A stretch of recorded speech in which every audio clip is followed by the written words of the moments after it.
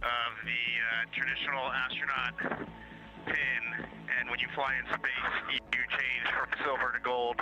And so we figured today was a perfect day to honor our friend Canadian astronaut Jeremy Hansen with his flown astro pin.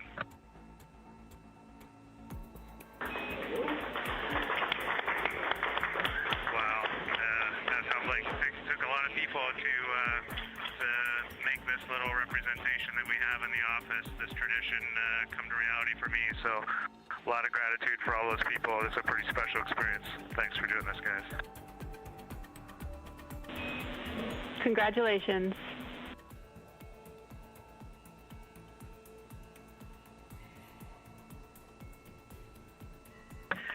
Well deserved. It's an honor to fly with you, Jeremy, and to be here when you get your gold astronaut wings. We wanted to take a minute to commemorate the holiday that we have. This time of year is something that many religions and many cultures hold dear. It's a time of emotions such as joy, as well as solemnness, honoring what's going on both in our world and in our religious beliefs. Another aspect of that is our family traditions, and I know for me, if I was on the Earth right now, I would be with my family in Houston, the Monte Rosas, and we would be hiding confetti eggs in the backyard and watching two very sweet little girls go try to find them. So to commemorate that on board, we did hide a few eggs around the cabin. They were the dehydrated scrambled egg variety, but we're all pretty happy with them. That's wonderful. We'll keep an eye out. Yes, first I wanted to just say happy birthday to my father, Victor Glover Sr., and happy Easter to everyone down there on Earth. And with that, I will pass it off to Jeremy. Thanks, Victor. Happy Easter, everyone. We're talking up here as a crew, and we did want to send a special Easter message on this day.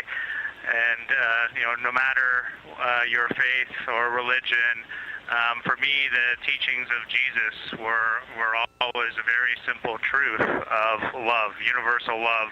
Love yourself and love others. And something for us being up here and looking back at all of you through one tiny window is that just resonates 100% true. And our goal as humanity should be to just follow in that example. There were many examples in the past, but that's one example of love that we can just all follow in those footsteps, and it'll serve us well.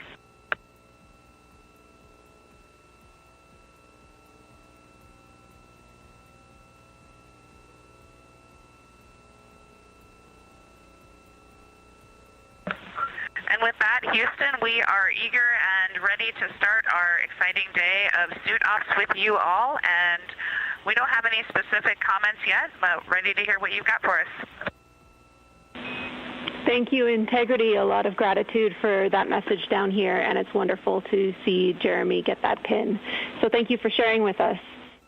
Inside the cabin, the crew is preparing the spacecraft for the OX suit demo. Orion Crew Survival System Suit. That's what OX stands for. Today they will be donning their suits or getting into those suits. 2 will be doing so rapidly and 2 will be doing so at a normal pace. These suits are what the crew members wear during launch and re-entry. It's also what would protect them in the event of a depressurization in the spacecraft. These Orion Crew Survival System suits could keep the crew member wearing it in a breathable atmosphere for up to 6 days if Orion were to depressurize. Now, this is obviously the first time that humans have ever flown aboard Orion, so the first time we've gotten the opportunity to test out these suits. So after they put on the suits, they will pressurize them, and then they will install their seats. They uninstalled their seats following arrival in their high Earth orbit. And with these suits being pressurized, that seat install would be a little more difficult. Jenny, we are ready for the position to latch the leg assemblies onto the seat backs for 1 and 2. For both seats 1 and 2, you're looking for the seat pan position. You will be putting the pit pins in position 3 and 7 for both seats.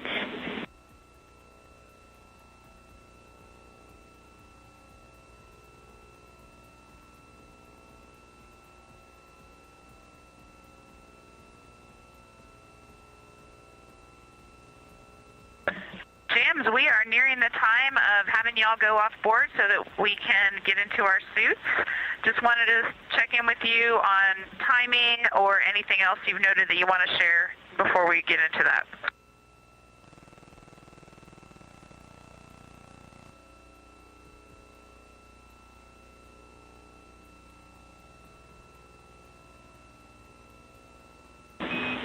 Thanks for letting us know, Christina. That syncs with everything that we've been tracking.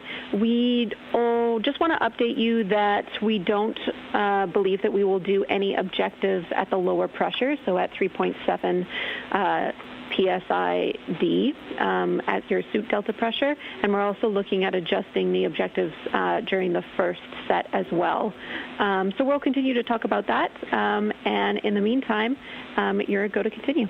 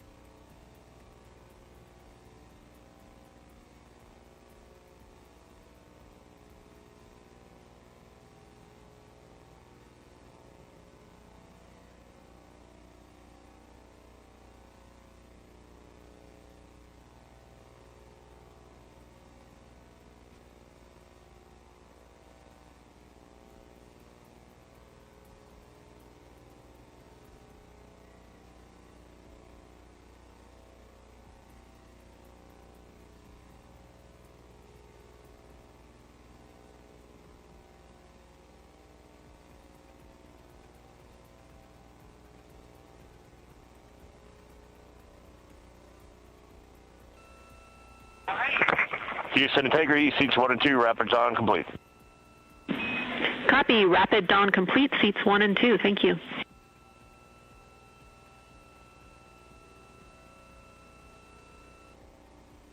As part of this test, we have vented some of the cabin pressure overboard. It is now 11.0 psi inside the cabin. Again, today we are conducting a demonstration of these crew survival system suits. Now that the suits are pressurized, it can be more difficult for the astronauts to maneuver about the cabin. They are obviously also connected to umbilicals, which make another hurdle into moving around the spacecraft. The crew will soon be moving into their midday meal period. And then later this afternoon, having the OTC 3 burn, that's outbound trajectory correction 3. We did cancel OTCs 1 and 2. These small outbound trajectory correction burns help keep us on the proper trajectory for our lunar flyby and our return to Earth. Integrity, we have you the same. Please execute procedure 2.1.0, cabin leak suspected. We need to get the cabin pressure control to maintenance. This will perform a cabin O2 introduction. Again, we are working on getting the crew audio back into the broadcast, but you heard Capcom Jenny Gibbons, CSA astronaut and Artemis II backup, communicating with the crew some of our recent changes on the spacecraft. As we went into the LOS with the crew, that loss of signal, which we were expecting, we also noticed a cabin fan change, which caused a cabin leak suspect warning. There was no cabin leak. We needed to mode back to a maintenance option and reintroduce oxygen into the cabin. All right, Jenny. The moon is decidedly large out the window today. We can see all of Apollo, all of Orion, annular ring. We can see, I'm 99% sure, Ohm, see Pirazo very easily, and just getting over. Can't quite pick up Vavilov yet, but that far side that is right on the limb is extremely mountainous. Try to get some pictures, but it's a high grazing angle. But it's pretty awesome to just look out and see all of these sites, and it's bright, but very visible with the naked eye. Still primarily seeing whites, grays. Maybe I can convince myself on the far side there's some just hues of brown, very light, very, very faint.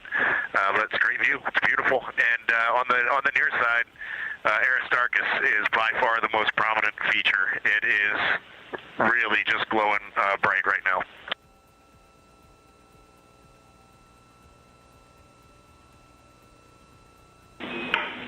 That's beautiful, Reed. Thanks for bringing us all up there with you.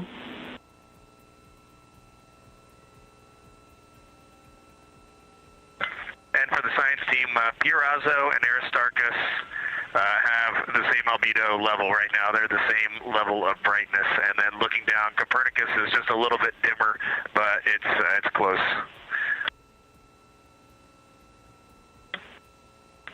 Houston Integrity, just one other observation. Looking at the Terminator, it's almost a full moon from this perspective, but we got the Terminator on the western edge of the moon, about 1 Oriental diameter from Oriental, and just with our plain eyes, you can really start to see topography. There is elevation on the moon, not just variation in color, and that already makes the moon look wildly different.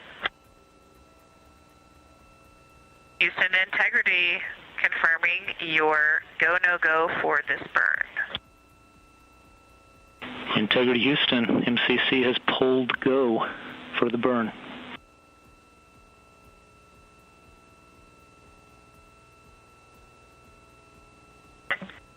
Integrity copies. This is Artemis Mission Control in Houston, Texas. We just heard confirmation there that the team here in Mission Control has pulled go for the upcoming outbound trajectory correction burn 3. This burn expected to take place in about 26 minutes from now, and it will be an approximately 19-second burn using the auxiliary engines on the Orion spacecraft. There were previously 2 other outbound trajectory correction burns on flight days 3 and 4 that ended up being canceled as it was determined they were no longer needed due to the accuracy of the translunar injection burn on flight day 2.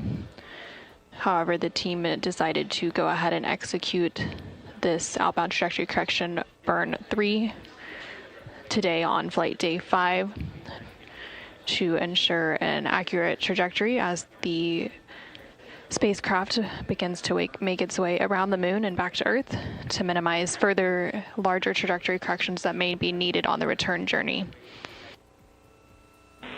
Integrity Houston, maneuver to burn attitude starting in about 3 minutes. Integrity Houston, we're in burn attitude.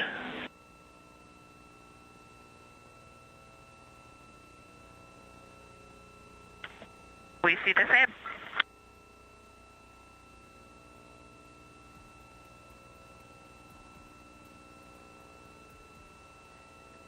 This is Artemis Mission Control in Houston, Texas. We just heard that confirmation called up to the crew on board the Orion spacecraft that the spacecraft has maneuvered to the correct burn attitude in preparation for the upcoming outbound trajectory correction 3 burn scheduled to take place in about 5 minutes from now. This is Artemis Mission Control in Houston, Texas. You're now seeing a live view of the Orion spacecraft, the exterior of the spacecraft, as we are about 2 minutes out from the upcoming outbound trajectory correction 3 burn. That burn is expected to last about 19 seconds, taking place around 10:03 p.m. Central, 11:03 p.m. Eastern Time. This burn will fine-tune the trajectory of the Orion spacecraft to ensure it stays on target for its journey around the moon and back. This is Artemis Mission Control. We are about 30 seconds away from the time of ignition for the outbound trajectory correction burn. That is when the auxiliary thrusters on the Orion spacecraft service module will begin firing to complete the outbound trajectory correction burn and fine-tune its trajectory.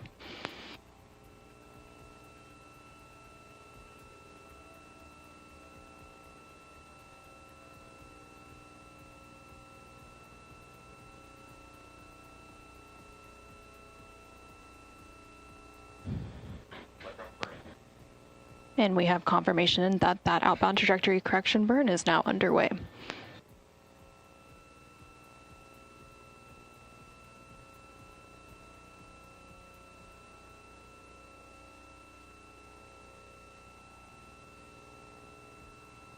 And we now have confirmation that that burn has completed. Again, that was an approximately 19-second burn using the auxiliary thrusters on the Orion spacecraft service module. That burn completed at 10:03 p.m. Central Time, 11:03 p.m. Eastern Time, to further fine-tune the Orion spacecraft's trajectory as it continues to make its way around the moon, and it was a good burn. Integrity Houston, good burn. We are assessing the details.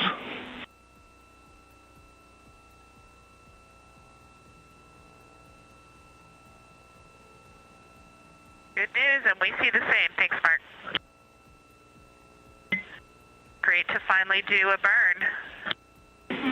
I know. It's a nice, beautiful little burn, too. Hey, be advised we are maneuvering for opportunistic science, and you would need to configure your D5 and Z9 cameras for that, like yesterday.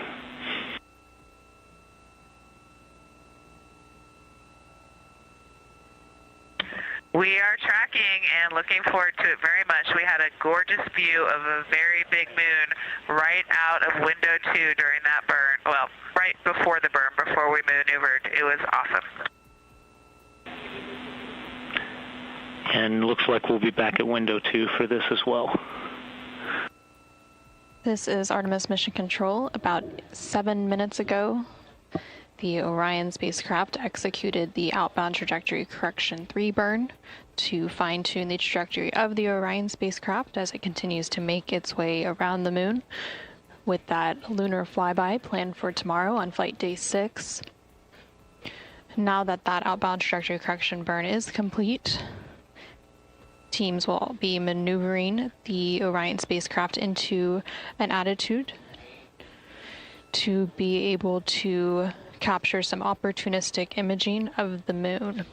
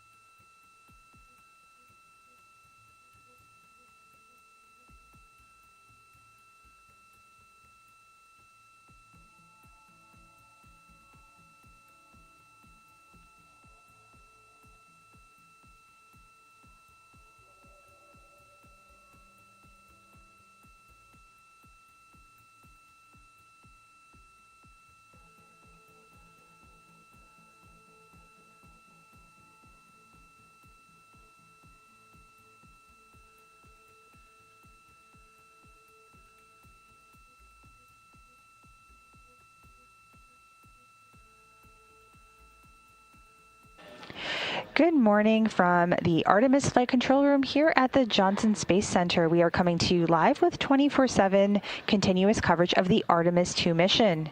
The Artemis II crew is in their sleep period right now aboard Orion, named Integrity. The crew will be waking up in just under 2 hours and 49 minutes and counting. We are currently in flight day 5 and are going into flight day 6 when the crew wakes up. Flight day 6 is, of course, our Lunar Flyby day, and you can see now the Orion spacecraft with live views from our solar array wings. You can see the moon getting closer and closer out in the distance, and the spacecraft getting there. So right now we are 241,000 miles and counting away from Earth and 24,000 miles away from the moon. We will pass our Apollo distance record in about 5 hours, 57 minutes and counting down. For now, let's take a look back at Flight Day 5's highlights.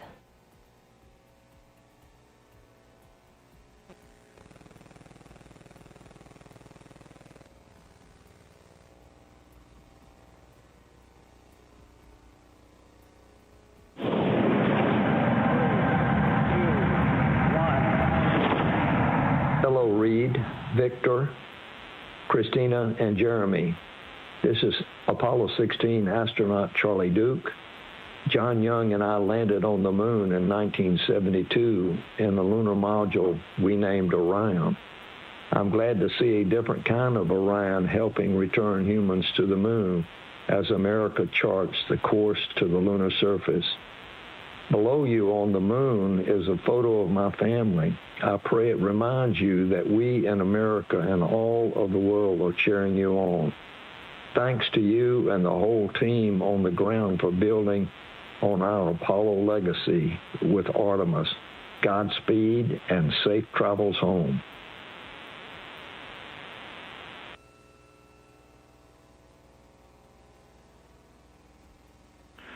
All right, Reed, we will put in work right now, so we're going to hop on PCD-1. It was great working with all of y'all. I'm handing over here to Jams shortly, and this is my last shift here with y'all, so it's been a great pleasure. Y'all are doing awesome, and can't wait to see y'all back stateside.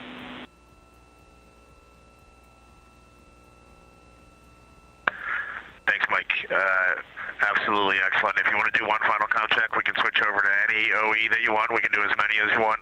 And then one parting word, if you could please contact Frank Rubio and have him tell my kids to start emailing the other crew members here so that I can at least talk to them. That would be a huge, huge help. Thank you. Hey, Reed, that's a simple thing. I'll make sure it gets done. Have a good one.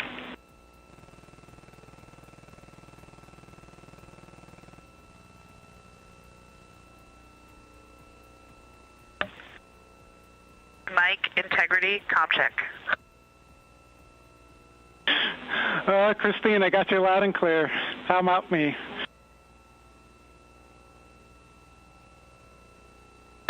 Yeah, buddy, we have you the same. It's been great working with you. Thank you for all the help and support. For sure. Y'all have been amazing. I've loved every minute of it.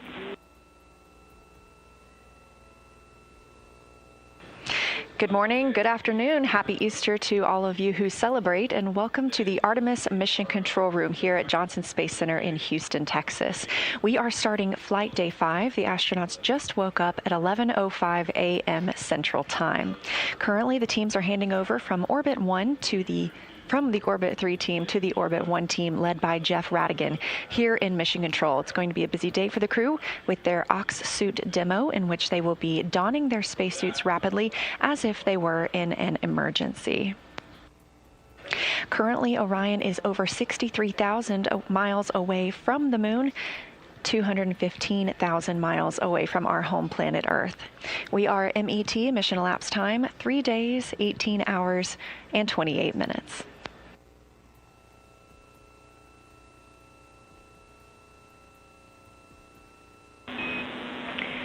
Integrity crew, we are rolling Orion by 20 degrees to improve optical comm.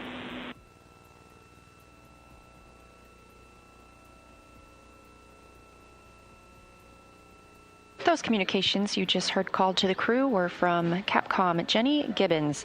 She is a Canadian Space Agency astronaut and backup Artemis II astronaut.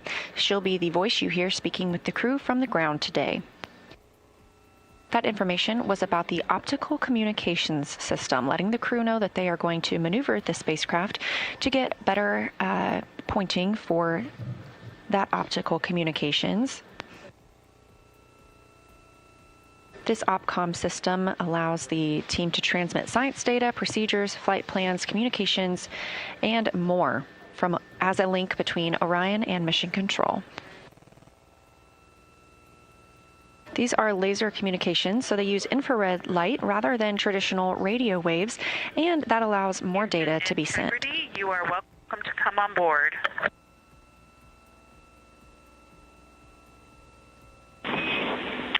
Copy, Christina. We are on board with you. Thank you.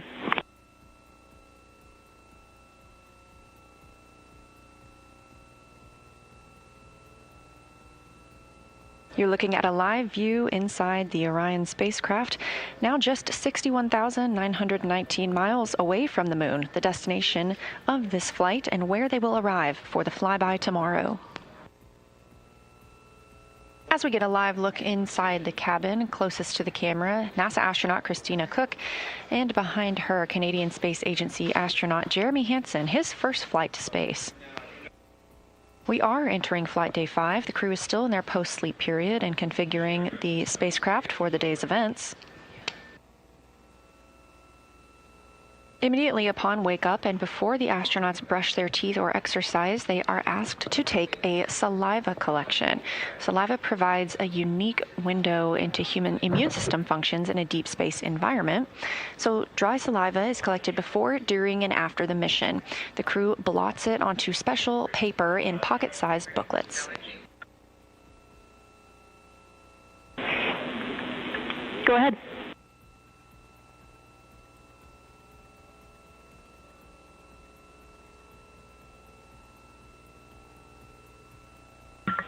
Yeah, low priority. Can you please tell me a good stow location for the 2 lens caps? I looked up lens cap in the packing plan and wasn't able to find anything. Thanks for the help. Low priority. Copy, Christina. Ivy is looking at it. As we've seen throughout the mission, the crew will call down when they need to find something or when they need to store something. Everything aboard the spacecraft is tracked so it can be easily accessible or easily stowed and found later.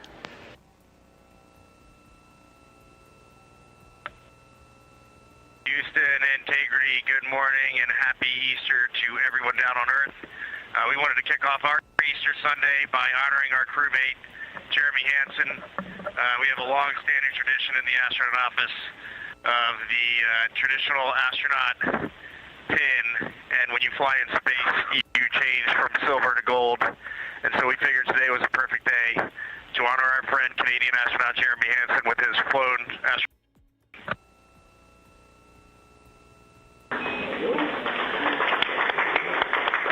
Wow, that sounds like it took a lot of people to make this little representation that we have in the office, this tradition, come to reality for me. So a lot of gratitude for all those people. It's a pretty special experience.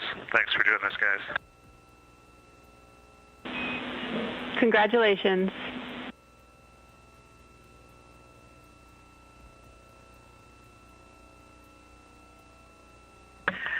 Well deserved. It's an honor to fly with you, Jeremy, and to be here when you get your gold astronaut wings. We wanted to take a minute to commemorate the holiday that we have.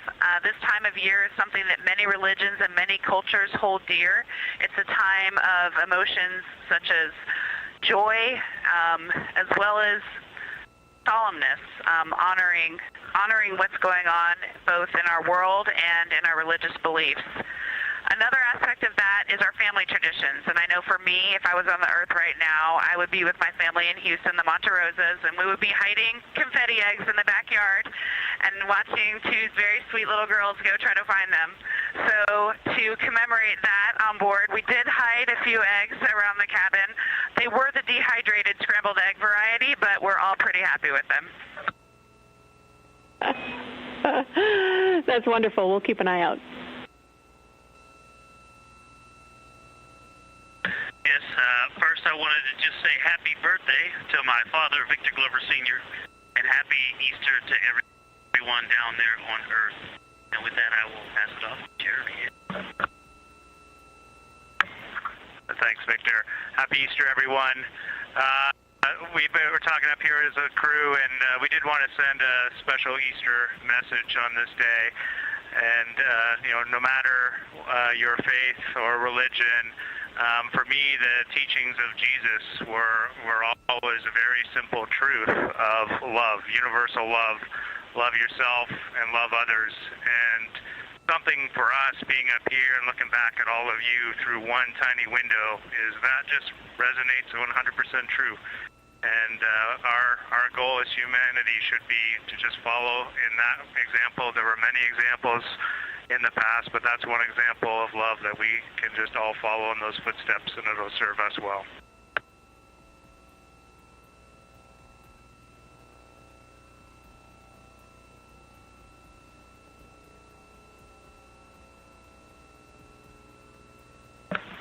And with that, Houston, we are eager and ready to start our exciting day of suit offs with you all. And we don't have any specific comments yet, but ready to hear what you've got for us.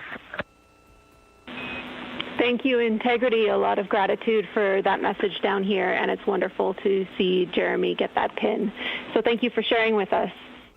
Inside the cabin, the crew is preparing the spacecraft for the OX suit demo. Orion Crew Survival System Suit. That's what OX stands for.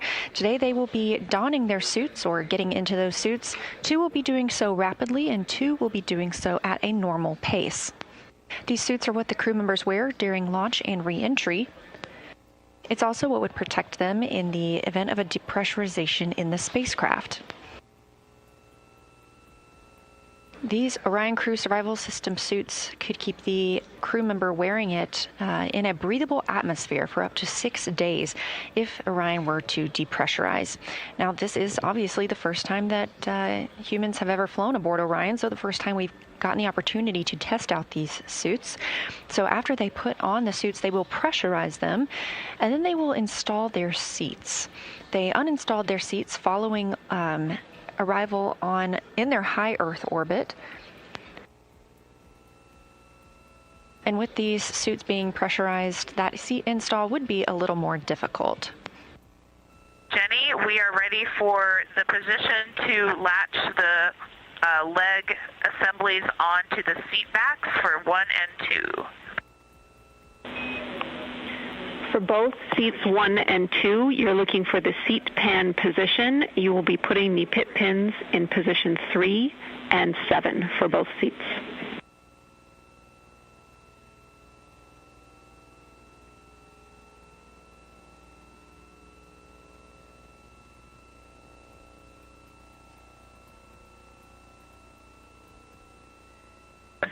James, we are nearing the time of having y'all go off board so that we can get into our suits. Just wanted to check in with you on timing or anything else you've noted that you want to share before we get into that.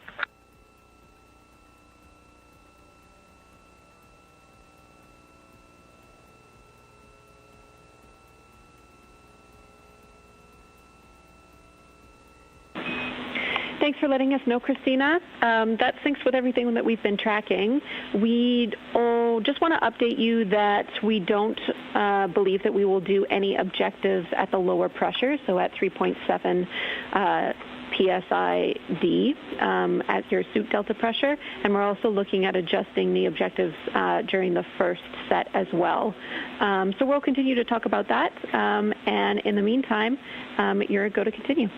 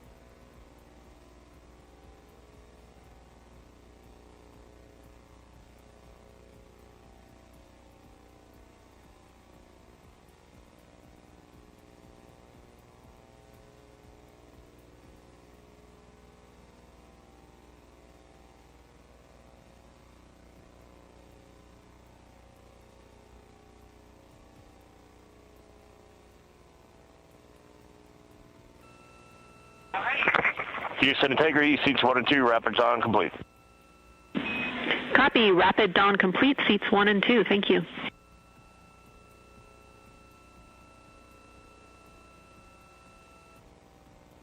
As part of this test, we have vented some of the cabin pressure overboard. It is now 11.0 psi inside the cabin. Again, today we are conducting a demonstration of these crew survival system suits. Now that the suits are pressurized, it can be more difficult for the astronauts to maneuver about the cabin. They are obviously also connected to umbilicals, which make another hurdle into moving around the spacecraft. The crew will soon be moving into their midday meal period. And then later this afternoon, having the OTC 3 burn, that's outbound trajectory correction 3.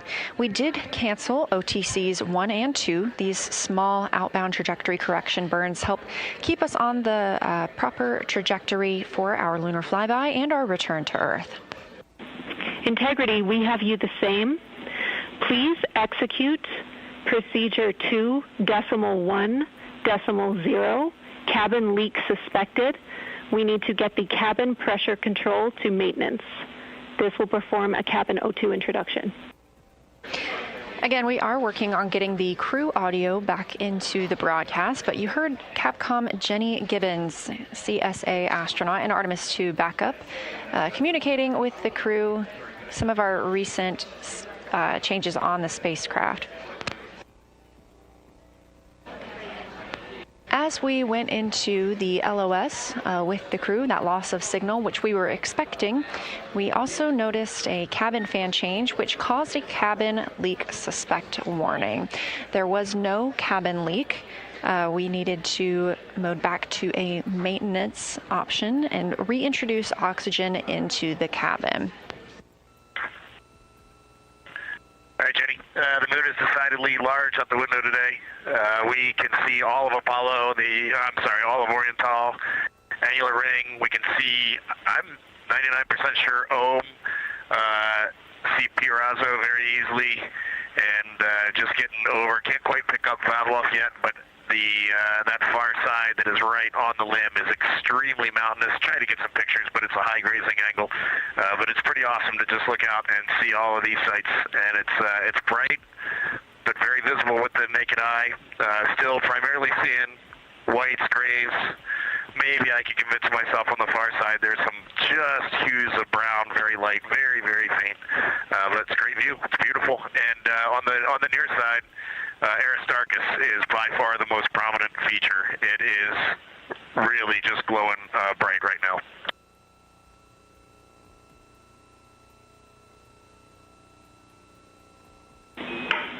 That's beautiful, Reed. Thanks for bringing us all up there with you.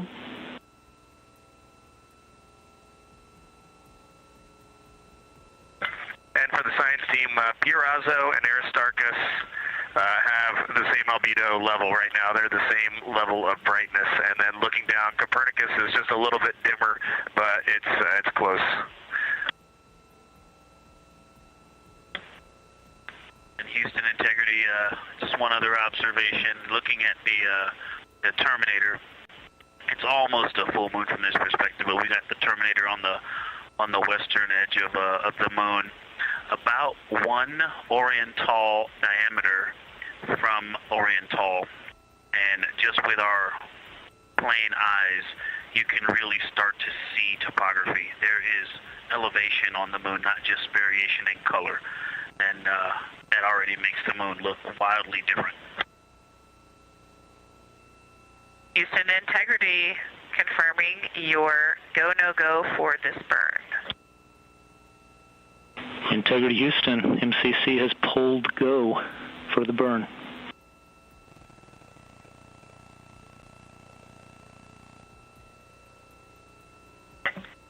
Integrity copies. This is Artemis Mission Control in Houston, Texas. We just heard confirmation there that the team here in Mission Control has pulled go for the upcoming outbound trajectory correction burn 3. This burn expected to take place in about 26 minutes from now, and it will be an approximately 19-second burn using the auxiliary engines on the Orion spacecraft. There were previously 2 other outbound trajectory correction burns on flight days 3 and 4 that ended up being canceled as it was determined they were no longer needed due to the accuracy of the translunar injection burn on flight day 2. However, the team decided to go ahead and execute this outbound trajectory correction burn 3 today on flight day 5 to ensure an accurate trajectory as the spacecraft begins to make its way around the moon and back to Earth to minimize further larger trajectory corrections that may be needed on the return journey. Integrity Houston, maneuver to burn attitude starting in about 3 minutes. Integrity Houston, we're in burn attitude.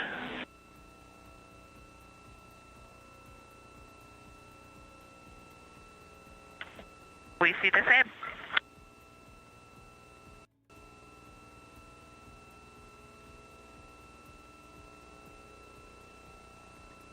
This is Artemis Mission Control in Houston, Texas. We just heard that confirmation called up to the crew on board the Orion spacecraft that the spacecraft has maneuvered to the correct burn attitude in preparation for the upcoming outbound trajectory correction 3 burn scheduled to take place in about 5 minutes from now.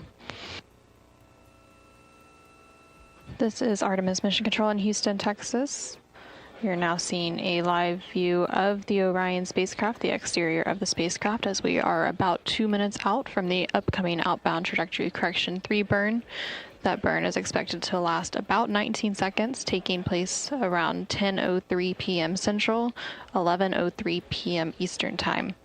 This burn will fine-tune the trajectory of the Orion spacecraft to ensure it stays on target for its journey around the moon and back. This is Artemis Mission Control. We are about 30 seconds away from the time of ignition for the outbound trajectory correction burn. That is when the auxiliary thrusters on the Orion spacecraft service module will begin firing to complete the outbound trajectory correction burn and fine-tune its trajectory.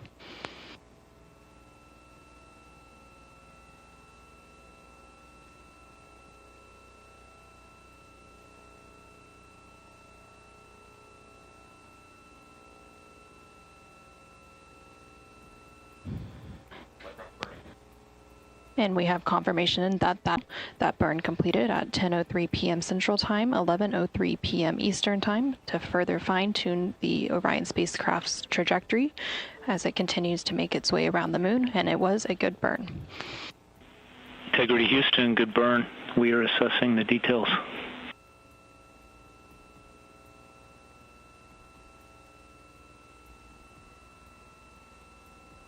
Good news, and we see the same. Thanks, Mark.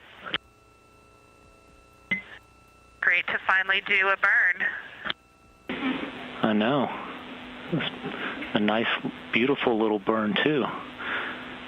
Be advised we are maneuvering for opportunistic science, and you would need to configure your D5 and Z9 cameras for that, like yesterday.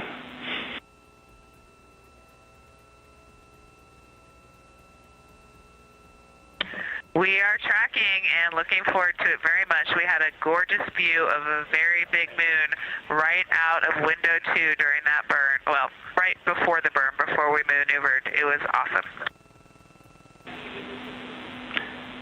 And looks like we'll be back at window 2 for this as well. This is Artemis Mission Control. About 7 minutes ago, the Orion spacecraft executed the outbound trajectory correction 3 burn to fine-tune the trajectory of the Orion spacecraft as it continues to make its way around the moon, with that lunar flyby planned for tomorrow on flight day 6. Now that outbound trajectory correction burn is complete, teams will be maneuvering the Orion spacecraft into an attitude to be able to capture some opportunistic imaging of the moon.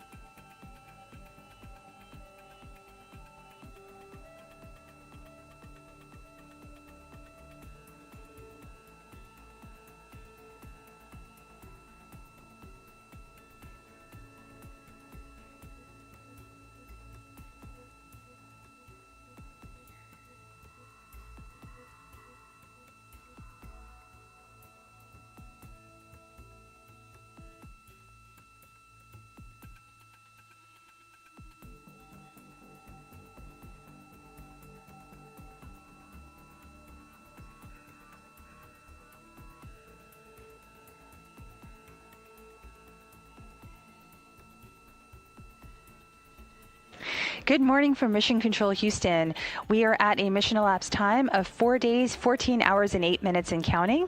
This is flight day, the end of flight day 5, while the crew is currently in their sleep period. Orion is currently 23,000 miles away from the moon, and we are so excited. And I'm here with Lorelei Kirk. She is the Deputy Orion Imagery Lead, and she's going to tell us a little bit about what we're going to see today. So first off, Lorelei, welcome. Thank you. You must be so excited for today. Yeah, I'm very excited for today. We're excited to have you. Tell us a little bit about what you're doing for the mission. So I help coordinate the planning, the acquisition, and the dissemination of all of the imagery that you're seeing for operations, medical, engineering, outreach, and science and payload. You pointed at me for outreach because our team manages all of the imagery that you guys are all seeing right now. All of the PAO imagery, that's it. Including the live views we have from our solar array wings. Yes, all of those lovely views. That's excellent. So you just came from the Orion MIR. What is the MIR and what console position do you sit at? Goes and asks questions for if something happens. So I sit at the imagery console, and we are constantly monitoring both what flight is saying here and then also what the manager of the MIR is saying. And we talk to all the disciplines to make sure that they're getting what they need. Excellent. And we have several cameras inside and outside of Orion. So I'd like to start with you talking about the live views we're seeing right now on our screen here, up here on the big board. Tell us a little bit about those cameras that are on the outside of Orion. Yeah, so this is actually from a SAW camera, Solar Array Wing. We have cameras on each of the SAW cameras, so there's 4 there, and you're currently, viewing the back side of the service module, and then you have the moon there. That is very bright because these cameras are actually set to look at the vehicle, not at the moon or the Earth or stars. They're there so that we can see the external portion of the vehicles for inspections or any issues we might come up with. Then we also have, that's another SAW view, we also have cameras, 3 cameras on the service module that look, like down the we call it the rocket cam, so it looks down the length of the service module.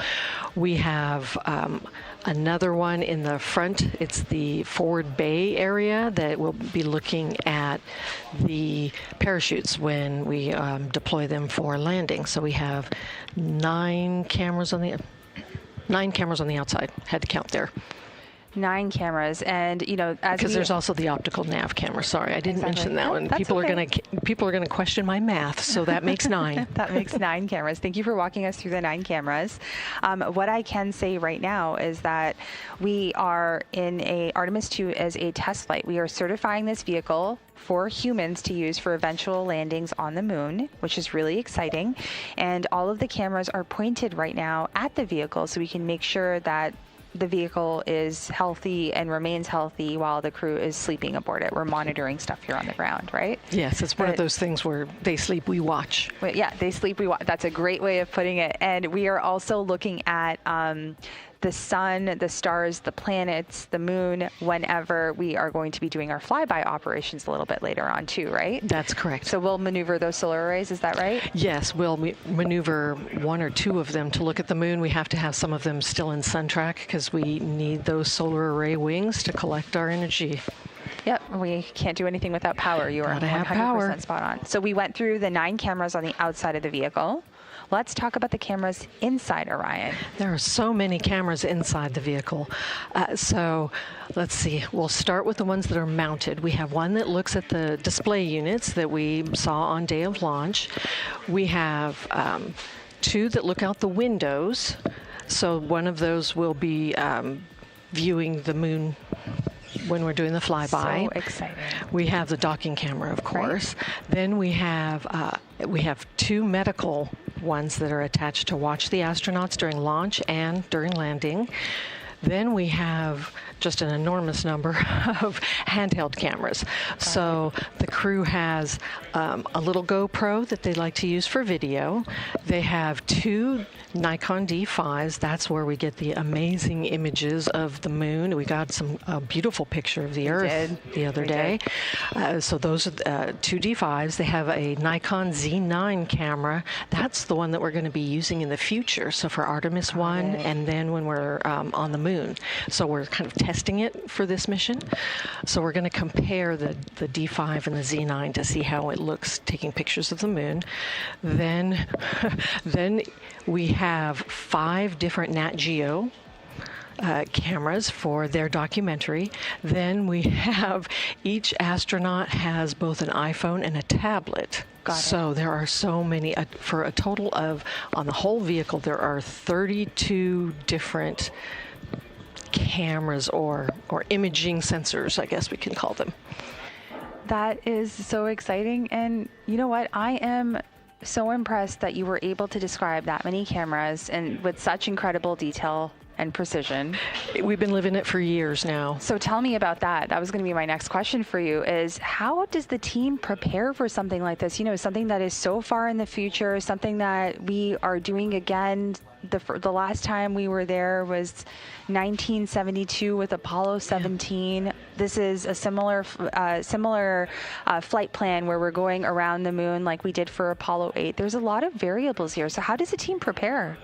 So we started planning for this mission before Artemis 1. So we started planning for Artemis 2 back in 2021. We've been planning it for years now. Wow.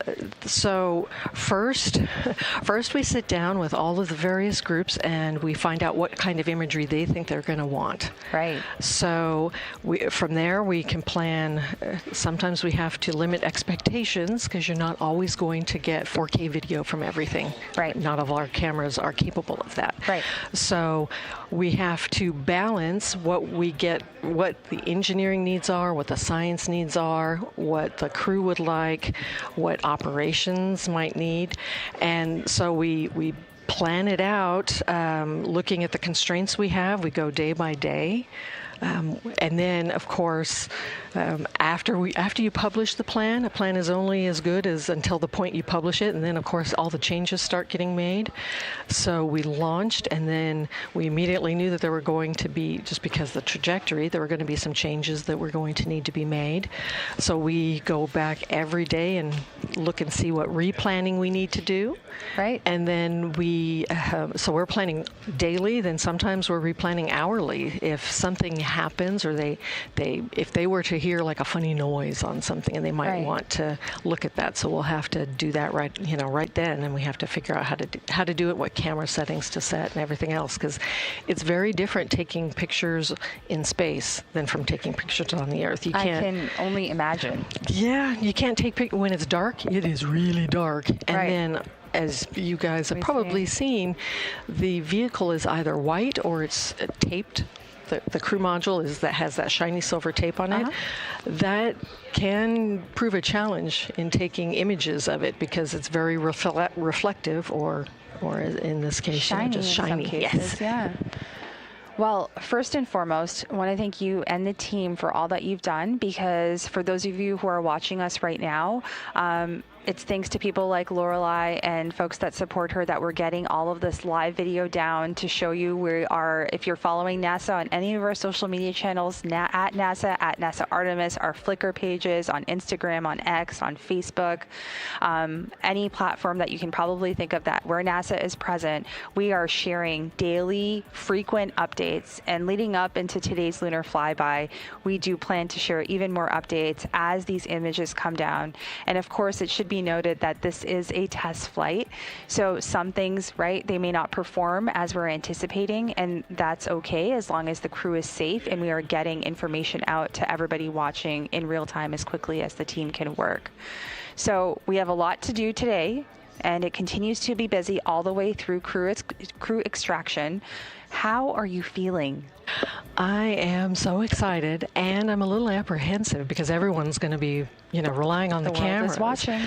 But moon missions have a special place in my heart. My father worked on the Saturn V rocket for Apollo missions, so I've always been excited by the moon, and this is just, I wish he was still alive to be able to see this, because this is just everything.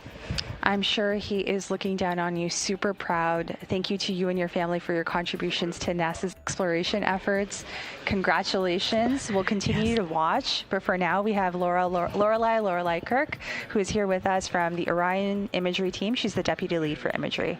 We'll continue to provide you with live 24/7 coverage of the mission.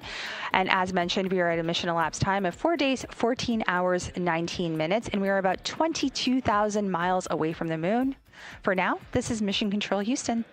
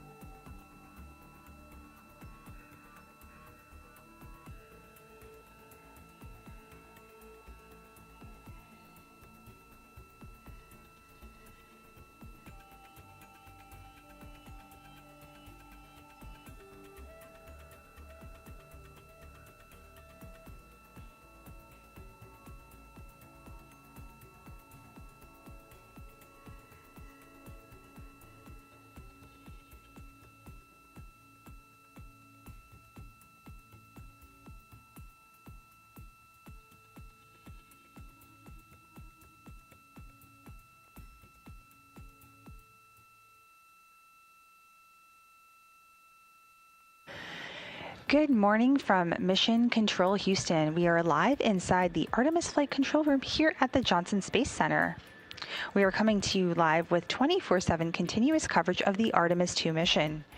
We are at a mission elapsed time of 4 days, 14 hours, 26 minutes, and counting. The Orbit 3 team of flight controllers is currently on shift planning the much anticipated day ahead.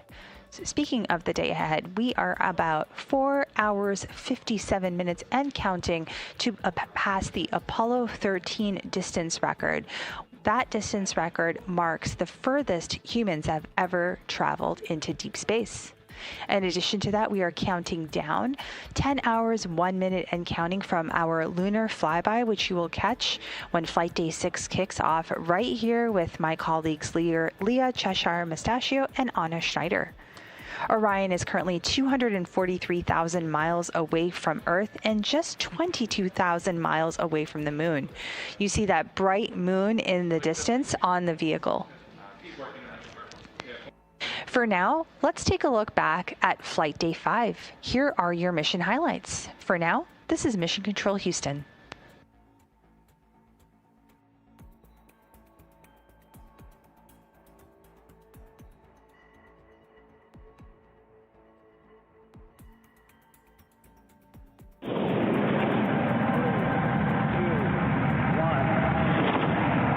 Hello, Reed, Victor, Christina, and Jeremy.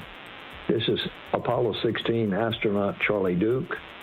John Young and I landed on the moon in 1972 in a lunar module we named Orion. I'm glad to see a different kind of Orion helping return humans to the moon as America charts the course to the lunar surface. Below you on the moon is a photo of my family. I pray it reminds you that we in America and all of the world are cheering you on. Thanks to you and the whole team on the ground for building on our Apollo legacy with Artemis. Godspeed and safe travels home.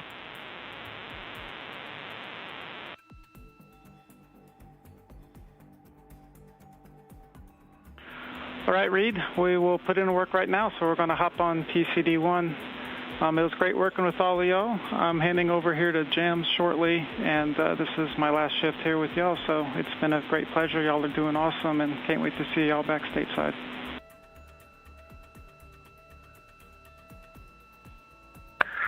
Thanks, Mike. Absolutely excellent. If you want to do one final count check, we can switch over to any OE that you want. We can do as many as you want. And then one parting word, if you could please contact Frank Rubio and have him tell my kids to start emailing the other crew members here so that I can at least talk to them. That would be a huge, huge help. Thank you. Hey, Reed, that's a simple thing. I'll make sure it gets done. Have a good one.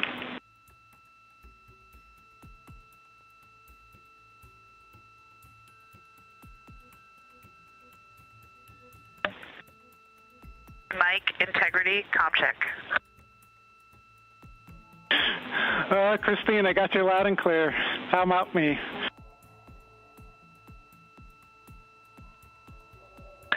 Yeah, buddy, we have you the same. It's been great working with you. Thank you for all the help and support. For sure. Y'all have been amazing. I've loved every minute of it.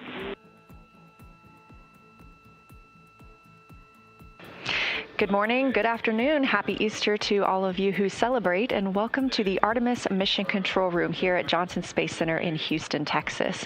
We are starting Flight Day 5. The astronauts just woke up at 11:05 a.m. Central Time. Currently, the teams are handing over from Orbit 1 from the Orbit 3 team to the Orbit 1 team led by Jeff Radigan here in Mission Control. It's going to be a busy day for the crew with their Ox suit demo in which they will be donning their spacesuits rapidly as if they were in an emergency. Currently, Orion is over 63,000 miles away from the moon, 215,000 miles away from our home planet Earth. We are MET, mission elapsed time, 3 days, 18 hours, and 28 minutes.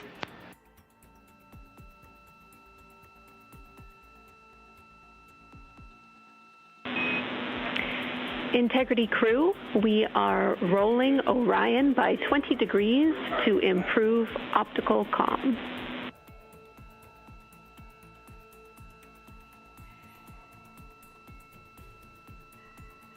Those communications you just heard called to the crew were from Capcom Jenny Gibbons.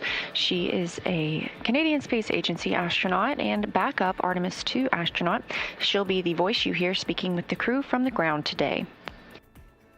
That information was about the optical communications system, letting the crew know that they are going to maneuver the spacecraft to get better pointing for that optical communications.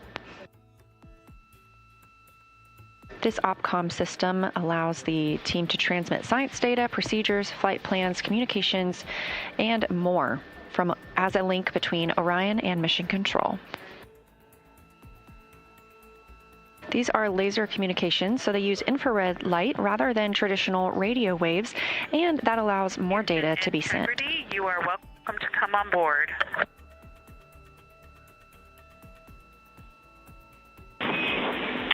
Copy, Christina. We are on board with you. Thank you.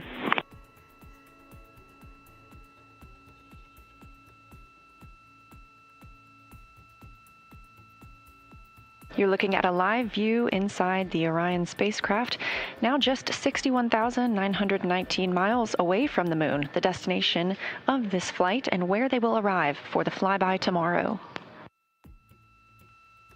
As we get a live look inside the cabin closest to the camera, NASA astronaut Christina Cook, and behind her, Canadian Space Agency astronaut Jeremy Hansen, his first flight to space. We are entering Flight Day 5. The crew is still in their post-sleep period and configuring the spacecraft for the day's events. Immediately upon wake up and before the astronauts brush their teeth or exercise, they are asked to take a saliva collection. Saliva provides a unique window into human immune system functions in a deep space environment. So dry saliva is collected before, during, and after the mission. The crew blots it onto special paper in pocket-sized booklets. Go ahead.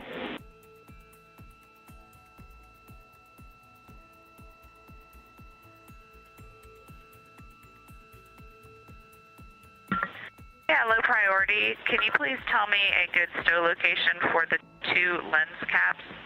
I looked up lens cap in the packing plan and wasn't able to find anything. Thanks for the help. Low priority. Copy, Christina. IVA is looking at it. As we've seen throughout the mission, the crew will call down when they need to find something or when they need to store something. Everything aboard the spacecraft is tracked so it can be easily accessible or easily stowed and found later.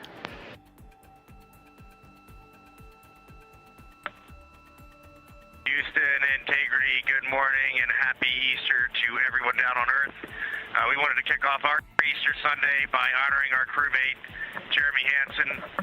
We have a long-standing tradition in the astronaut office of the traditional astronaut pin, and when you fly in space, you change from silver to gold. And so we figured today was a perfect day to honor our friend, Canadian astronaut Jeremy Hansen, with his flown astro pin.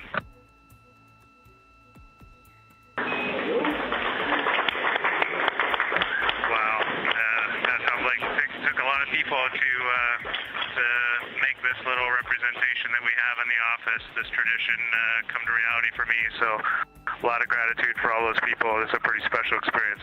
Thanks for doing this, guys. Congratulations.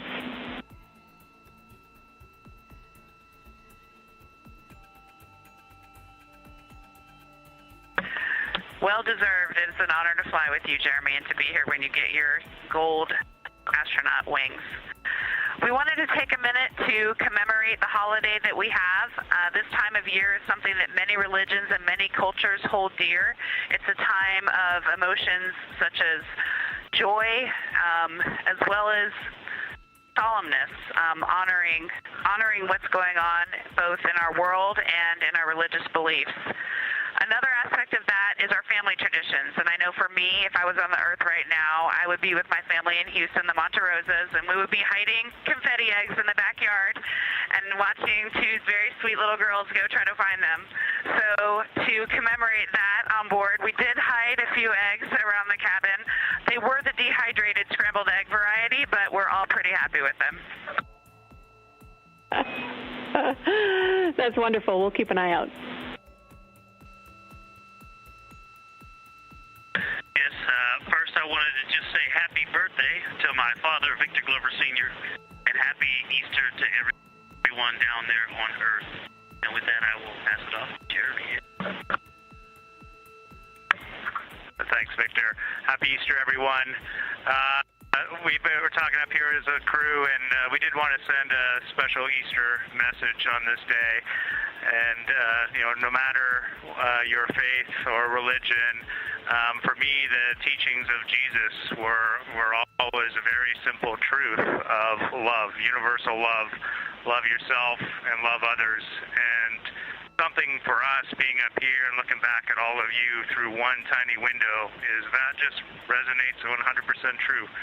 And our goal as humanity should be to just follow in that example. There were many examples in the past, but that's one example of love that we can just all follow in those footsteps, and it'll serve us well.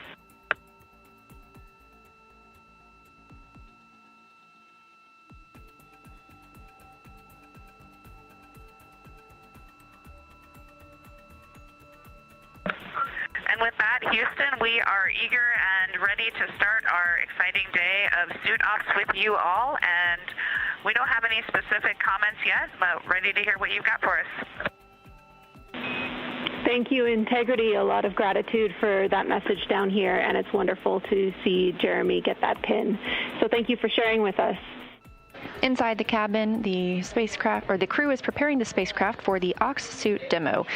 Orion Crew Survival System Suit. That's what OX stands for. Today they will be donning their suits or getting into those suits. 2 will be doing so rapidly and 2 will be doing so at a normal pace. These suits are what the crew members wear during launch and re-entry. It's also what would protect them in the event of a depressurization in the spacecraft. These Orion Crew Survival System suits could keep the crew member wearing it in a breathable atmosphere for up to 6 days if Orion were to depressurize. Now, this is obviously the first time that humans have ever flown aboard Orion, so the first time we've gotten the opportunity to test out these suits. So after they put on the suits, they will pressurize them, and then they will install their seats. They uninstalled their seats following arrival in their high Earth orbit. And with these suits being pressurized, that seat install would be a little more difficult. Jenny, we are ready for the position to latch the leg assemblies onto the seat backs for 1 and 2. For both seats 1 and 2, you're looking for the seat pan position. You will be putting the pit pins in position 3 and 7 for both seats.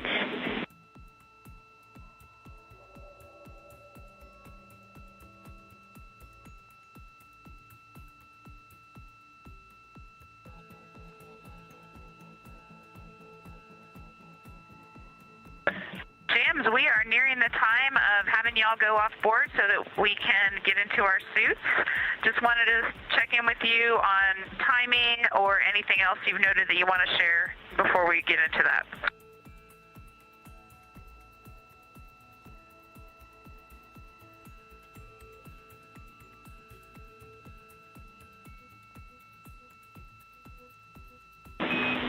Thanks for letting us know, Christina. That syncs with everything that we've been tracking. We just want to update you that we don't believe that we will do any objectives at the lower pressure, so at 3.7 PSID at your suit delta pressure. And we're also looking at adjusting the objectives during the first set as well. So we'll continue to talk about that. And in the meantime, you're a go to continue.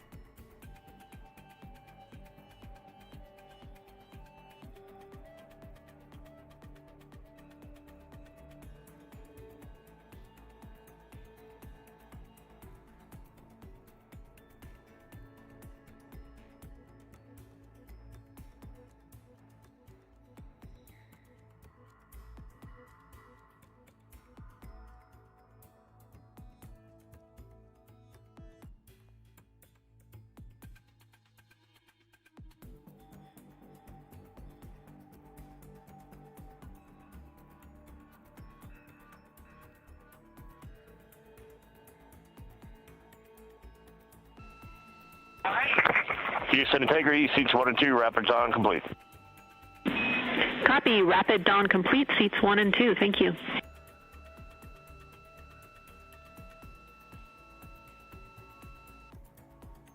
As part of this test, we have vented some of the cabin pressure overboard. It is now 11.0 psi inside the cabin.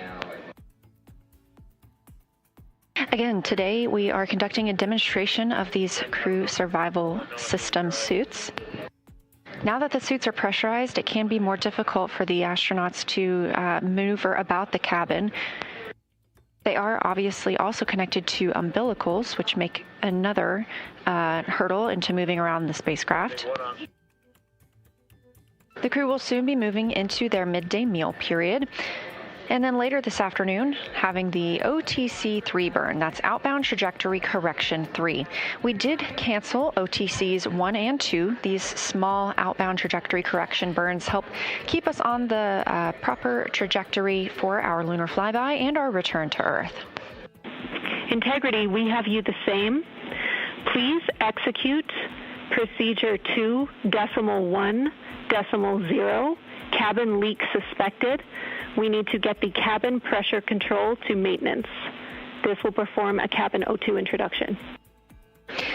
Again, we are working on getting the crew audio back into the broadcast, but you heard Capcom Jenny Gibbons, CSA astronaut and Artemis II backup, communicating with the crew some of our recent changes on the spacecraft.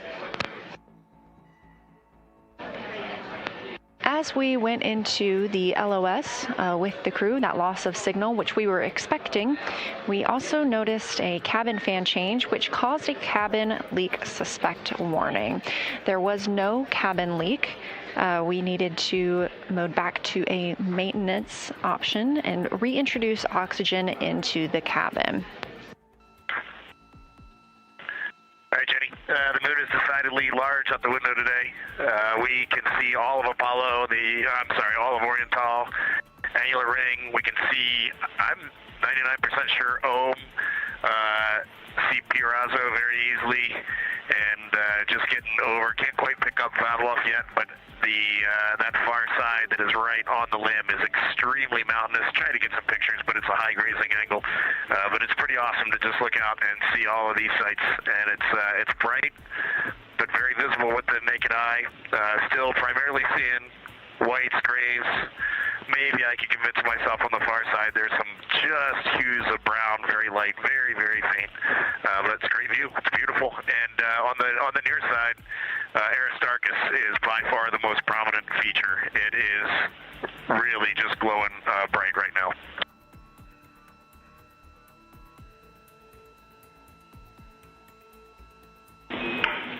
That's beautiful, Reed. Thanks for bringing us all up there with you.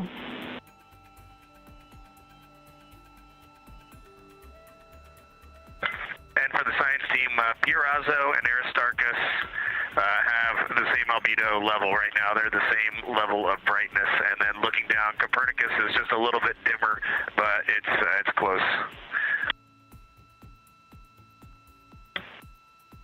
And Houston, Integrity, just one other observation. Looking at the Terminator, it's almost a full moon from this perspective, but we got the Terminator on the western edge of the moon, about 1 Oriental diameter from Oriental, and just with our plain eyes, you can really start to see topography. There is elevation on the moon, not just variation in color, and that already makes the moon look wildly different. Houston, Integrity confirming your go-no-go for this burn. Integrity Houston, MCC has pulled go for the burn.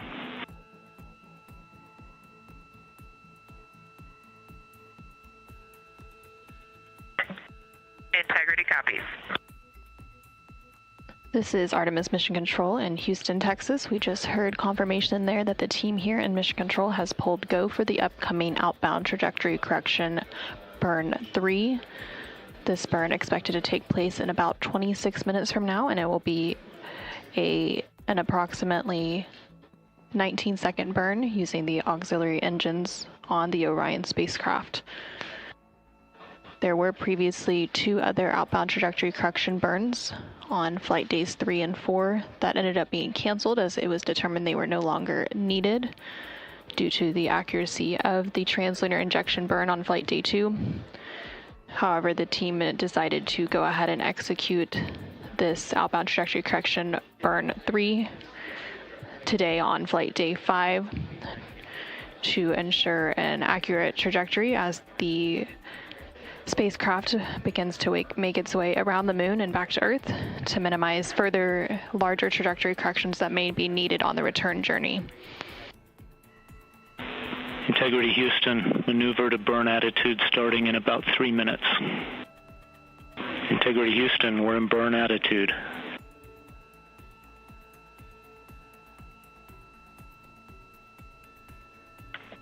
We see the same.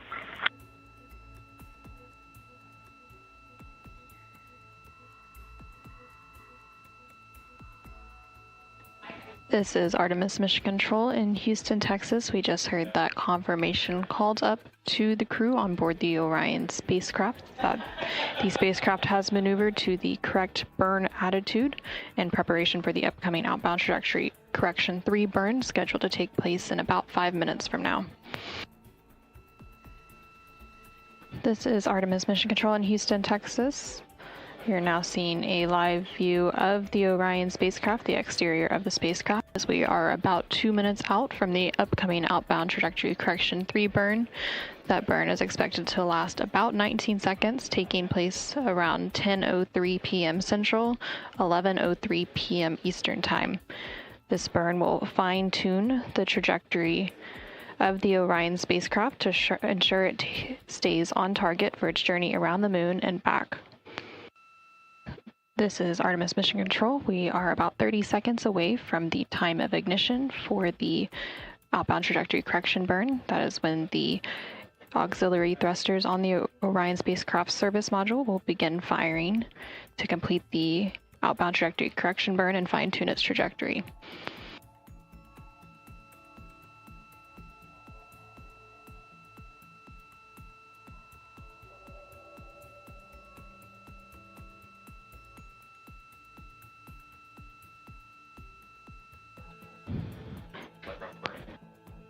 And we have confirmation that that outbound trajectory correction burn is now underway.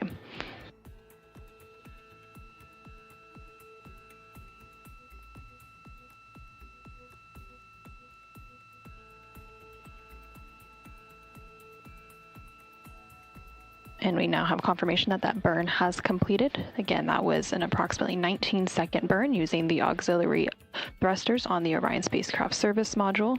That burn completed at 10:03 p.m. Central Time, 11:03 p.m. Eastern Time to further fine-tune the Orion spacecraft's trajectory as it continues to make its way around the moon, and it was a good burn. Integrity Houston, good burn. We are assessing the details.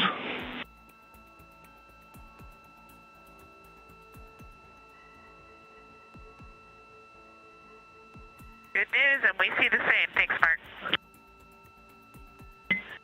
Great to finally do a burn. I know. A nice, beautiful little burn, too.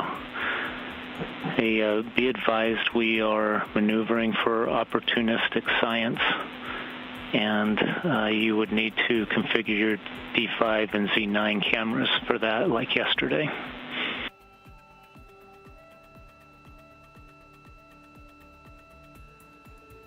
We are tracking and looking forward to it very much. We had a gorgeous view of a very big moon right out of window 2 during that burn. Well, right before the burn, before we maneuvered. It was awesome.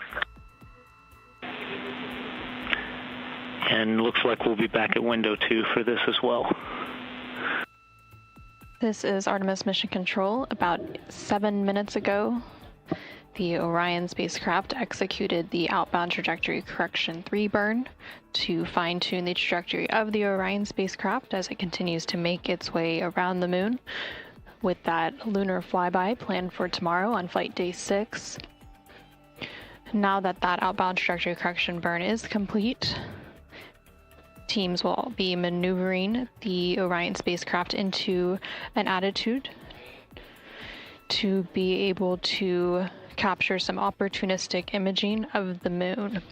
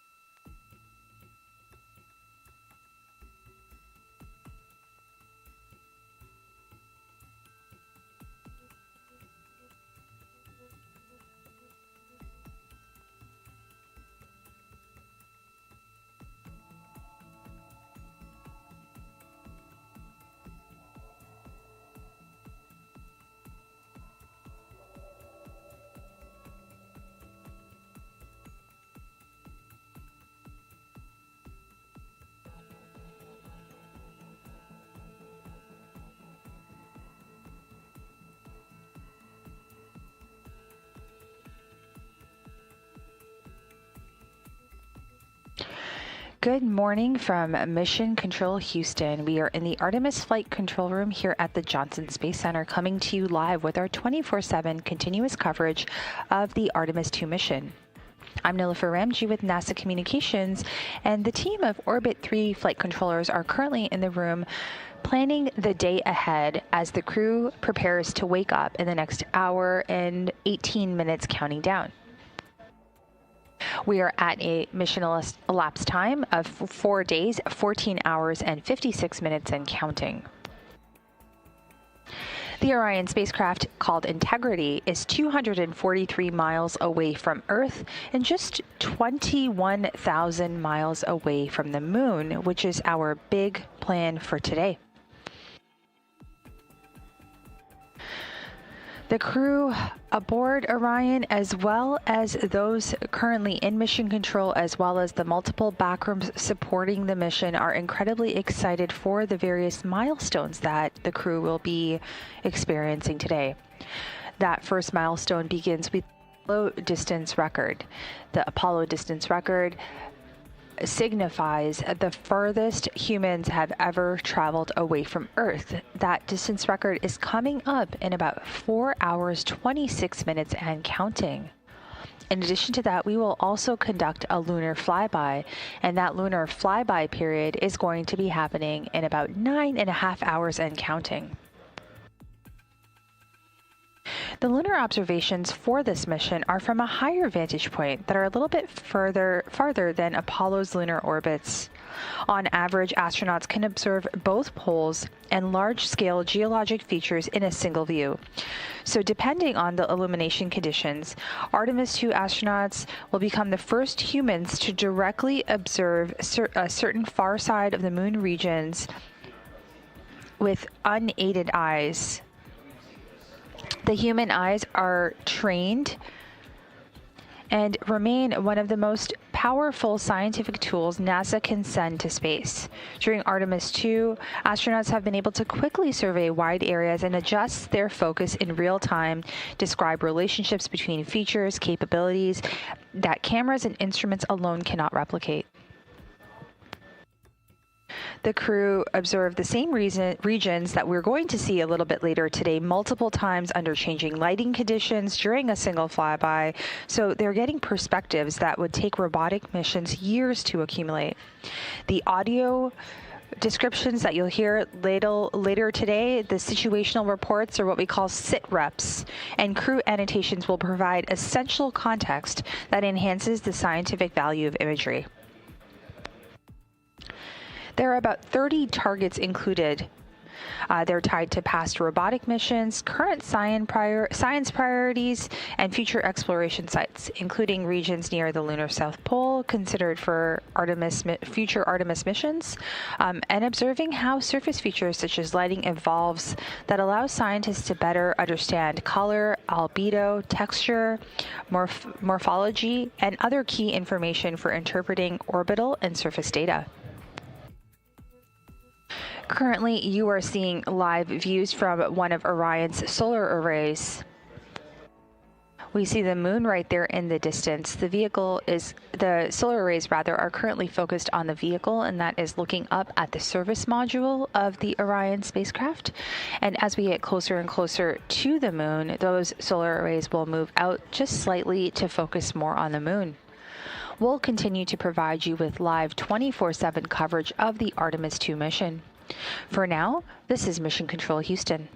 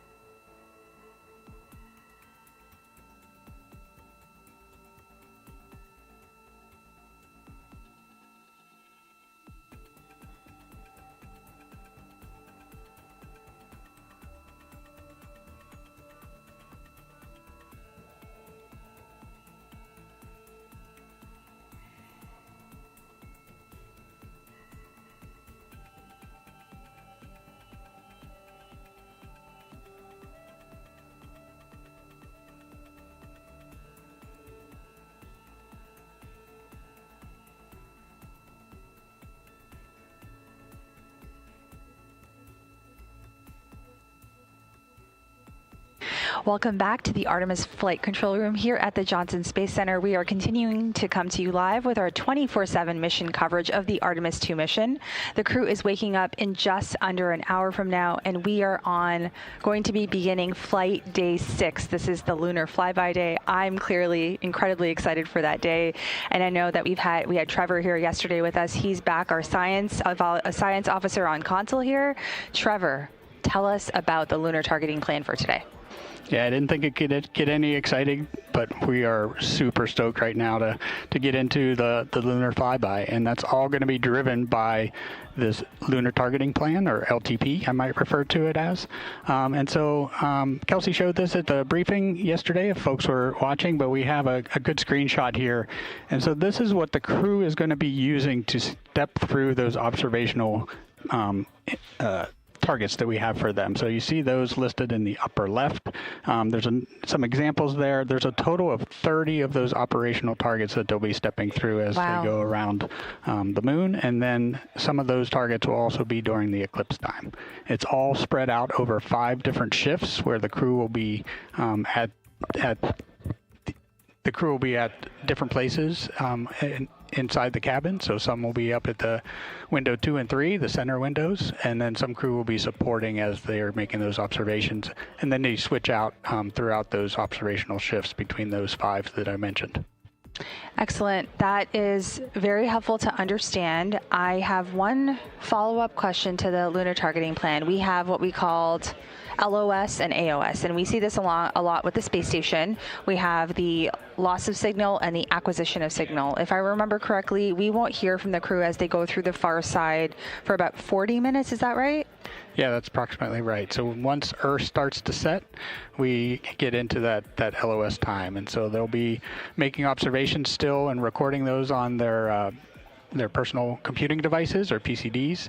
And then we'll see Earth rise, which will super exciting time when Earth's going to start peeking back out, and we expect to get signal back at that time. And as long as our signal is cooperating and everything should be good, the world will see Earth rise with us, we hope. This is the iconic image that was taken in Apollo 8, where we see the horizon of the moon and Earth coming up. I'm excited. Give me goosebumps. You talked a little bit about the eclipse as well. The astronauts will experience an eclipse from orbit. So how is that different from an eclipse that we would experience here on Earth? It's a little bit different just based on the sizes of the objects. And so when we experience a eclipse here on Earth, the sun is about the same size whenever it's eclipsed by the moon. And so by that, I mean, we see like the whole solar corona that kind of peeks out, that ring that we see, if folks have been able to experience that here on Earth. The Integrity crew is going to be much closer to the moon at that time. So they're going to see the sun as a small disk disappear behind the moon for about that 50 minutes period, and then pop back out 50 minutes later. And so they have more of a time to enjoy the sun setting and the sun rising. But the unique part of that is, they'll be able to observe the moon during that time with the sun out of view. And so we have some unique targets that we're also looking forward to them capturing during that time. That's fantastic. And as you're speaking, I'm realizing it is April 2026, and in April 2024 was when we in North America here experienced that total eclipse that took place, where we had to wear specific protective eyewear, and we saw that corona that you described. Will the crew have to wear anything protective as they're experiencing the eclipse? Will they have to roll up their windows? How does that work? Yeah, we do have some protective eyewear, much like what folks wore for some of the Earth eclipse, and so they'll be using that just to make sure that we're eye safe during those times when Earth is setting and when Earth is rising. And then as soon as it peaks behind or goes behind the moon and peaks back out when it starts to rise again, they'll be making these incredible observations that we're super excited about. I can't wait for all of these pictures to come down so we can share them with all of you watching. You talked about Earth rise, Earth set, and Earth rise. So I described a little bit about what Earth rise is. So just for everybody watching, Earth set, can you talk a little bit about that? Yeah, that'll be actually, of all these, sun set sunrise, or sorry, the Earth set, sorry, this confused, the Earth set will be happening first. And so got it. They'll be during that 4th observational period. The Earth set will be kind of peeking, it'll come, the Earth will show up in their window, come across their window, and then we'll see it go behind the moon. So I know the team, the SIR, the science evaluation room, is really excited about that time. I think it's going to hit everybody in a emotionally a little bit different way. But yeah, super excited of when that happens. And like I said, that'll be the first thing of all these Earth sunrise sets that will happen. So I cannot wait again for the photos. You mentioned the SIR. Those of us that are sitting in this room have several back rooms that are supporting us. Tell us about the SIR. Yeah, the Science Evaluation Room, or the SIR, is something new for Artemis missions, and so it parallels a little bit of what they did in Apollo, and it's an incredible facility, and more importantly, an incredible team that is so excited for today. So they will be doing a lot of activities in support of the front room position here, and they'll be then crunching all this data in a very fast way to be able to have a great crew conference on Flight Day 7 and get some of the information that may be timely back from the crew before they land on, splash down on Flight Day 10. So a large team supporting you here on console, and then we have Kelsey Young coming on for Orbit 1 and Angela Garcia for Orbit 2, along with a large team that's going to be watching, cheering you on. We can't wait to see the SIR. We'll have views in the SIR just like we have here in Mission Control. Trevor, good luck today. I'm not going to congratulate you until after the fact, but just really exciting to be here on the heels of Flight Day 6. So we'll continue to provide you live coverage of that lunar flyby that's coming up. I'm just looking at my board in just under 9 hours, or just over 9 hours from now. As mentioned, we are at a mission elapsed time of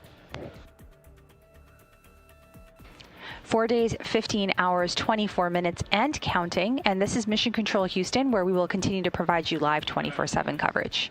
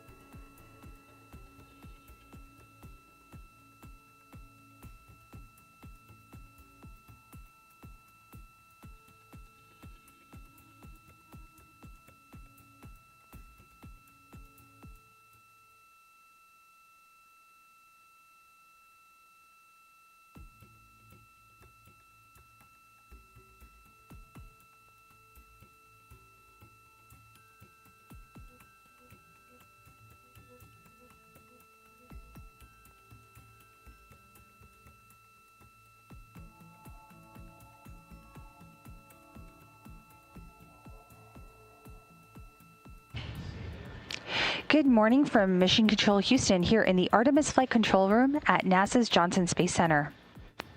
We are coming to you live with our 24/7 continuous coverage of the Artemis II mission. The crew is currently in their sleep period aboard the Orion spacecraft named Integrity.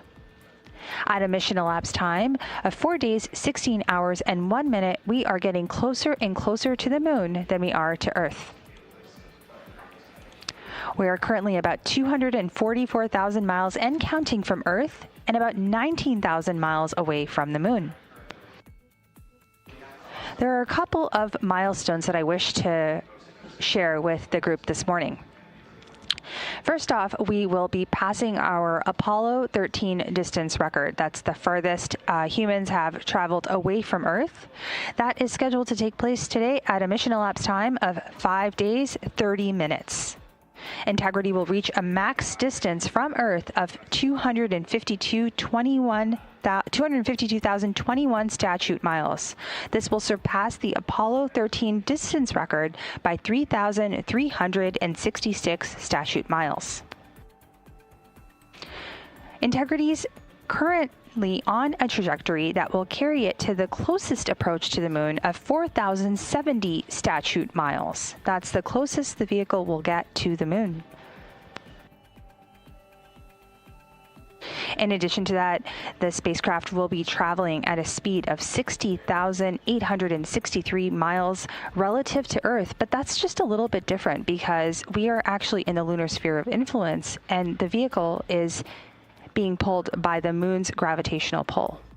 So that velocity is actually reduced since Orion is in that sphere of influence. This means that Orion will be traveling only at 3,139 miles an hour relative to the moon. Once we complete the lunar flyby today, we will depart the lunar sphere of influence, which will take place tomorrow, and we will be captured by Earth's gravitational pull. Essentially, what that means is that as that pull gets stronger and stronger during our return to Earth, this will speed up the vehicle to make us swing around the moon and head back home and splash down off the coast of the Pacific. We'll continue to provide live updates for you here from Mission Control. The crew is scheduled to wake up from their sleep period in about 11 minutes and counting. For now, this is Mission Control Houston.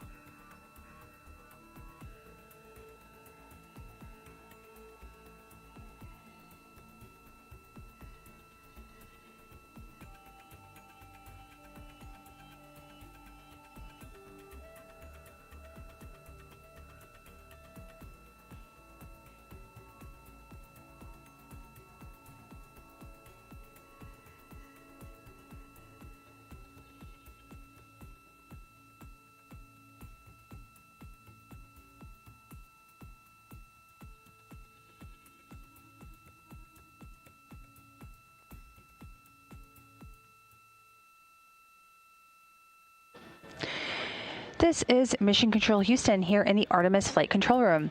At a mission elapsed time of 4 days, 16 hours, and 7 minutes, I wanted to provide a quick update on the different milestones and times today that we will experience the lunar flyby. Today is Monday, April 6th, and we are in Houston, so that is in Central Daylight Time. At 12:56 p.m., Integrity will pass the Apollo 13 distance record by humans of 248,655 statute miles from Earth. At 1:45 p.m. Central Daylight Time, the lunar observation period will begin. The crew will complete some lunar observations before we enter the loss of signal period, which is scheduled for 5:44 p.m. Central Time. This is when Integrity begins its transit behind the moon. At 6:02 p.m., Integrity makes its closest approach to the moon at a distance of 4,070 miles. And at 6:07 p.m., Integrity reaches the farthest distance from Earth at a distance of 252,760 miles. That's about 4,105 miles farther than Apollo 13. At 6:25 p.m., we get the acquisition of signal, which essentially means that Integrity will emerge from behind the moon and begin its journey back to Earth. At 7:35 p.m., the solar eclipse period will begin. And at 8:20 p.m., the lunar observation period will end.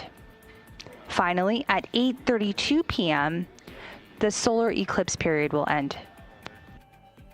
Now, all of this is happening after the crew entered the lunar sphere of influence in their pre-sleep period. Tomorrow, on Tuesday, April 7th at 12:25 p.m. Central Daylight Time, Integrity will exit the lunar sphere of influence. This will happen when Integrity is at 41,072 miles from the moon. This is when Earth's gravitational pull will increase the velocity of the vehicle to speed up and re-enter Earth's atmosphere and splash down off the coast of the Pacific. For now, this is Mission Control Houston.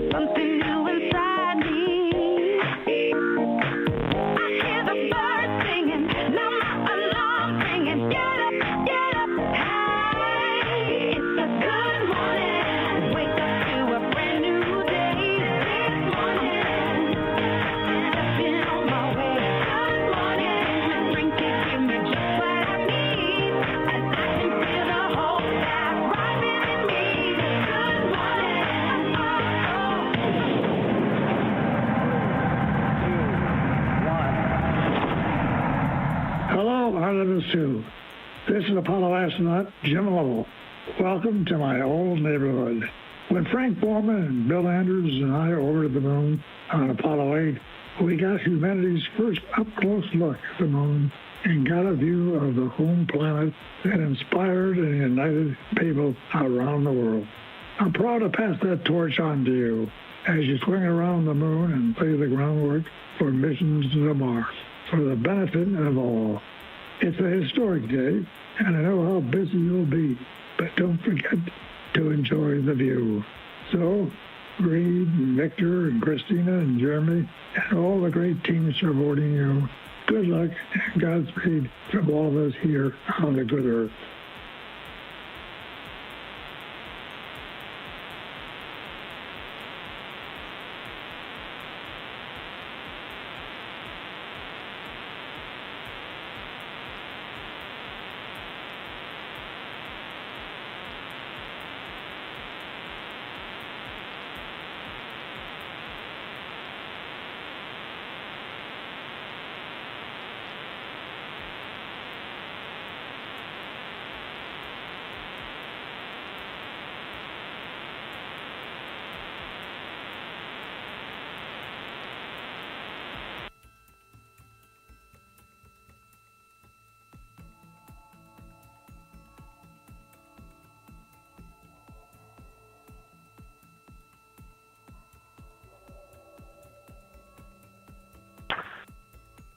Good morning, Houston. Integrity on 1.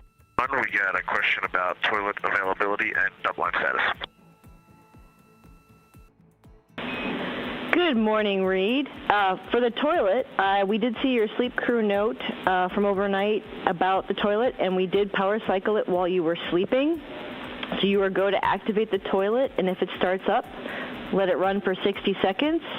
If you have no fault lights, you're go to use toilet, and please report if you have any off-nominal signatures. And additionally, we were able to get the wastewater tank down to 66%. So it can be used, and we've re-enabled the wastewater dump required caution for your awareness should the tank level reach 80%.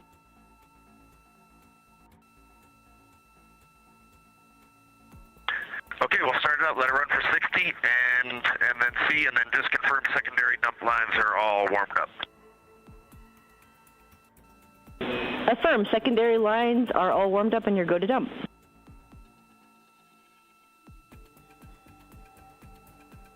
All right, awesome, thank you. And then switching gears, that was an awesome message from Jim Lovell, and very cool to hear him. Welcome us to the neighborhood. It's going to be a great day. Thank you. Concur, Reed. Yeah, I know it gave me chills. Definitely one of my heroes. We do have one other item for you for your awareness about an S-band string swap we'd like to do soon.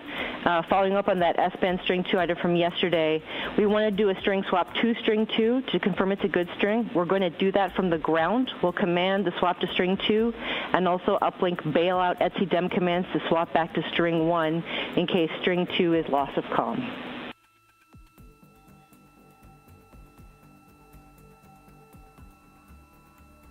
Okay, any crew action there? Is it all ground commanding? If so, go ahead and knock it out whenever it's waiting for you.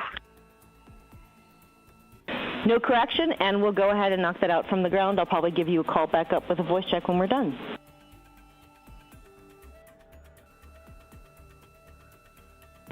Outstanding, thanks.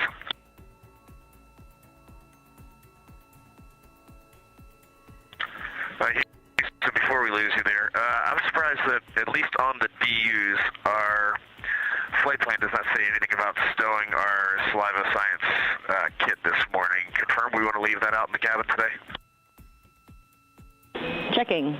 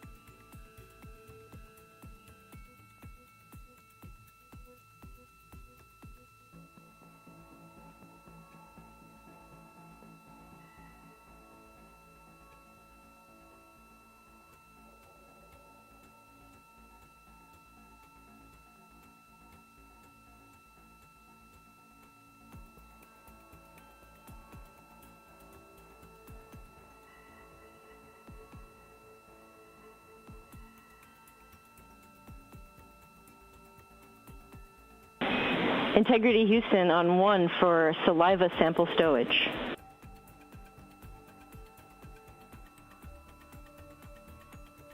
Go. Okay, Reed, the first set of saliva samples can be stowed per the stowage note. That's part of Victor's timelined activity at 1825. The second set of samples will be temp stowed out in the cabin.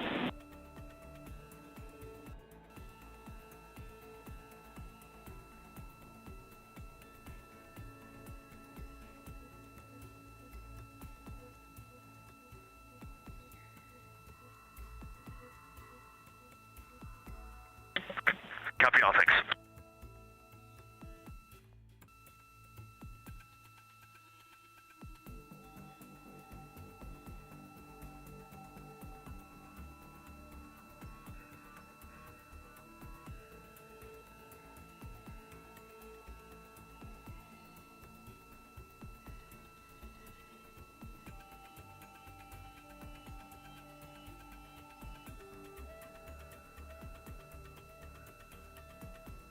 This is Mission Control Houston in the Artemis Flight Control Room here at the Johnson Space Center. That was Artemis II Commander Reed Wiseman having a conversation with our capsule communicator, or Capcom, Amy Dill, about their pre-sleep activities. Just minutes ago, the wake-up call for the Artemis II crew aboard the Integrity spacecraft marked the start of Flight Day 6 activities. We are at a mission elapsed time of 4 days, 16 hours, and 26 minutes and counting. The song you heard for Flight Day 6 was Good Morning by Mandisa featuring Toby Mac, as well as a message from Apollo 8 N18G astronaut Jim Lovell. Apollo astronaut Jim Lovell is profoundly important to today's lunar flyby, and hearing his enduring voice wake the crew reminds us of the gravity of this moment. The message the crew heard was recorded months before Jim passed away on August 7th, 2025. We thank his family for the opportunity to share his words with the crew today. As the pilot of Apollo 8, Jim and his crewmates became the first to lift off on a Saturn V rocket and orbit the moon, proving that a lunar landing was within reach. During the mission, they captured the iconic Earthrise photo that inspired the world and offered a new perspective on humanity. As commander of Apollo 13, his steady leadership brought his crew safely back to Earth and demonstrated the quick thinking and innovation that have shaped NASA missions for more than 50 years. Apollo 13 also set the record for the farthest distance traveled by humans. A record Artemis II will break this afternoon at the start of its lunar flyby. We will remember Jim as a pioneering astronaut and great American. What a great message to kick off the day. This is Mission Control Houston.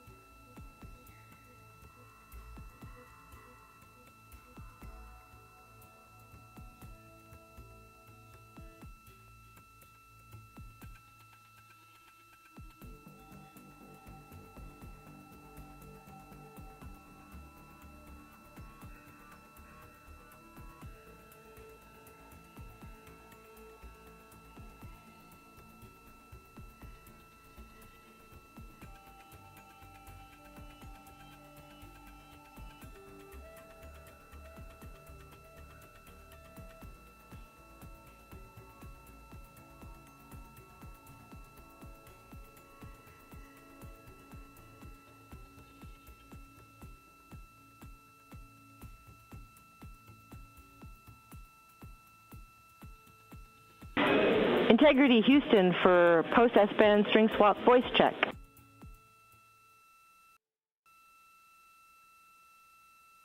Got you loud and clear on S-band 2. Yep, string 2 is looking good, so we're going to remove those bailout commands. Loud and clear 1, looking good. Yep, concur on Orion to Earth 1. Okay, that's awesome. Everything looks good on board. I got so far as to take a single window shutter off, and the moon looks amazing.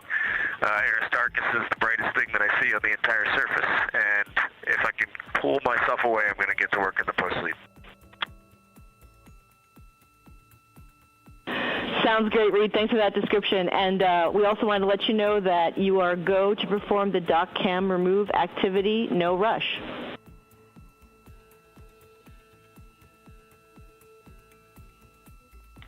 Copy that, thanks.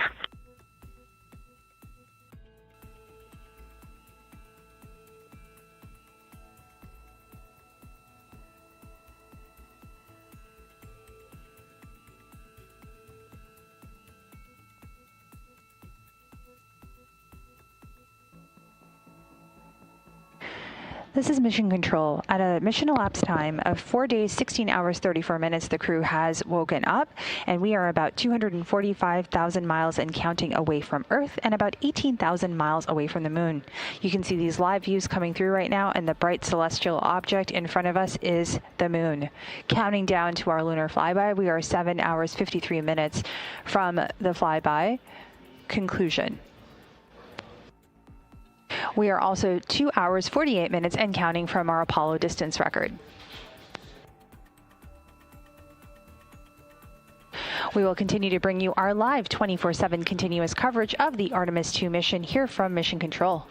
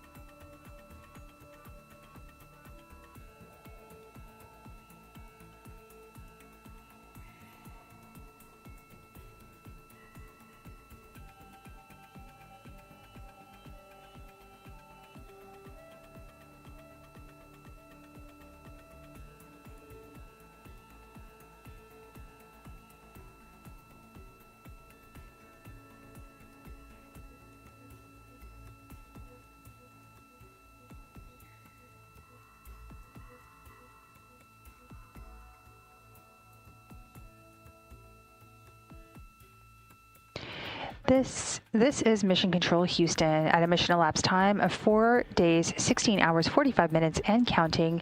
The Artemis II crew was just woken up. We are about 245,000 miles away from Earth and just over 17,000 miles away from the Moon.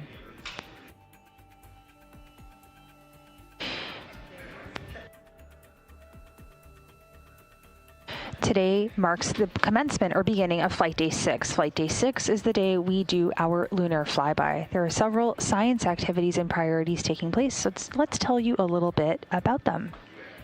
The Artemis II Lunar Science Program is guided by 10 prioritized science objectives informed by community-driven science documents and tailored to this mission's profile. The targets that they've selected for this mission maximize that high priority lunar science we just discussed, with a particular emphasis on far side regions and features relevant to future exploration. The lunar science team developed a 360-degree target list covering the entire moon, allowing the mission to remain flexible regardless of launch date or illumination conditions. That lunar targeting plan that you've heard about this morning, if you've been following along, has 30 targets based off of our launch and trajectory for this launch window. The targets include features tied to past robotic missions, current science priorities, and future exploration sites, including regions near the lunar South Pole that are being considered for future Artemis missions, and observing how surface features change as lighting evolves, allowing scientists to better understand color, albedo, texture, and morphology. These are key pieces of information for interpreting orbital and surface data. Now, the crew is going to be doing lunar observation where they will see the entire lunar disk. So from this higher vantage point, a little bit further away from the Apollo's lunar orbits, on average, astronauts can observe both poles and large-scale geologic features in a single view.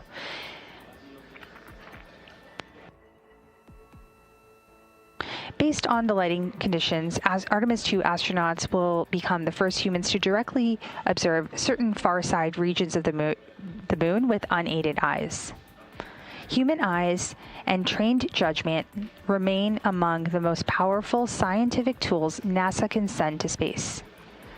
During this Artemis II mission, the crew has been able to quickly survey wide areas, adjust their focus in real time, and describe relationships between features, capabilities that cameras and instruments alone cannot replicate.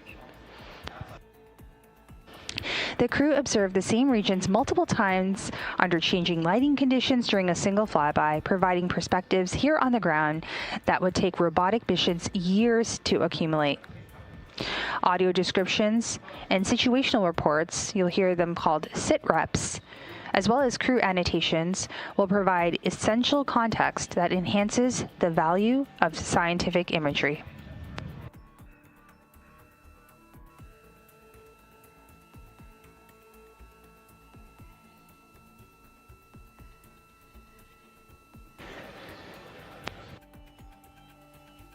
We will continue to provide live, continuous coverage of the Artemis II mission here from the Flight Control Room.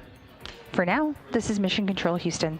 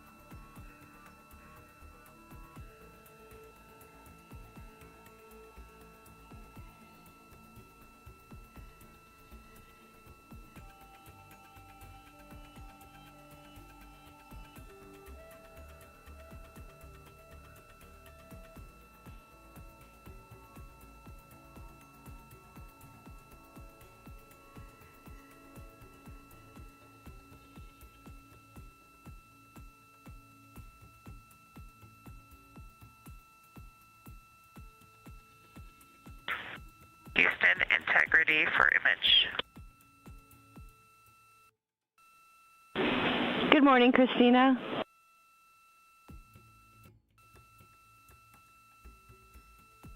Good morning, Amy. Great to hear your voice. Great to be working with you all today. We wanted to share what we're seeing out the window. There's one picture of the moon as it looks right now on PCD3 in images for downlink.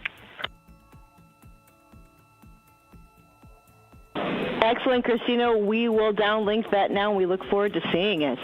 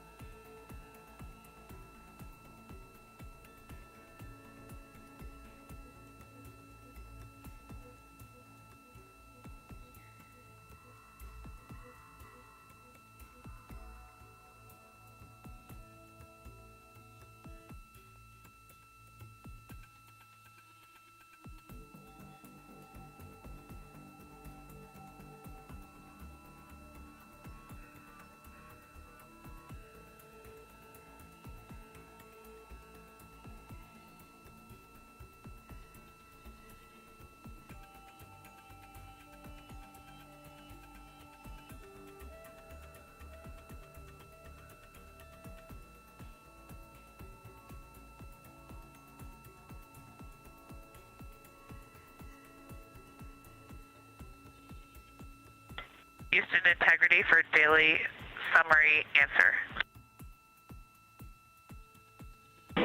Houston's here.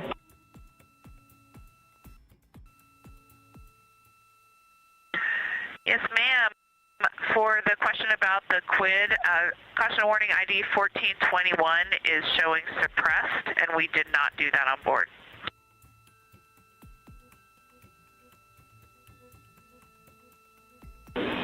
Copy. Thanks for the data.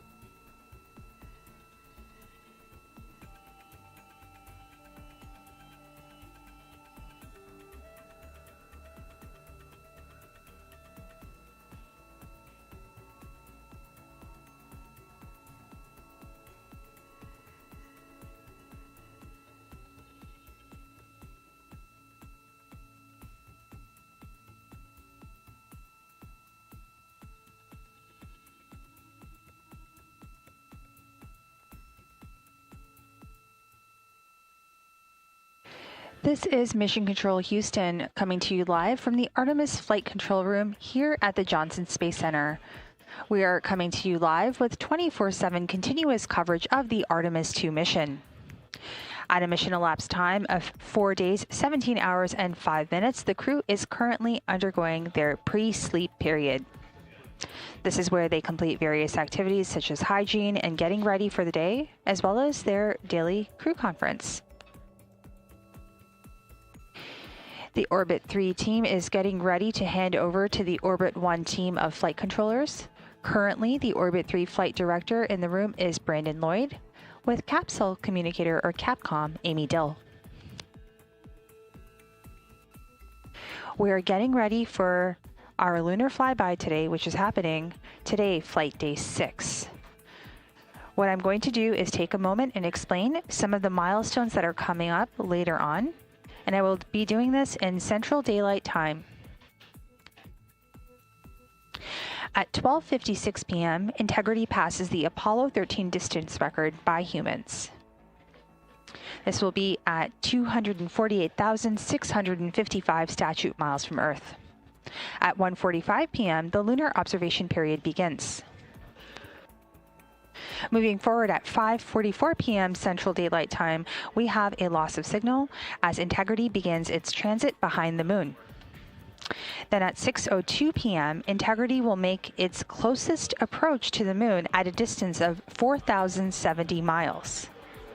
At 6:07 p.m., Integrity reaches its farthest distance from Earth at a distance of 252,760 miles. That's about 4,105 miles farther than Apollo 13. At 6:25 p.m., we will have an acquisition of signal as Integrity emerges from behind the moon to begin its journey back to Earth.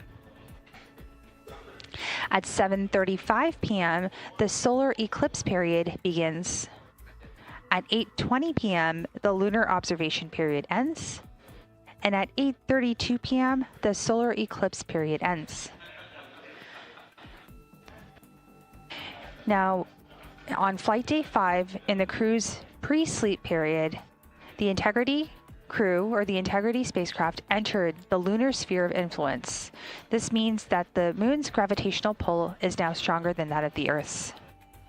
Integrity is currently 246,000 miles and counting away from the Earth and just 17,000 miles away from the moon.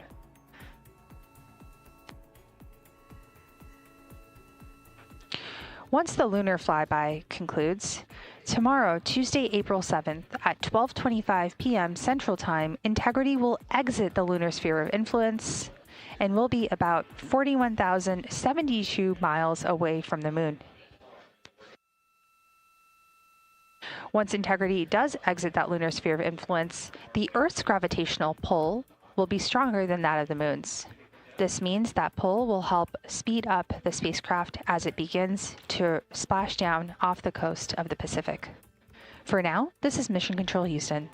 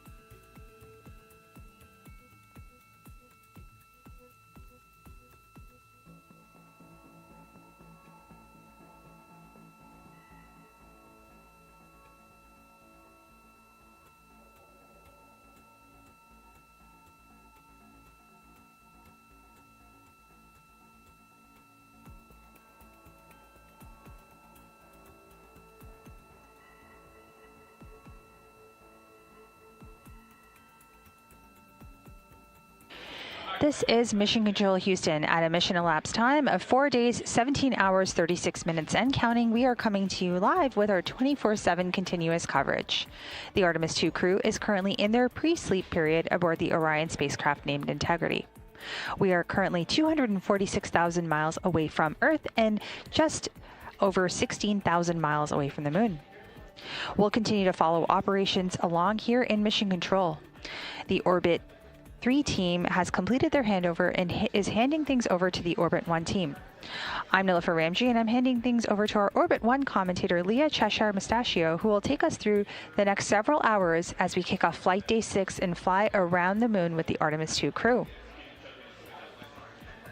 For now, this is Mission Control Houston.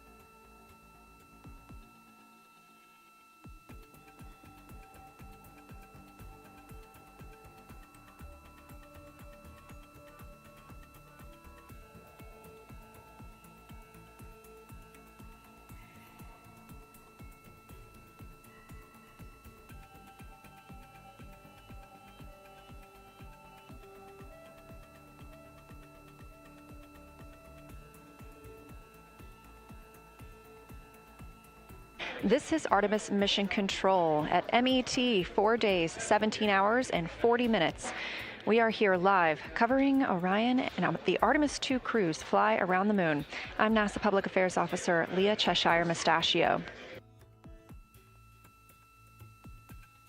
We are currently 15,915 miles away from the Moon, and we have an exciting lunar tour set up for this historic day. From Reiner Gamma to the Oriental Basin, we are in Lunar Flyby. The Orbit 1 team is now on console, led by Flight Director Jeff Radigan. Capcom today will be Canadian Space Agency astronaut Jenny Gibbons, a backup for the Artemis II crew.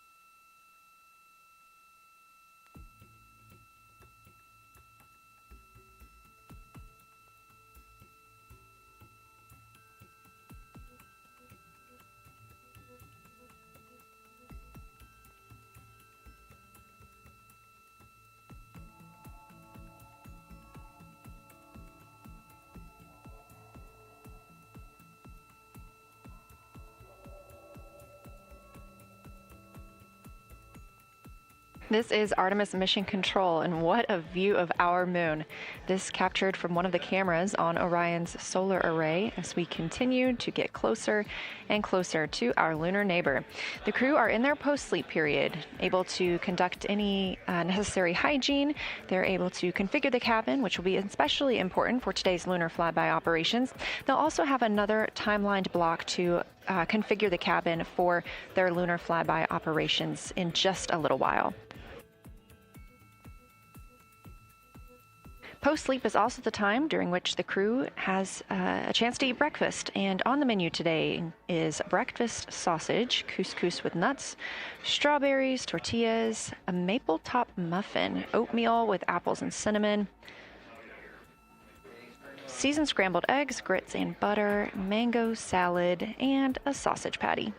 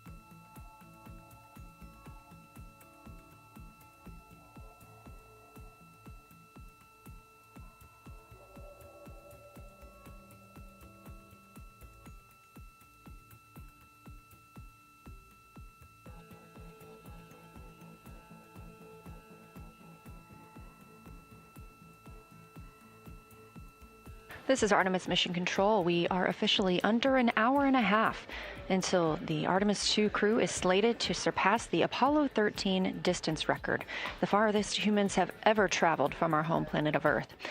The record set by Apollo 13 in 1970 stands at 248,655 statute miles.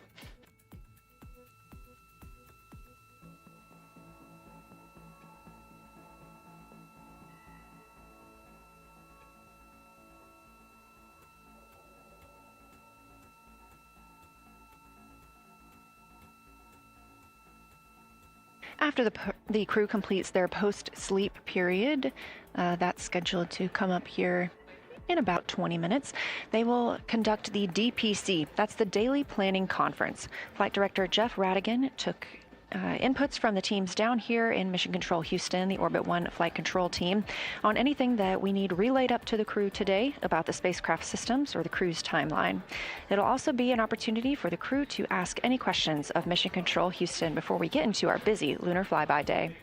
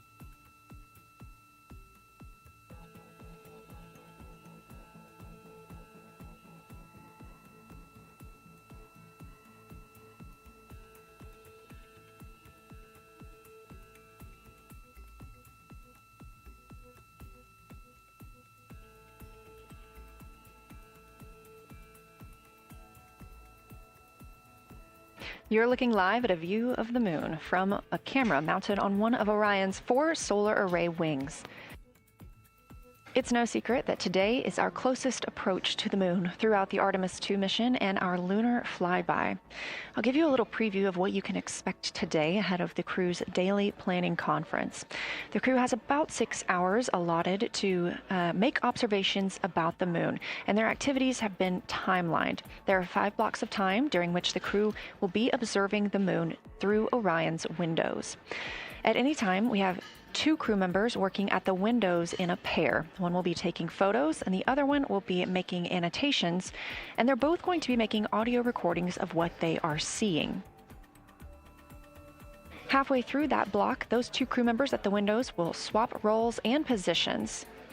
Meanwhile, the other 2 crew members not at the windows will be serving in the background as support. One will be conducting science situation reports and call down a few times each hour to discuss what they're observing. The other support crew member will take pictures of the astronauts at the windows and serve as camera support, including swapping out new SD cards as needed. Between those observation blocks, there's a 15-minute time frame during which the 2 support members switch places with the crew making observations at the windows, so everyone gets a chance to see the moon today.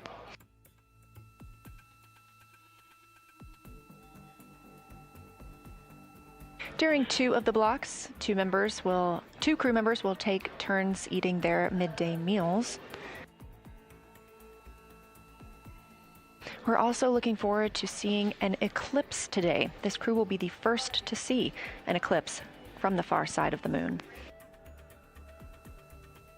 If the past couple of days have been any indication, we expect to get great reports from the crew about what they're seeing. They've been training for this day with the science team for years.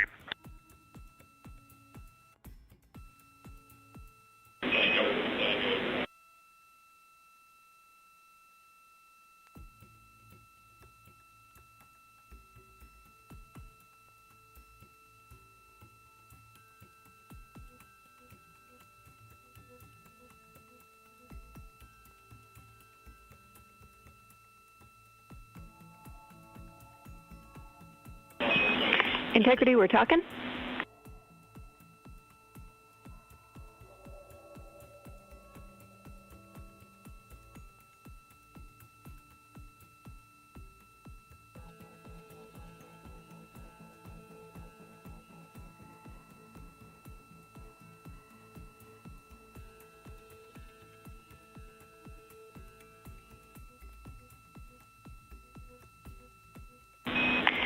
Integrity, we are just finishing off a couple of downlinks. It'll be a couple minutes, and we'll be ready to be on board with you soon.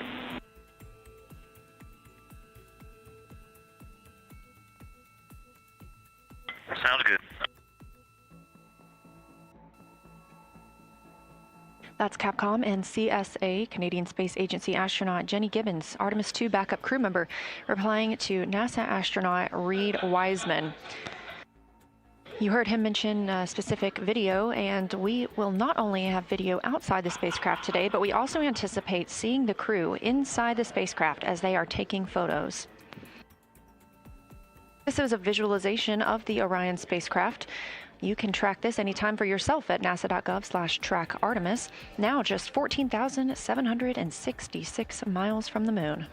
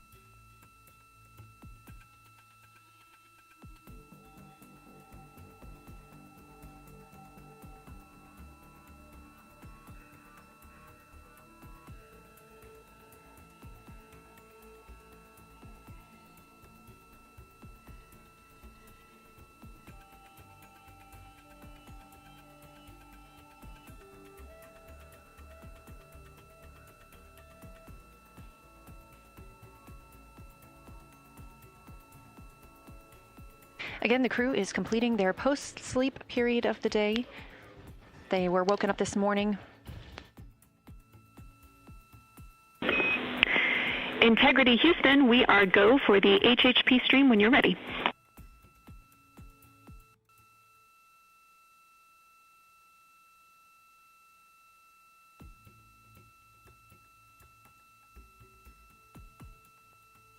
The crew was woken up this morning by the song Good Morning by Mandisa and Toby Mack. They then heard a message from Apollo astronaut Jim Lovell, recorded prior to his passing, welcoming them to his old neighborhood. We're standing by for the daily planning conference, and we look forward to seeing the crew soon. Integrity, we are on board with you.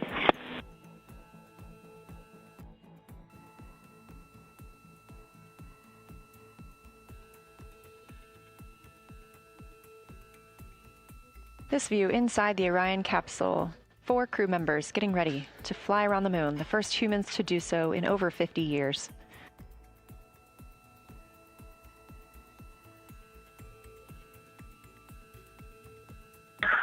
Good morning, Houston, from inside Integrity, 215,040. Good morning, Houston, from inside Integrity, 215,049 miles away from Earth and 12,712 miles. Beautiful. We are savoring it down here. Good morning, Integrity, and good morning, Moon. Our room is buzzing with moon joy today, and I imagine yours is too. I have a few items related to flyby and then a few items for things further afield. Here we go. I will roll through them all.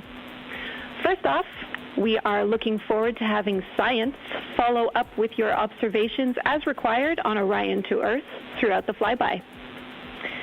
Today, you will pass the Apollo 13 record distance at the end of the pre-Lunar Flyby conference.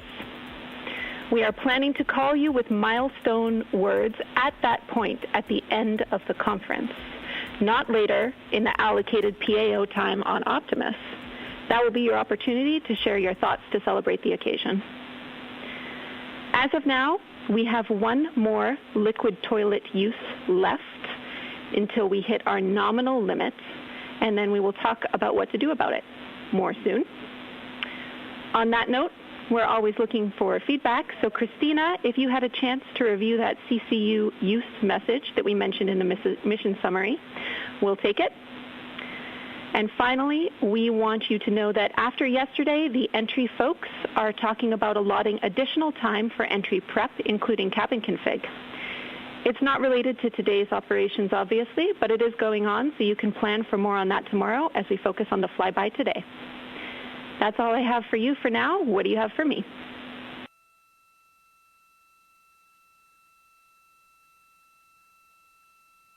Thank you, Jenny. That's good to hear because we were thinking the same thing. It's great to know that our minds are working the same. We are ready to go. We are looking forward to working with and for the science team, and we are just excited to be so close to finally accomplishing what we've been training for so many years. And also, we want to say thank you for that really special message from Jim Lovell. We have a pretty neat emblem up here. We have a patch that was flown on the Apollo 8 mission. And that patch is here on the Artemis II mission as well. And that was sent to us by the Lovell family, by Jim Lovell's son. And so that was a really special way to start the day. And he said to welcome us to the neighborhood, and it's great to be in this neighborhood, and we look forward to sharing this neighborhood with you all. We can't wait. We see the patch, and it's looking beautiful. Thank you.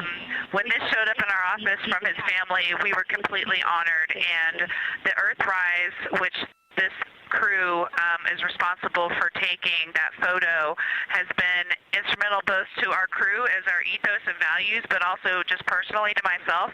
I had the photo up in my room as a kid, and it was part of what inspired me to keep working hard to achieve things I dreamed about.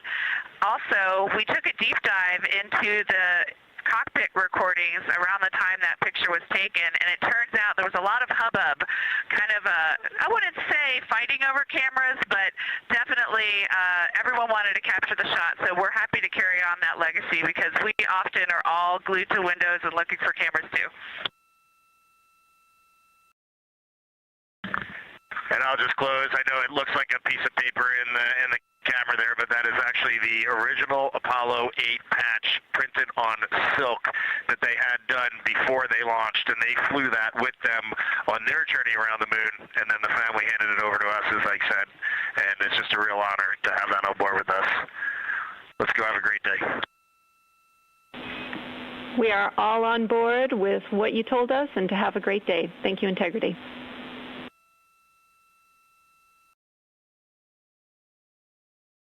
Exciting words from the ground and crew this morning. Have a great day, Houston and Huntsville. For Avatar, all lights lit except for 15 and 16.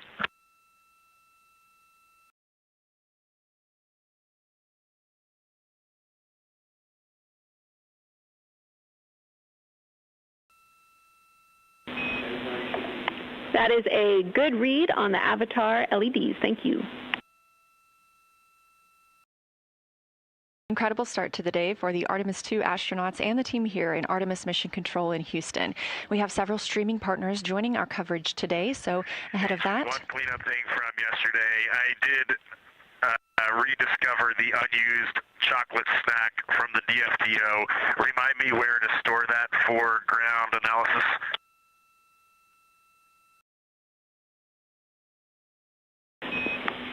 Hooray for a found snack. You can stow that in locker A1. Thank you, Reed. With our streaming partners joining us today, we will be going to a slate ahead of our broadcast start in just a few minutes. So just for those next few minutes, you can watch our live coverage on our YouTube stream, our second stream. But we'll be right back here at the top of the hour to kick off Flyby Day.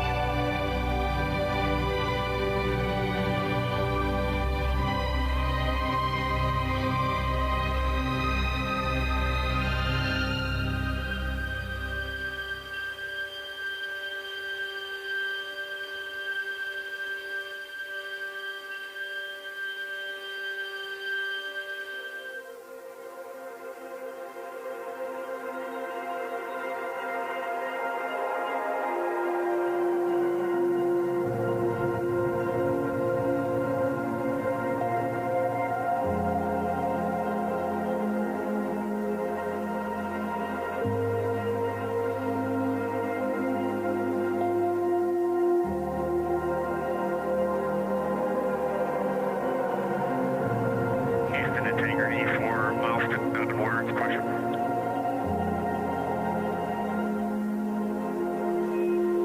We'll take your question.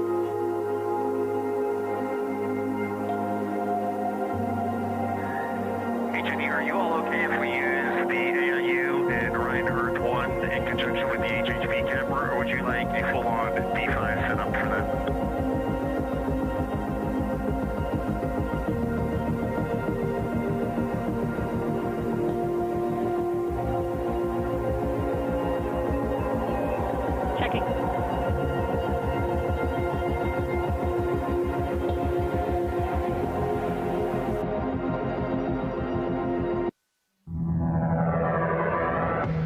The Artemis II mission is a test mission of the Orion space capsule.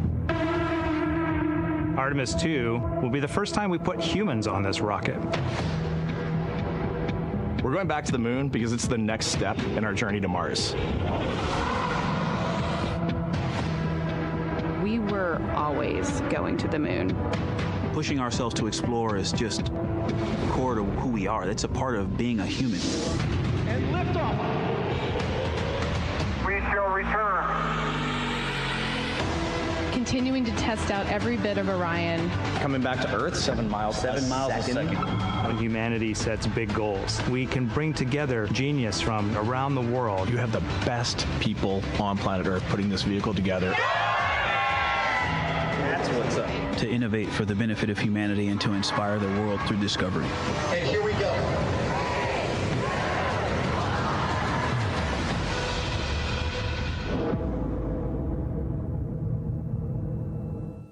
Welcome to Artemis Mission Control here at Johnson Space Center in Houston, Texas. I'm Leah Cheshire Mustachio. Right now, the Artemis II crew and Mission Control are preparing to support today's lunar flyby, the first time we've sent humans around the moon in over 50 years. Integrity, you can use the OEs and your HHP camera for the milestone words at the Apollo 13 record distance. You'll notice that we pause every time we hear communications to and from the crew. They are the stars for today.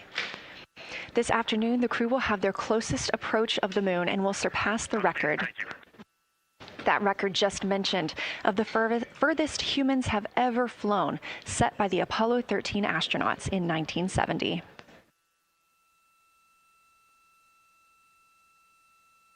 You're looking at a live view inside the Orion spacecraft and at our Artemis II crew members. They have just completed their post-sleep period, during which they conduct any hygiene and cabin setup for the day.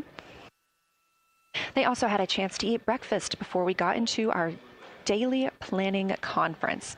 The flight control team here in Mission Control Houston collecting information from all consoles around the room that we could relay up to the crew ahead of this monumental day. As you can see on your right, NASA astronaut Christina Cook taking a video of NASA astronaut Victor Glover. We expect to have great views of the crew throughout the day, as well as, of course, the moon.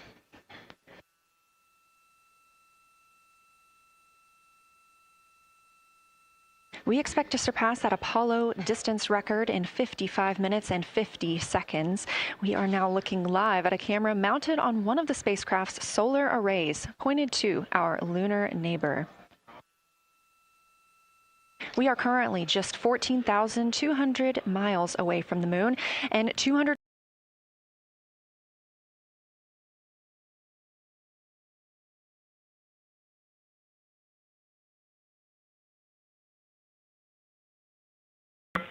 Houston, integrity for AGA. Ready to copy.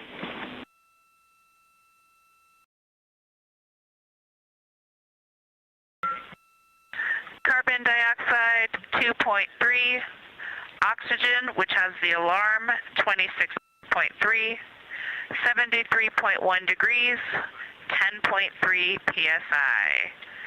And one follow-on question. We understand milestone words will be directly following the conference. Will that take the place of the PAO event, or will the PAO event still take place per the timeline?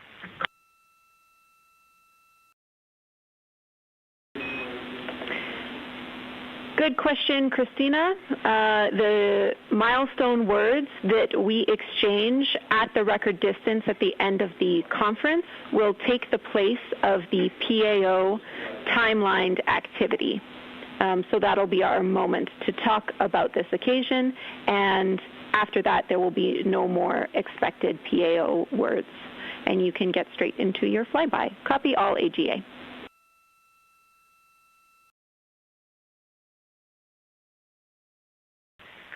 Okay, thank you. And final clarification, even though it's taking the place of it, it will all just be on OE1 with HHP camera, no additional video. Is that right? Affirm.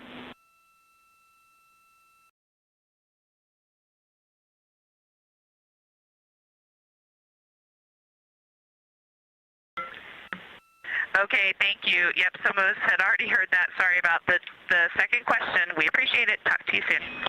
No problem.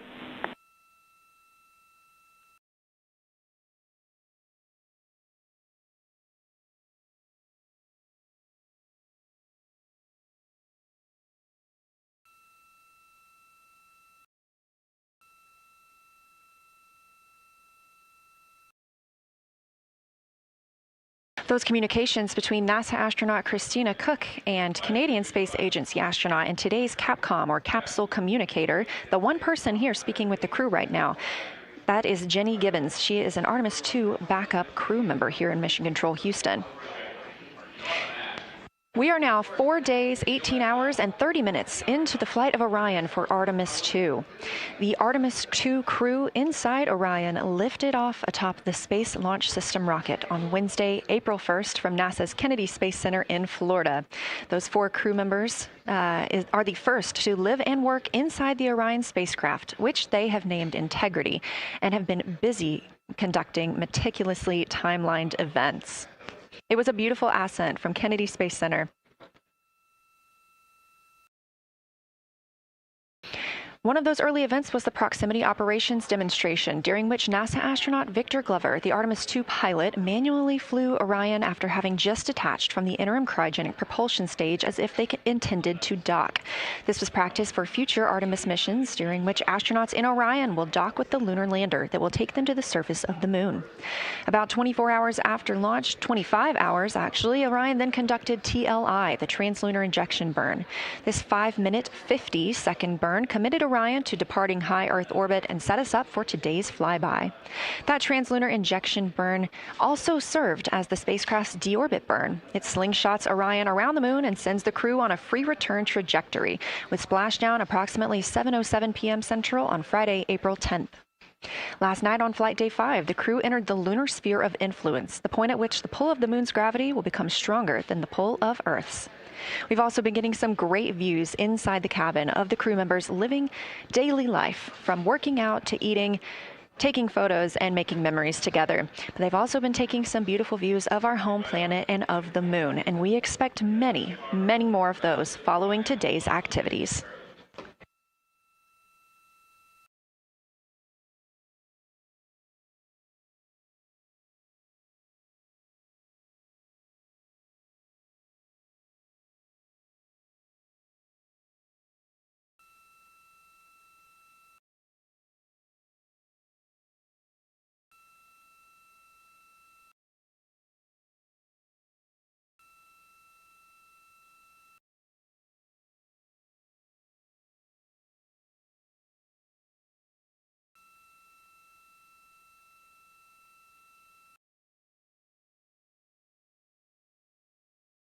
These live views back inside the cabin of Orion, but before we get into flyby, let's take a minute to get reacquainted with our crew.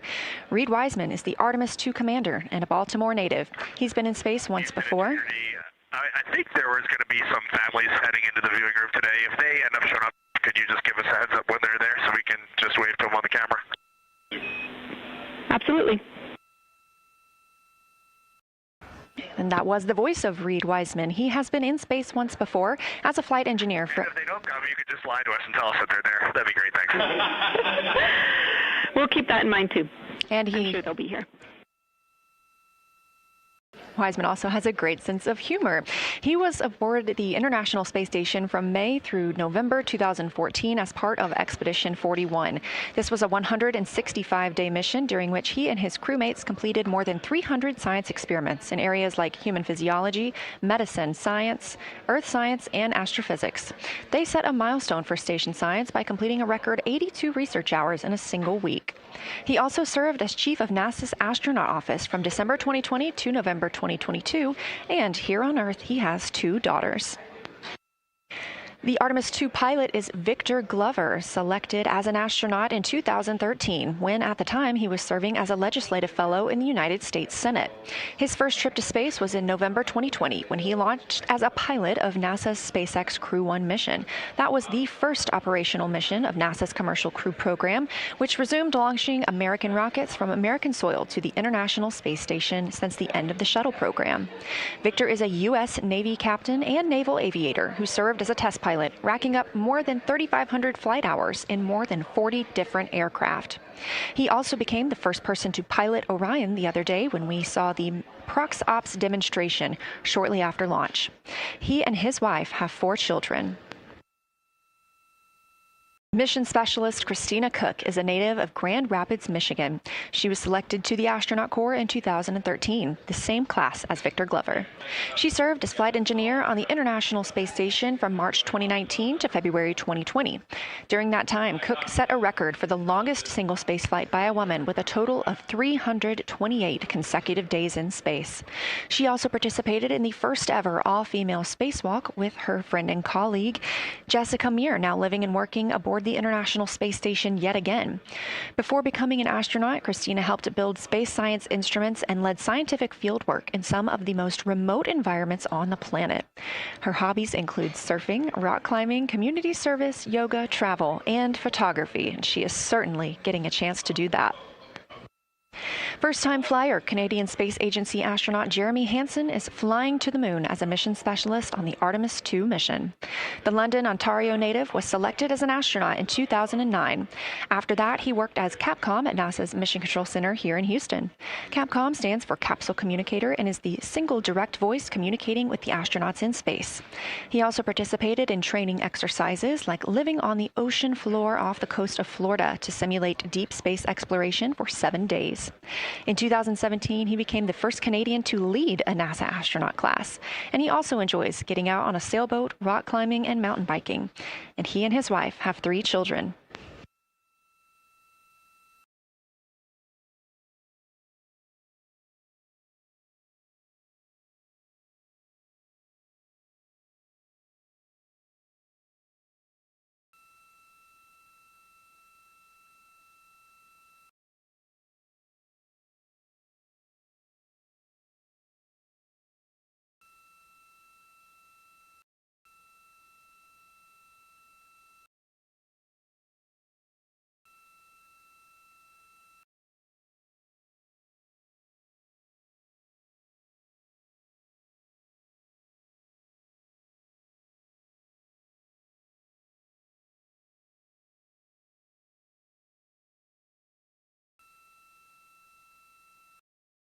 As you can see, the crew members have dimmed the cabin lights inside Orion.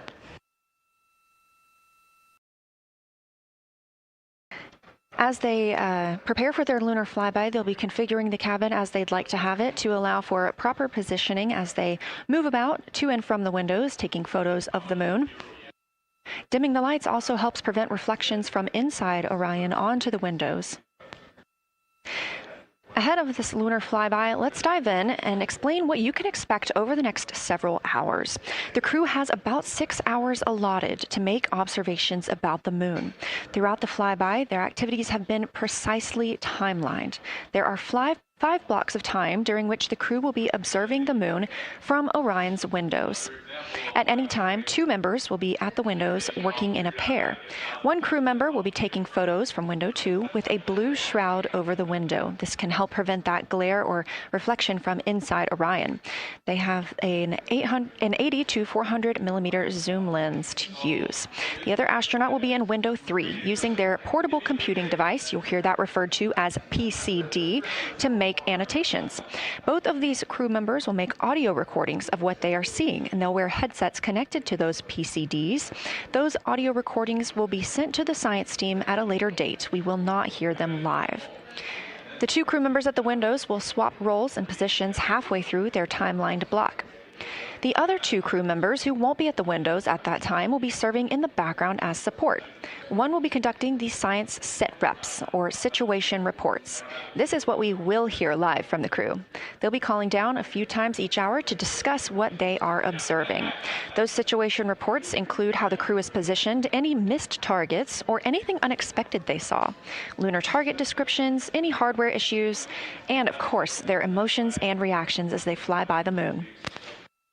The other support crew member will take pictures of the astronauts at the windows and serve as camera support, providing new SD cards when needed. There's a 15-minute time frame between each observation block, during which the 2 support members switch places with the crew making observations.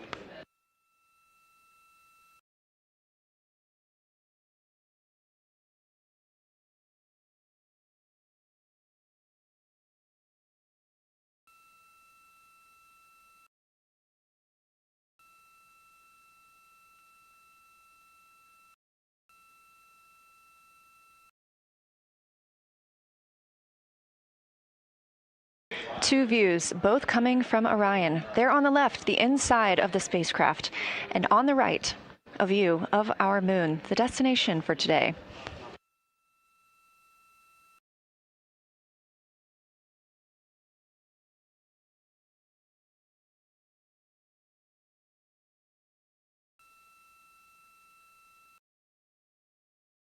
During the lunar flyby today, Orion will provide astronauts with a full disk view of the lunar surface. They'll have a higher vantage point, much farther than Apollo's lunar orbits on average. And these astronauts can observe both holes and large-scale geologic features in a single view. And due to our April 1st launch date and current illumination conditions, the Artemis II astronauts have become the first humans to directly observe certain far-side regions of the moon with unaided eyes.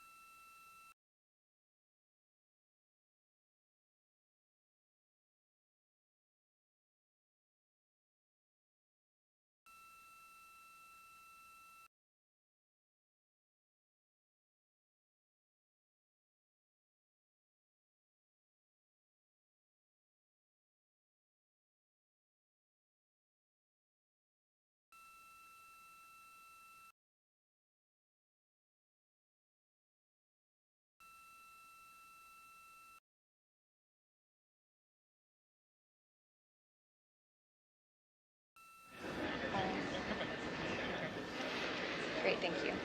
You ready? No. It's okay.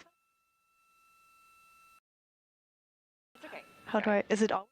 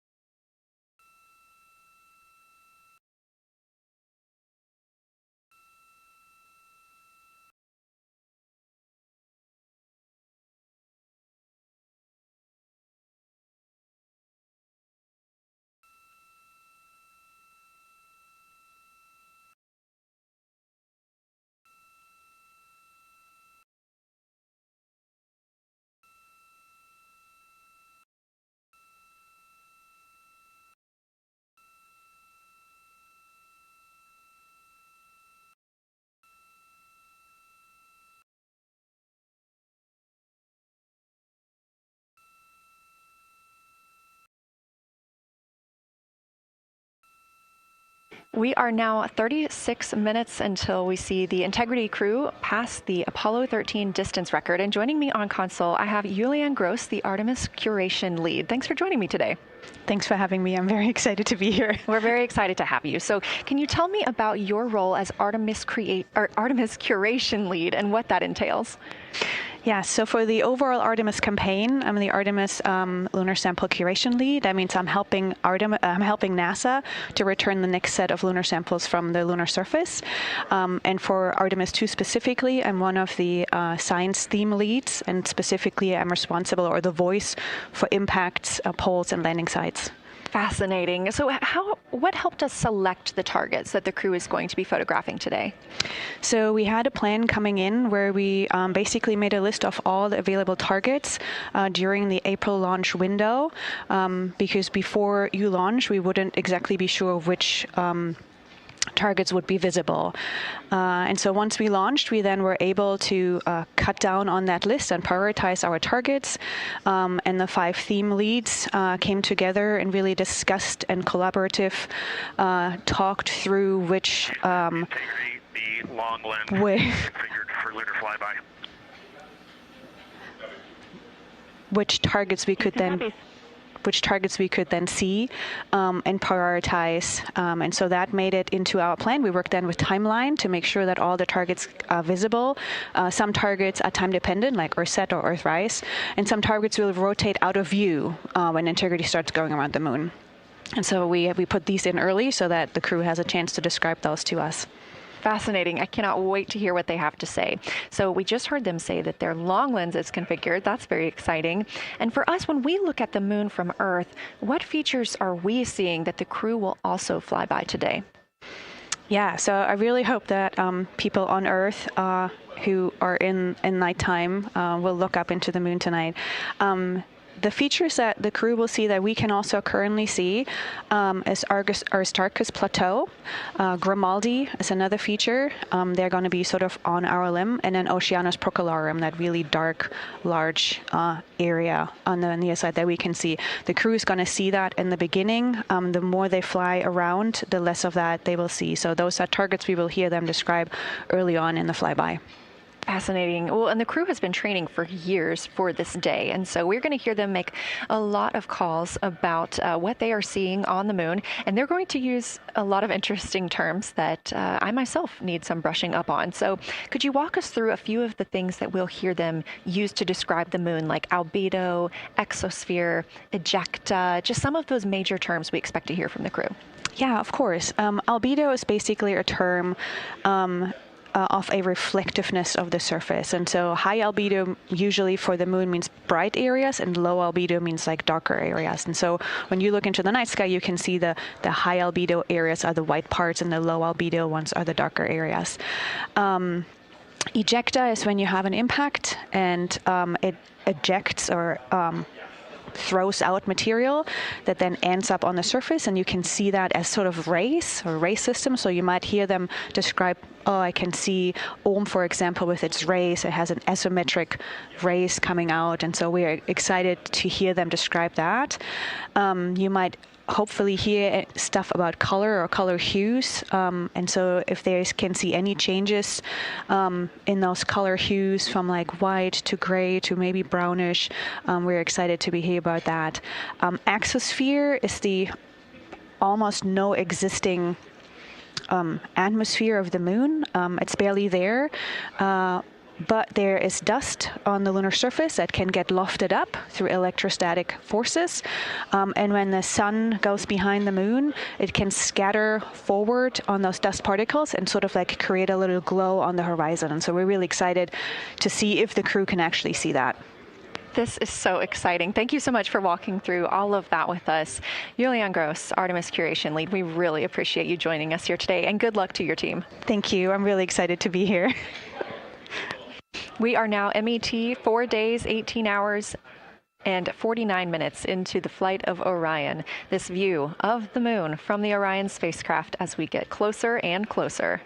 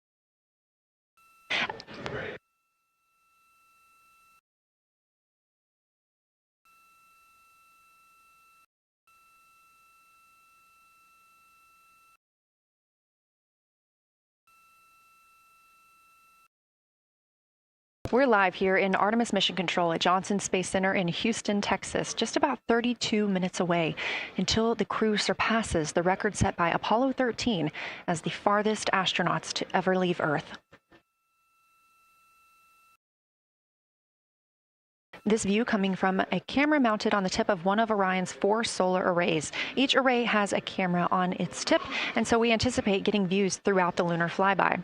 Of course, except during the point of loss of signal when the spacecraft flies behind the moon.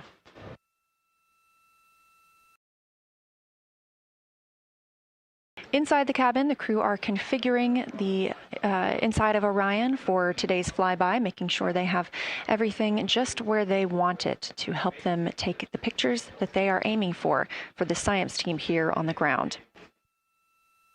Coming up in just a few minutes, we will have a pre-lunar flyby conference.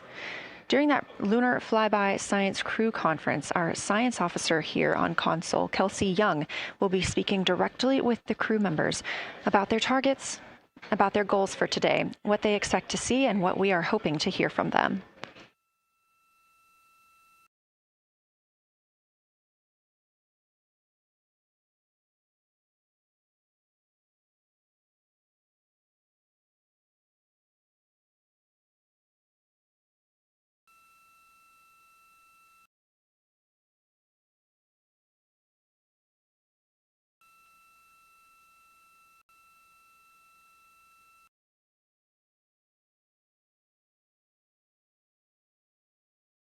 We have a lot of milestones coming up today, so make sure you don't miss them. The first coming up, again, at 1:56 p.m. Eastern Time, the crew will pass the distance from Earth record set by Apollo 13 in 1970.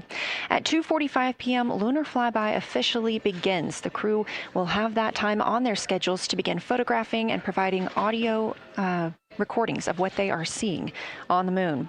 At 7:02 p.m., Orion will make its closest approach to the moon, approximately 4,070 miles away. Of course, all of these numbers are going to have to be confirmed following the flyby. These are estimates, and we are working with orbital mechanics. At 7:07 p.m., Orion reaches its maximum distance from Earth, approximately 252,760 miles away from us all. At 8:35 p.m., the spacecraft will enter a solar eclipse. The crew will become the first to see a solar eclipse from the moon.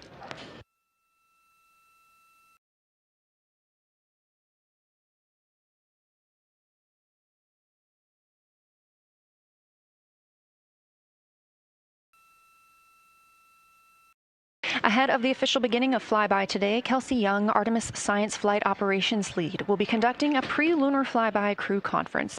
She will give information on camera setup, remind the crew of their intended targets, answer questions from the astronauts, and more. Young will help the crew set their targeting timeline, which counts down the time they have to image each target and what they'll be capturing next. She'll also remind them that the ground team will be calling for science sit reps, also known as situation reports. Those are essentially call-downs to report what they've been observing. They'll continue to do this even through their LOS, their loss of signal, as those communications will come down later on after they reconnect with us on Earth.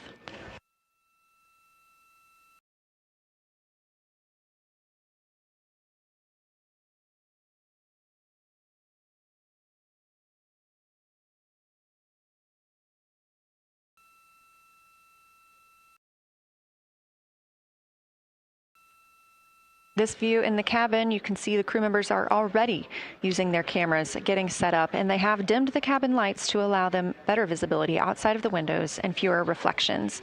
Now, 28 minutes until they become the humans to travel farthest from our planet.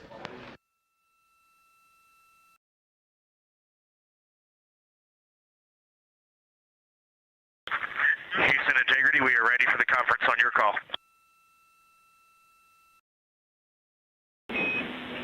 Houston is ready for the conference, passing you over to Science.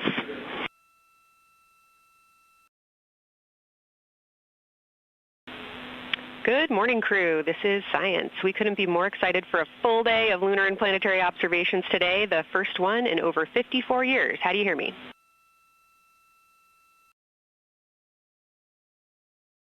We hear you loud and clear, and Kelsey, you just got to know you're pulling us away from the moon right now, so let's go.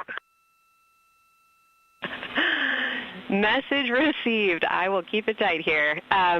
I did just want to start with a thank you on behalf of the Lunar Science team and the entire lunar and planetary science community, of which you are absolutely a part, for what you've already done in this mission and what you're going to do today to inspire the next generation of scientists. I have to say Moonjoy is the new term that's already become our team's new motto, so thanks for that.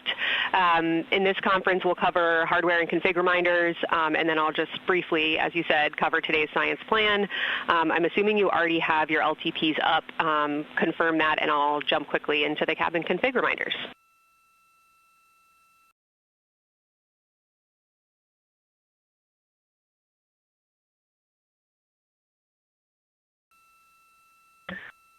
Okay, we have the LTP up just to give you a sit rep on board. You've got Reed and Christina on one PCD, and Ike has his own, and Jeremy has his own.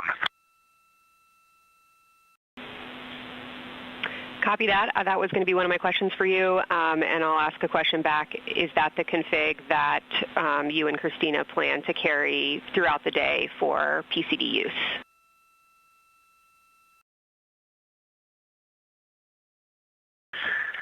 Negative, Kelsey. Our plan for PCD use is we have run the power cables to Windows 2 and 3, and we are going to leave one PCD. The yellow PCD will be in window 2, and the green PCD will be in window 3, and we will do that the whole day. And then the red PCD will be a rover. Understood. Super helpful. Recommend when you guys switch in and out of PCDs to add your initials to your OneNote annotations, just so we can keep track of whose is who.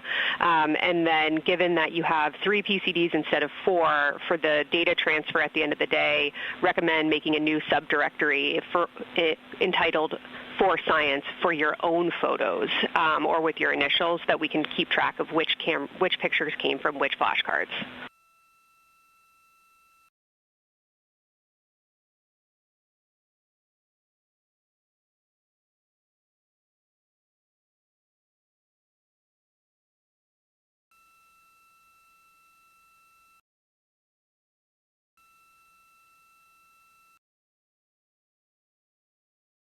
This view. So, Kelsey, I just want to here's what we're doing. We have community cards in all cameras on board, and then when each astronaut approaches their camera, the intent is they will put their card into that camera for photos and then put the community card back in at the end of the session. But just know it is harder to manage cards than we thought, and we don't want to miss science, so it might end up a bit more disorganized. Understood. Thanks for that essay. Just read the flashcard numbers down when you get a chance, and we'll follow your lead on the best thing to do operationally during the flyby. With that, I'll move on to Windows. So the window characterization DFTO you guys did a few days ago confirmed that window 2 is ideal for imaging, so no change to config of photographer in window 2, observer in window 3, and science sit reps in window 1.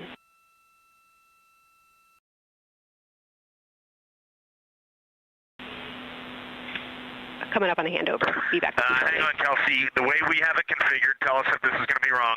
Window 2 is the long lens with a shroud. Window. As you heard, Science Officer called to the crew. We are now in a handover time period. We will regain communications with the crew very shortly. These are tracked. And we are currently on the Deep Space Network. This is the first time humans have used the Deep Space Network in over 50 years, given that we currently use the tracking data relay satellite systems for the International Space Station.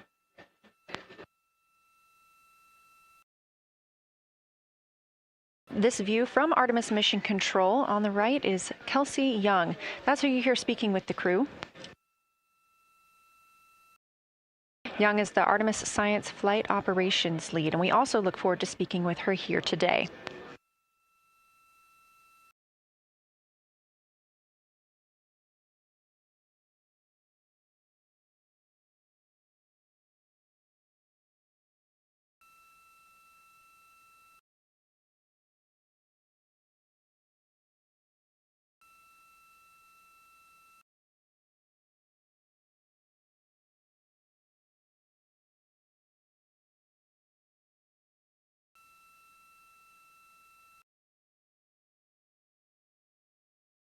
Again, we are just about 22 minutes until we reach the Apollo record. We are in a handover of satellites with the crew aboard Orion.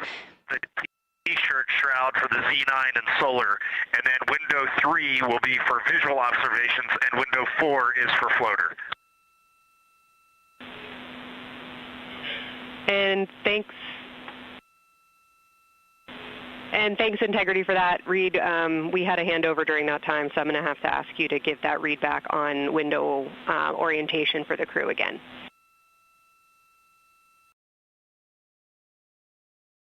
Okay, we are happy to change it, but the way we have it configured right now is window 1 has a T-shirt shroud for the Z9 for solar.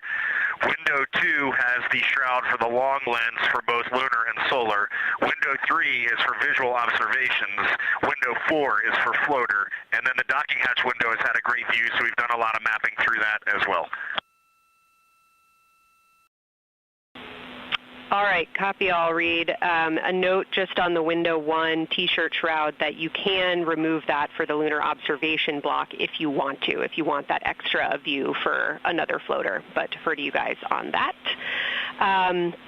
You are go to use the full 400 millimeter zoom on the long lens, but where possible, try to keep the end of the lens flush with the window to prevent imaging through the multiple window panes at an angle. And if you have to take an image at an angle, recommend you limit the max focal length to 200 millimeters or simply acquire the images at multiple focal lengths.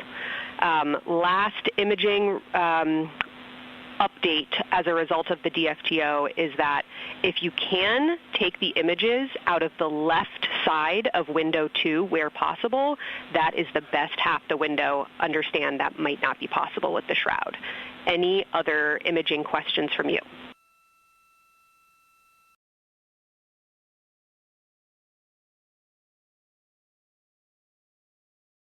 Okay, copy that.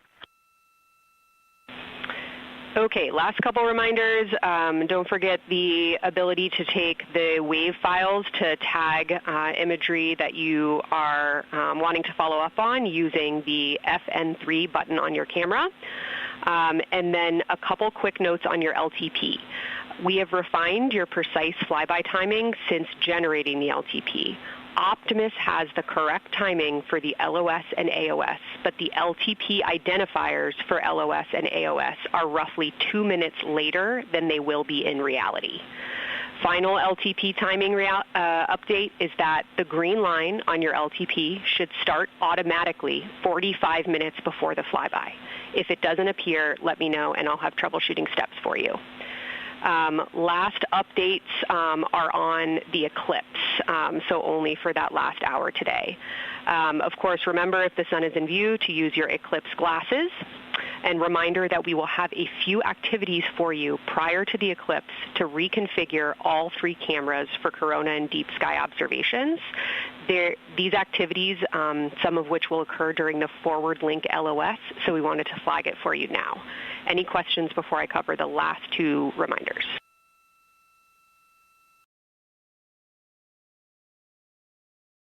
No, we have no questions on that. Last couple eclipse reminders, the sunset period and the first roughly 23 minutes of the eclipse will fall during that forward link LOS, but we'll still have a return link, and we're still looking forward to your science sit reps and observations during that time. And I do have a reminder for you on your preferred starting config for the eclipse in terms of role responsibility. Let me know if you want me to read that up or if you guys have that in your minds already. And if no other questions on config, I'll give you a few science-focused reminders.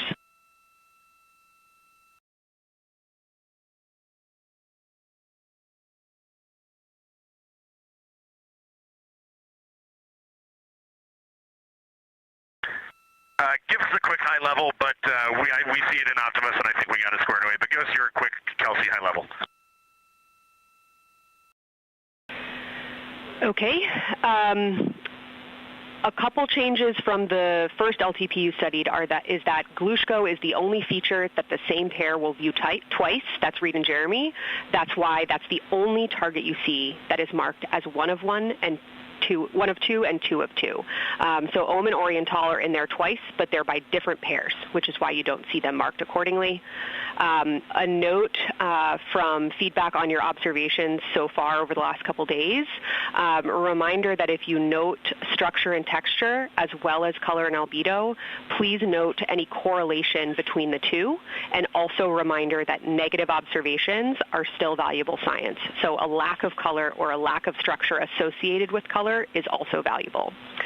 A reminder also that your observations so far indicate it will likely take some time for your eyes to adjust. We especially heard that around your terminator observations and your color observations. So reminder to know that your eye adaptation is going to kind of come in throughout your shift, and let us know when you start to see that nuance. Last reminder is around Earthset and Earthrise. When you're viewing us back here at home, you'll be looking directly at Asia, Africa, and Oceania. So I'm sure people watching from those places here on Earth will want to give you all a wave as you take their picture. Any other questions for me?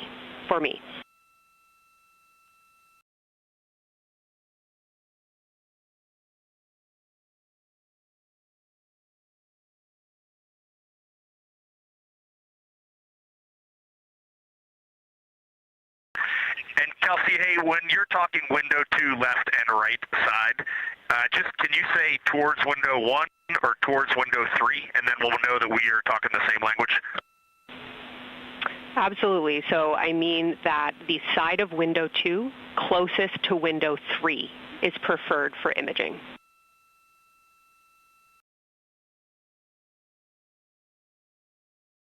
Okay, the side of window 2 closest to window 3 is preferred for recording. Stand by, we'll talk to the crew.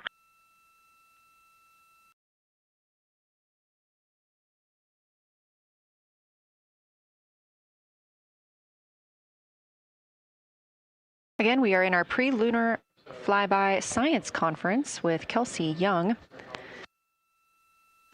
Kelsey Young is the Artemis Science Flight Operations Lead, speaking with the crew aboard Orion.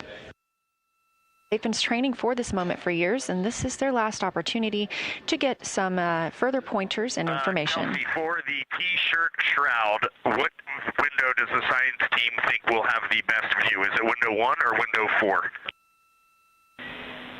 The only time we're strongly recommending use of the window shroud. The T-shirt window shroud for the eclipse viewing, which window is primary for Z9? Window 1.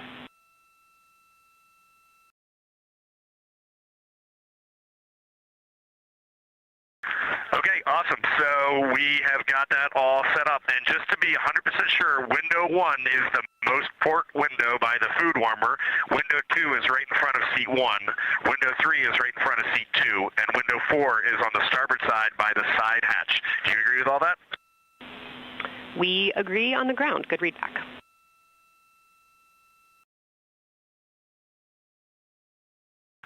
Okay, that's awesome. Kelsey, we're going to close with happy words. It's just incredible. I wish you were up here to see all the smiling faces, to hear all these terminologies being thrown around, and we are just fired up to get started on this day. Let me pass the mic around if anybody has anything to add. Kelsey, it's so great to hear your voice on the loops. I just want to channel everything that you guys are probably feeling right through my eyes and heart. It is awesome to see the side of the moon. You guys made us excited for this day, and we couldn't appreciate it anymore. And we are ready to hopefully deliver on all the awesome training you guys have provided.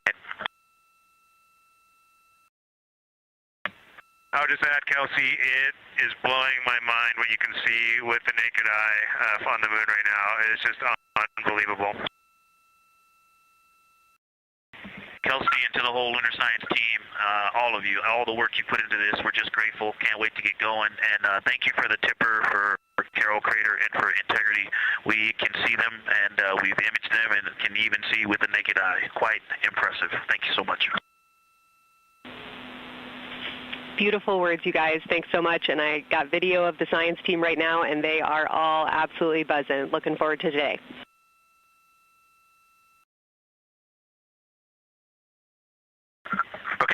end of the timeline. Cheers, guys.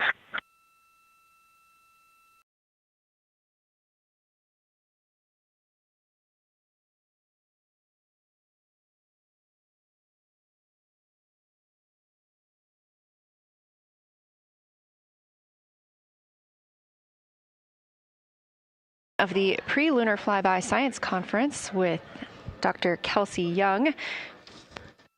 Young has served as the Artemis Science Flight Operations Lead, getting the crew ready.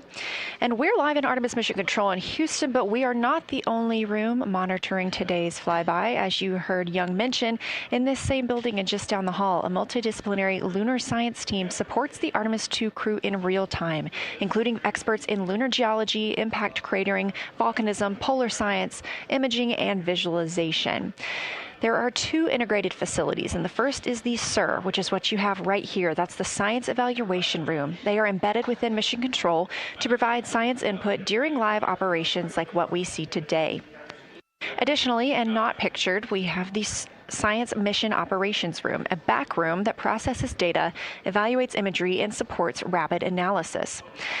Our science officer on console in Mission Control Houston serves as the primary interface between the science team and the flight controllers, ensuring science priorities are represented during mission execution.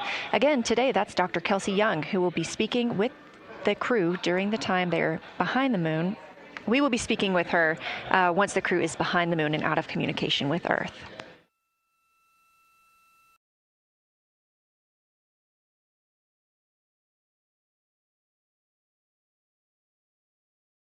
Back inside the Orion spacecraft on your left, closest to the camera, NASA astronaut Christina Cook. To her left, NASA astronaut Reid Wiseman. To his left, Canadian Space Agency astronaut Jeremy Hansen. And all the way in the back, NASA astronaut Victor Glover, our Artemis II crew.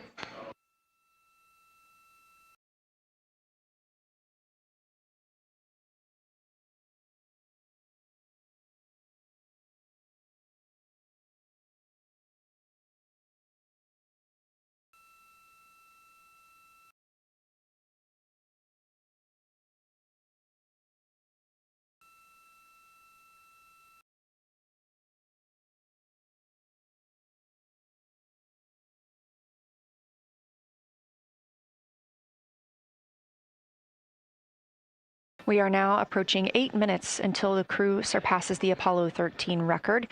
Currently 12,599 miles away from the moon, 248,507 miles away from Earth.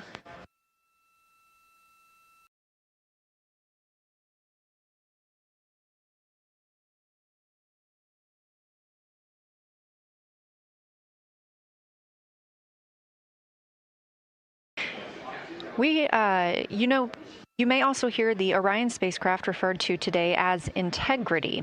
This was named by the Artemis II crew. It is Integrity crew. We have Reid's family in the viewing gallery. You're welcome to say hello.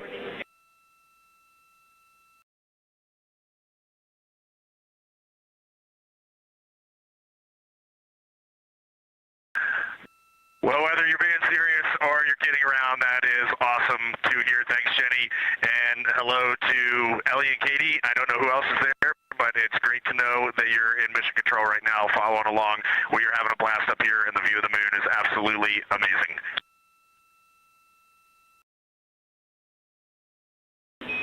I'm seeing a lot of hearts come out of the viewing gallery and even more smiles. Thanks, Reid.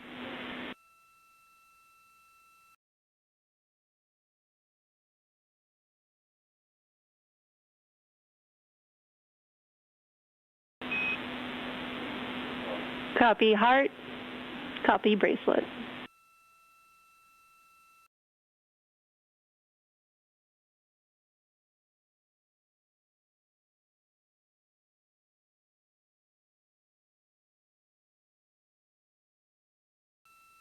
That call from Capcom Jenny Gibbons, Canadian Space Agency astronaut and Artemis II backup crew member, letting Reid Wiseman know that he has family here to support him today in the Artemis Mission Control viewing room.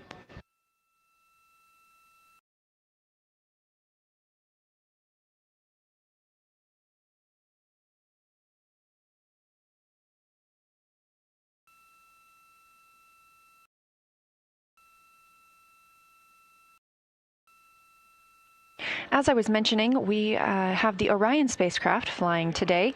However, the Artemis crew members named their Orion spacecraft Integrity, so you will hear calls to this entire crew with the name Integrity. They say that the name Integrity embodies the foundation of trust, respect, candor, and humility across the crew and the many engineers, technicians, scientists, planners, and dreamers required for mission success.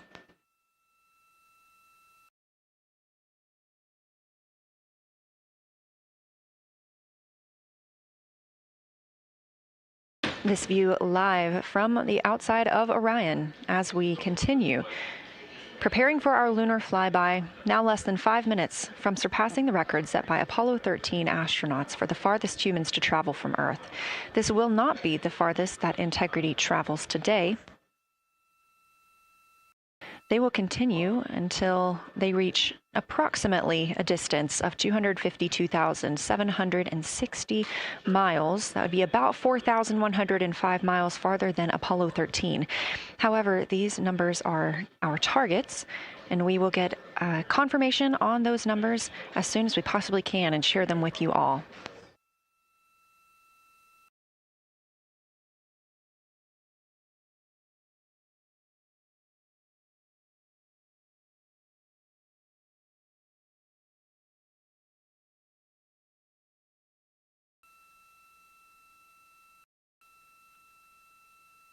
We talked a little bit about what to expect from the crew, whether that's taking photos or making audio recordings. To get a little more detailed, Reed Wiseman and Jeremy Hansen will be up first to capture imagery and record audio on the portable computing devices. You hear those referred to as PCDs, while Victor and Christina serve as the support members.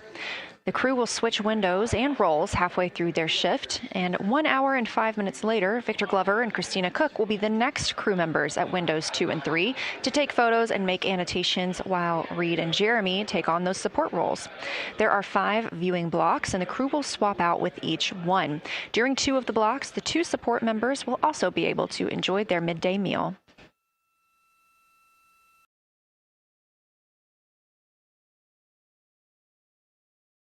At least 3 times per block is a science sit rep. Again, situational report. This is partially an operational status, reporting back if they missed any targets or gotten any specific ones, if they have issues with their camera or any other operational items. The other part is an actual description of the moon. This task is done by one of the support team astronauts, so that's not the crew currently taking photos or making annotations, but they do have windows 1 and 4 that they can float up and provide that information from. If you watch the entirety of the flyby, you'll also notice the crew will be photographing some targets multiple times to get observations in different lighting conditions. This is due to Orion changing their location throughout the flyby.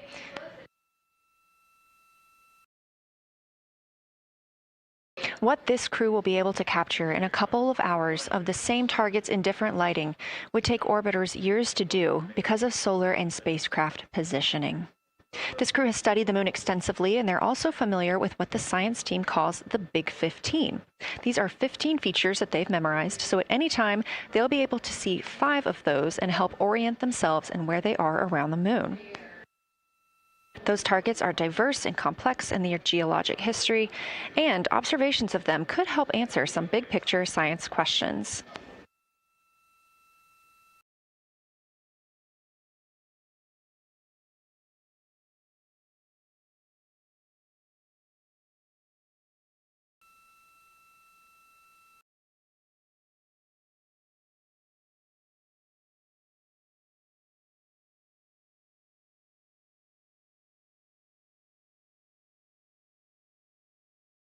If you've been following the mission, you can see that the configuration of the cabin is a little bit different than what it looked like on launch day. After ascent, the crew were allowed to reconfigure their spacecraft, and you can see that they've taken down seats. They have also taken away footrests. This gives them more opportunity to move about the spacecraft.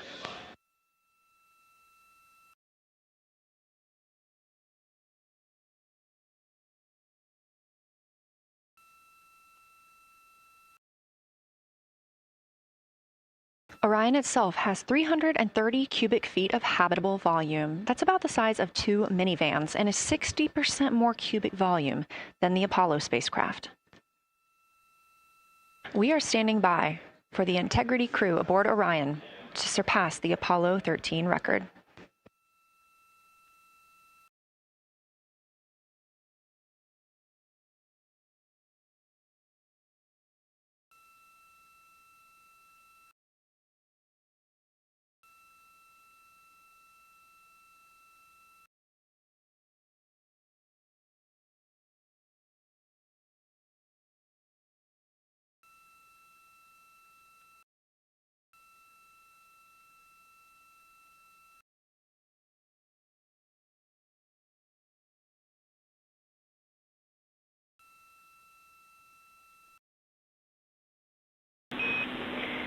Integrity crew, on April 15, 1970, during the Apollo 13 mission, 3 explorers set the record for the farthest distance humans have ever traveled from our home planet.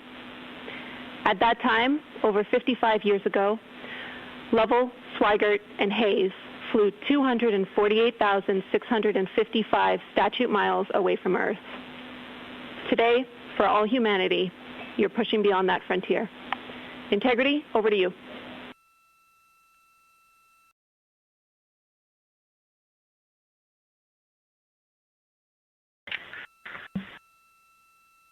Yeah, from the cabin of Integrity here, as we surpass the furthest distance humans have ever traveled from planet Earth, we do so in honoring the extraordinary efforts and feats of our predecessors in human space exploration.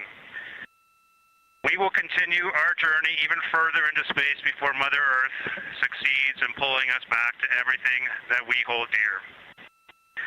But we, most importantly, choose this moment to challenge this generation and the next to make sure this record is not long-lived.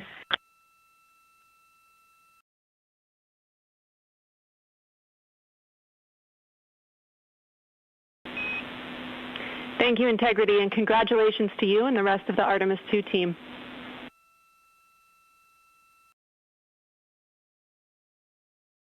Thank you, Houston. We have a couple more things we'd like to take this moment for. Our science team helped us out with a couple of relatively fresh craters on the moon that have not been previously named, and our crew would like to propose a couple of potential names for those items or those areas. And we spent a bit of time this morning looking out the window, and we're able to see them now both with our naked eye and through the long lens, and so we feel this is a good time to send this down, and a special shout out to Kelsey for helping us with this. The first one we'd like to suggest is a named crater in honor of our great spacecraft, Integrity. And so if you were to look at Orion on the far side and then draw a line straight up to Ohm on the far side, relatively in the middle is an unnamed crater, and we would like to suggest it be called Integrity in the future. And the second one, and especially meaningful for this crew, is a number of years ago we started this journey in our close-knit astronaut family, and we lost a loved one. And there's a feature in a really neat place on the moon, and it is on the near side, far side boundary. In fact, it's just on the near side of that boundary, and so at certain times of the moon's transit around Earth, we will be able to see this from Earth. And so we lost a loved one. Her name was Carol, the spouse of Reed, the mother of Katie and Ellie. And if you want to find this one, you look at Glushko, and it's just to the northwest of that, at the same latitude as Ohm, and it's a bright spot on the moon. And we would like to call it Carol, and you spell that C-A-R-R-O-L-L.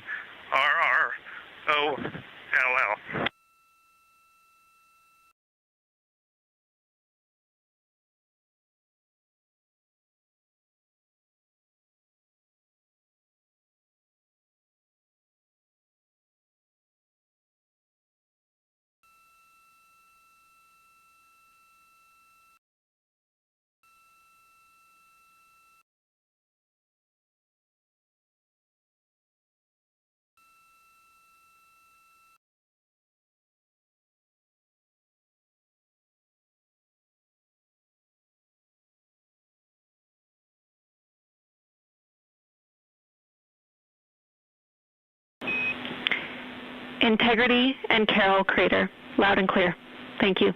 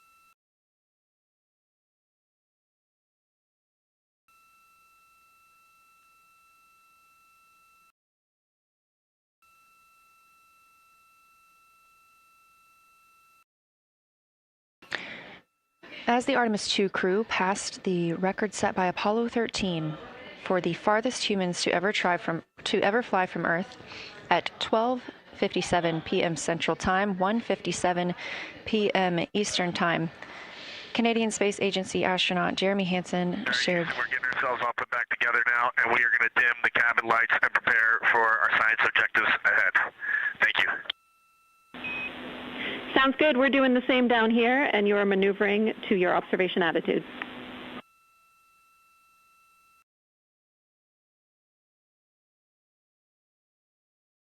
As we pass that Apollo 13 record of the furthest humans to ever fly from Earth at 12:57 p.m. Central Time, 1:57 p.m. Eastern Time, the Artemis II crew shared some poignant words, specifically Canadian Space Agency astronaut Jeremy Hansen. The crew also called down 2 craters not yet named that they would like to name. One, Integrity, in honor of their spacecraft, which they have named. That's near the Ohm crater. Another near Glushko, which is a bright spot, named Carroll, in memory of Reed Wiseman's wife.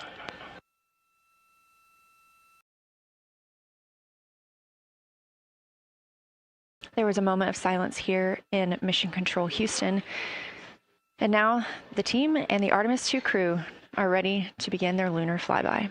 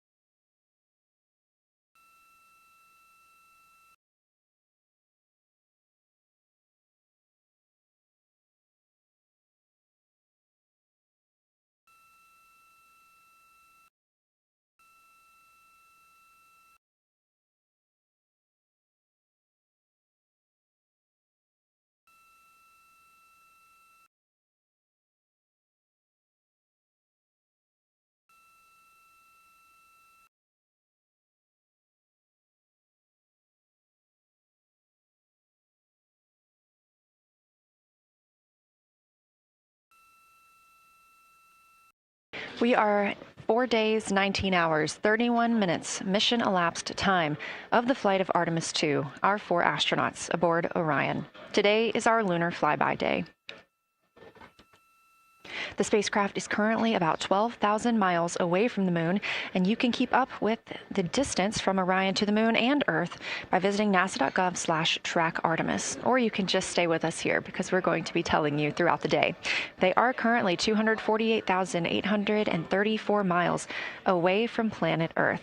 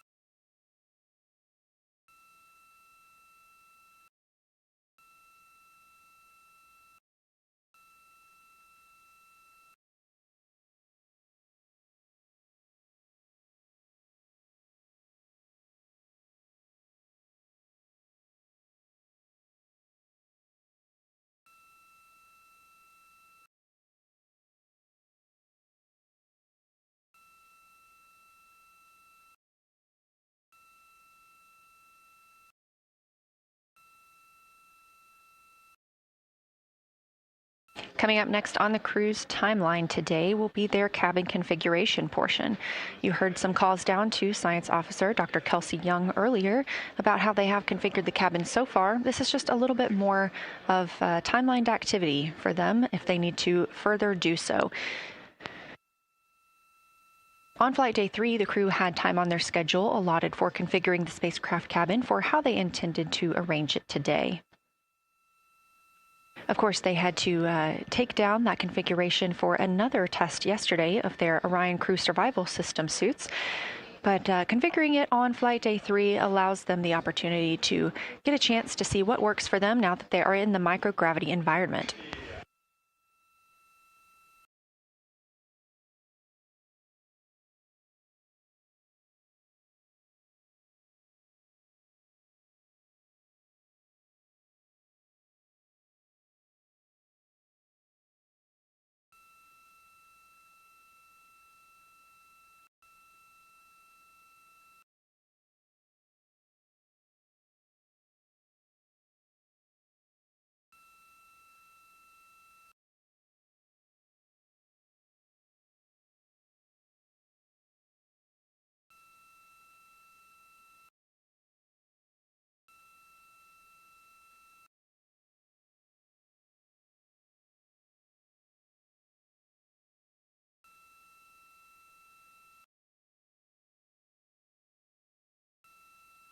Again, the crew is about to begin their cabin configuration portion of their timeline, though they have been working that already, as well as potentially during their post-sleep period this morning.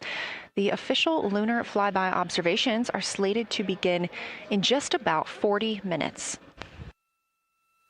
That's when we'll have the crew at the windows photographing the moon, as well as making calls down about what they are seeing.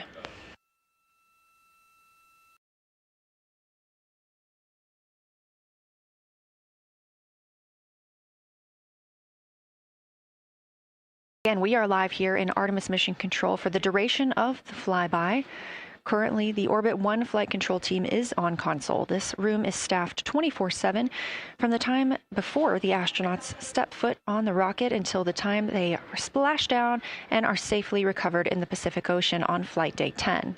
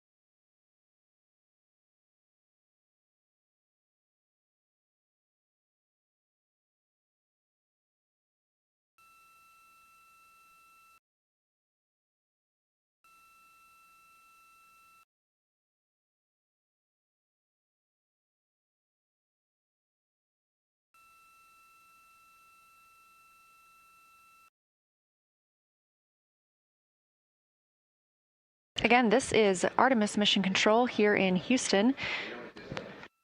We are now 11,777 miles away from the moon. We did pass the Apollo 13 record of farthest humans away from Earth at 12:57 p.m. Central Time, 1:57 p.m. Eastern Time. That distance, 248,655 statute miles from the Earth, continuing to be exceeded by the crew. They will reach their farthest distance from the Earth around 6:07 p.m. Central Time. At that time, they will be in an LOS, or a loss of signal, with us on Earth, as they'll be flying behind the moon.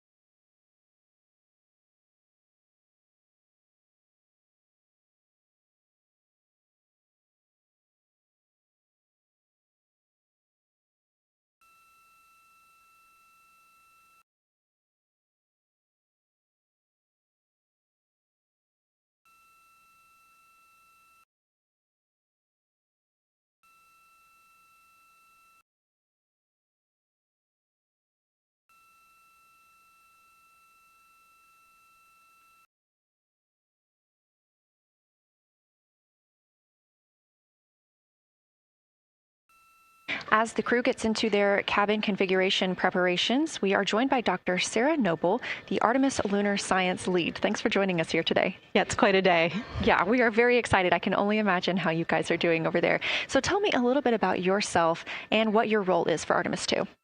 Sure. So I'm the Artemis Lunar Science Lead, so over the entire campaign, and my job is basically to make sure that as we have this big adventure back to the moon, we actually learn new things about the moon. Fascinating. So why is the moon such an important destination today? Yeah, so the moon is a pretty amazing place. It is a great place to learn about basic fundamental processes that happen on like all the planets, like cratering and volcanology, and also it is part of our Earth-Moon system, and the Earth recycles its rocks pretty well, right, through plate tectonics and weathering and whatever. Most of the rocks on the Earth are geologically young, but on the moon we have the entire record that goes back 4.5 billion years since we formed. And so if we really want to learn about what was happening in that period, like the moon is really the only place we can go. We're also thinking about going back to the moon, and we want to go to the lunar South Pole. So what makes that such an interesting destination? Yeah, the South Pole is cool, right? It's far away from the places we went during Apollo. It's different kinds of rocks there, some of the oldest rocks on the moon. It's also a place where we think there might be resources like water. There are craters that really never can see the sun because of the low sun angles there, and they get very cold. And we think that water and other things can build up in those craters, and so we're very interested to see what that might do for us. I'm very interested as well. So for some of our viewers who might be new to this, what does lunar science look like during an Artemis mission? Yeah, it's pretty exciting for us as we have sort of built this from scratch to try to understand how we can best use the crew to support our science. And so, we've developed a system. We've got a team in place. We've got a back room here in this building called the SIR, the Science Evaluation Room. And there's in fact a back room to that back room over in another building here at Johnson Space Center, where we've got our teams of scientists working really hard. They're actually speaking to this room through our science officer. This is now the first time we've ever had a science officer in in flight control room. So we're pretty excited about that. So we have a really voice out and up to the crew. I know, it's been so exciting to hear Dr. Kelsey Young speaking directly with the crew today, now so close to the moon. And we have a live view here of the science operation, or the science evaluation room. So this is where the majority of your team is today. Is that right? Yeah, that's right. This is a big chunk of our scientists. You can see them in there now working hard, trying to get ready for the day. And then again, there's a second room where we have a lot of our data folks, where the data will first come down and they'll sort of sift through the data and get it ready for this team to take. What's the mood like right now in the SIR? It is, I would say, giddy. I think we've worked very hard for this. They have done simulation after simulation. They have worked really hard over the last couple of years to get ready for this moment. And I think everybody's just really excited to see, even already we've had some descriptions from the crew coming down, and it's so great to see their joy and our joy, our love for the moon come through. Yes, we are in for a real treat today if it's been anything like their observations the past couple of days. So how are the lunar science teams using this test flight to prepare for future missions to the moon? Yeah, absolutely. This is the way that we are building our foundation for the future, from everything from, how do you train a crew to be a geologist, right? And so, working through that, getting them classroom training, field training, building the science team, building these physical rooms that we are in, designing the software that the teams are using, and then, figuring out what happens to that data. They're going to take this data and it's going to come down, and how do we get it out to not only our team, but out to the world and the rest of the science community. Yeah, that's a great point, because when you hear these crew members talk, you would never know that they're not geologists. Your team has trained them so well. They have been very good students. Who can blame them? It's a pretty great topic. One more question for you. How does the science that we're doing on Artemis help support long-term exploration, and including our sustained presence on the moon?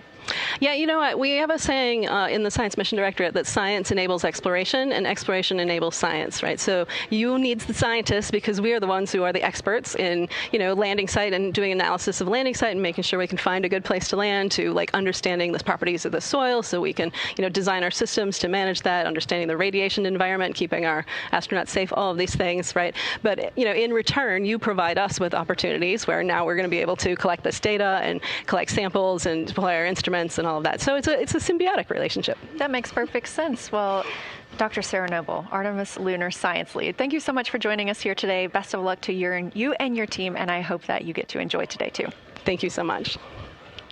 We are now getting closer and closer to our lunar neighbor. This live view coming from the Orion spacecraft and a camera mounted on one of its solar array wings.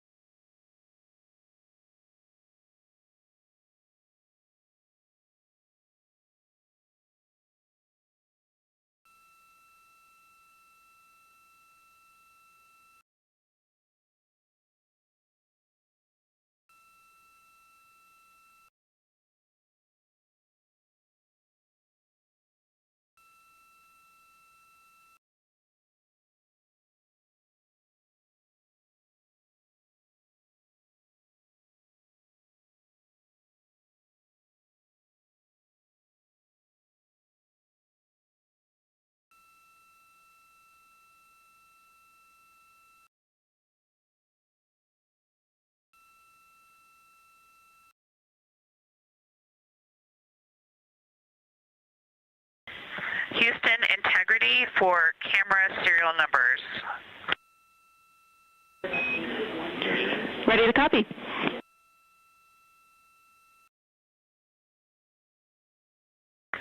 Hey Jenny, these are card numbers for the various positions.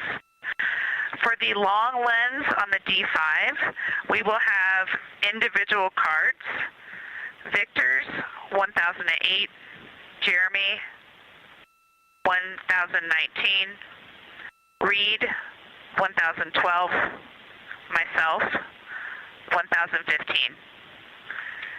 For the Z9, we will have one card that is dedicated for today, serial number 1007. For the cabin camera D5, we will have one dedicated card for today, serial number 1022.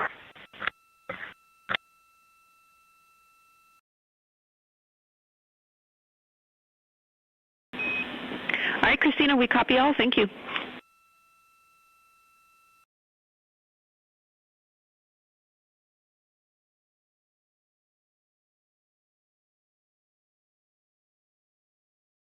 We just realized that we have Earth out window 1 and Moon out window 2, and Earth out window 4 and Moon out window 3, and it gives you the best idea of scale we have had yet. The Moon is about 3 to 4 times the size of the Earth, and it is almost full, and the Earth is just a small crescent out there. It's magnificent. I got a picture of it with the wide lens. Such a majestic view out here. Amaze, amaze, amaze. Thank you, Reed.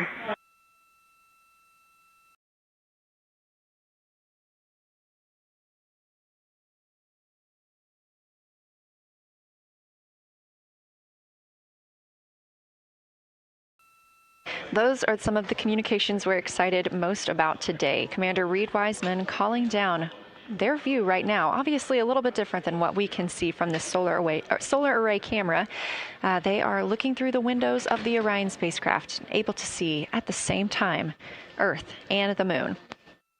You also heard NASA astronaut Christina Cook calling down some of the cameras that they will be using today. The crew is in that cabin configuration portion, and we expect the lunar flyby observation period to start just about 20 minutes.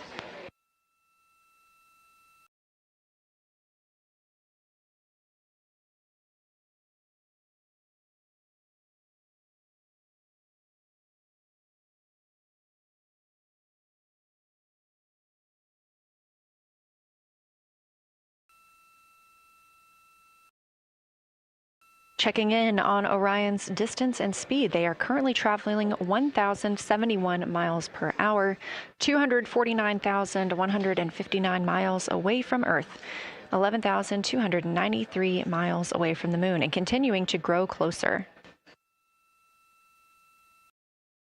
At closest approach to the Moon today, the spacecraft will be just about 4,070 miles away from the lunar surface. This will be during our loss of signal with the crew as they travel behind the Moon, and we will await their return to get the official number for you for how close they come to our lunar neighbor.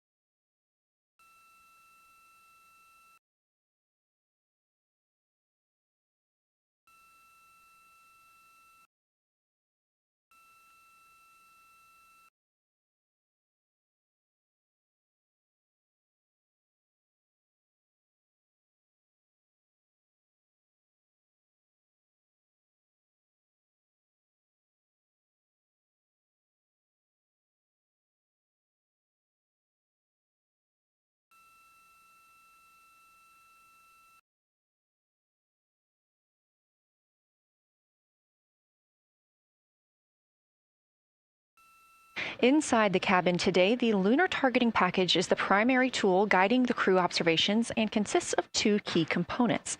The lunar geography review helped the astronauts study major lunar features in advance and help learn how to orient themselves during the flyby. Because, of course, the moon is not actually labeled like it appears here when we look at this map. The lunar targeting plan provides a detailed timeline of observation targets, background science context, and specific instructions for the pictures the crew should take, as well as the verbal descriptions that will be helpful to the science team reviewing them later. This is a screenshot from their lunar targeting package, and a screenshot specifically of that lunar. For attitude. Go ahead.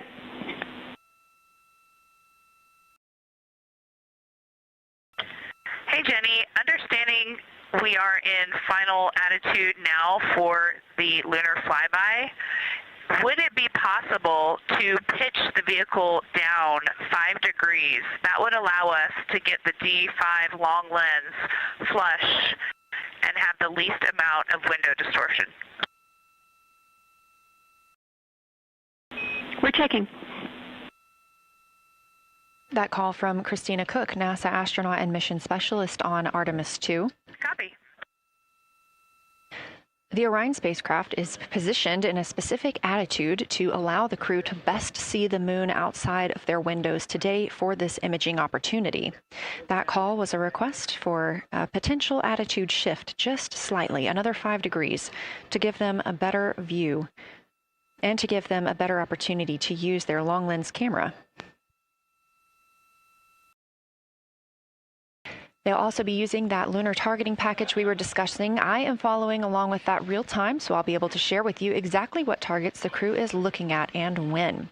They also trained with a lunar science passport. It's a little reference guide used on Earth to reinforce recognition of key lunar features. It is not on the flight, but it was a significant study tool for the crew to get them ready for launch. The apparent size of the moon will change throughout the flyby, and it'll appear roughly like a basketball held at arm's length at the crew's closest approach. That reinforces the need for careful planning and practiced observation techniques.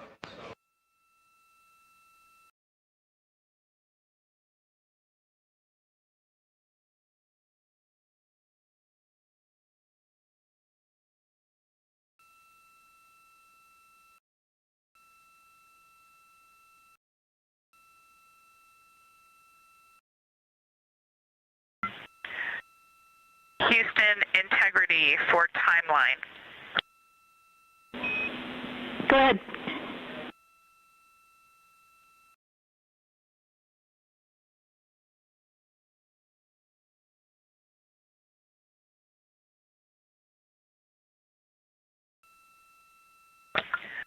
Hey, Jenny, just to make absolutely sure that we start observations when expected, we are showing in Optimus that observation time starts in about 15 minutes, and in LTP that our first target, discussion 1, starts in about 29 minutes.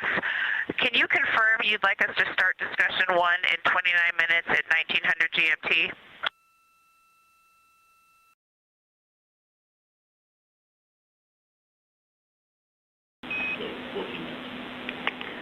Christina, we are tracking that discussion 1 should start at 18:45. That's 15 minutes from now.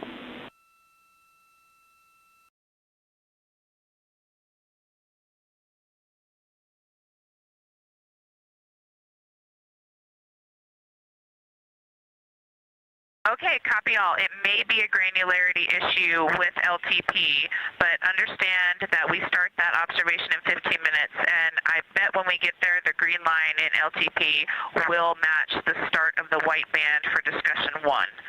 I think it's just a matter of the labeling and the granularity. Thanks for confirming.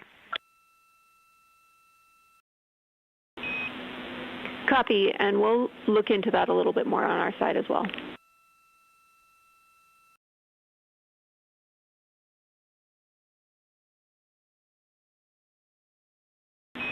Christina, can you verify for us that your green line is moving on the timeline page of your LTP?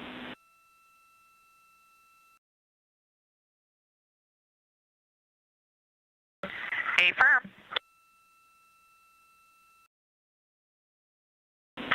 Jenny, I do think we're good. Looking closer, I see the labels are just not aligned with start or end times of the white visible bands.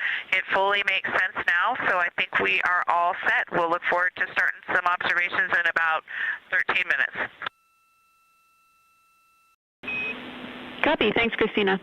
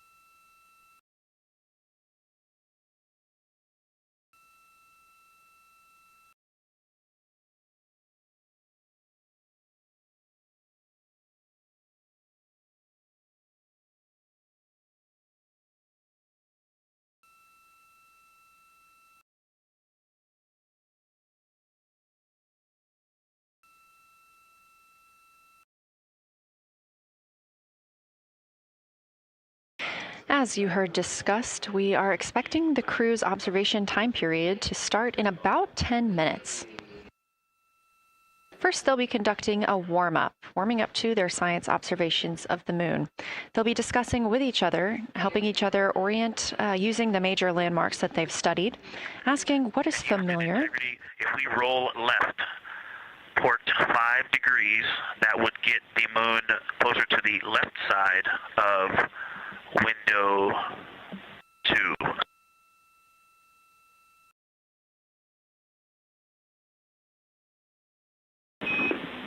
Copy, Victor. We'd like to know if it's pitch and roll or one or the other.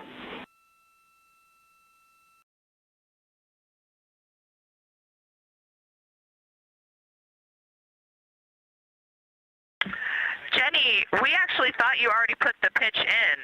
Had the pitch been put in already? No, we need a little while longer to talk about it.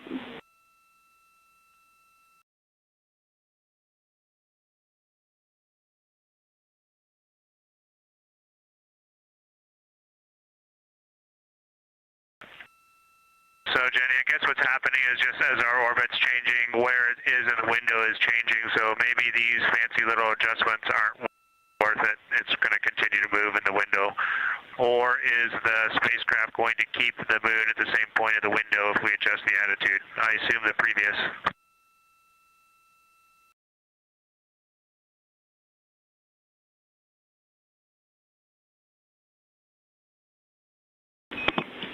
Right now, we are pointing the center of the window to the center of the moon with 2 degrees of deadband.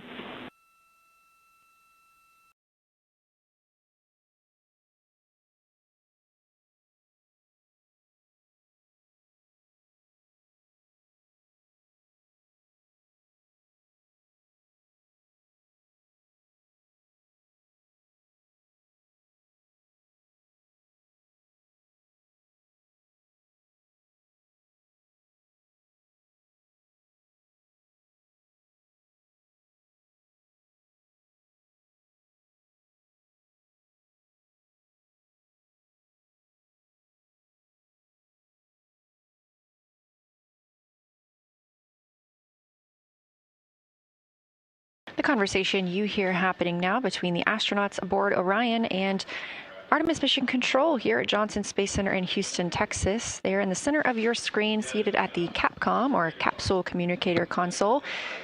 That's Jenny Gibbons, Canadian Space Agency astronaut and Artemis II backup. She was also the lead Capcom for Expedition 63 aboard the International Space Station.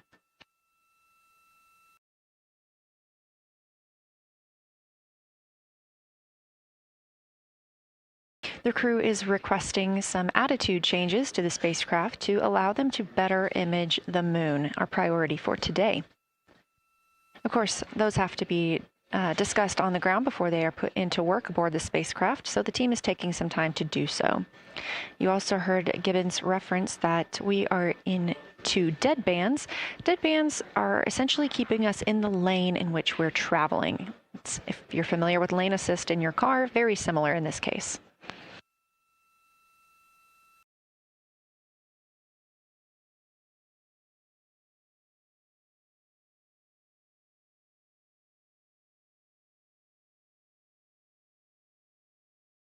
We are now 10,870 miles away from the moon, traveling 1,066 miles per hour and 249,390 miles away from Earth. Again, we recently surpassed the Apollo 13 distance record of farthest humans have ever traveled.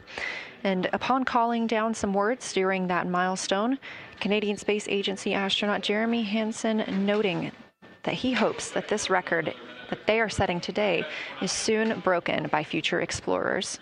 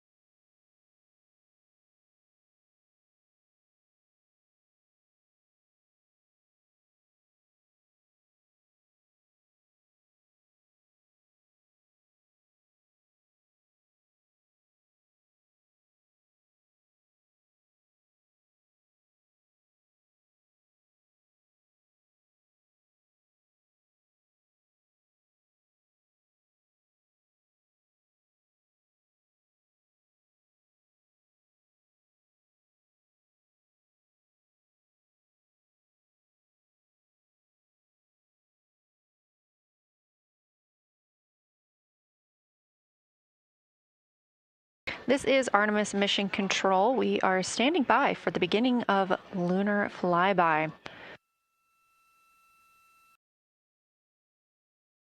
Expecting that to start in just a few minutes when the crew will begin a warm-up discussion preparing for the day. They will be capturing images along while discussing what they find familiar about the moon and what looks unexpected to them.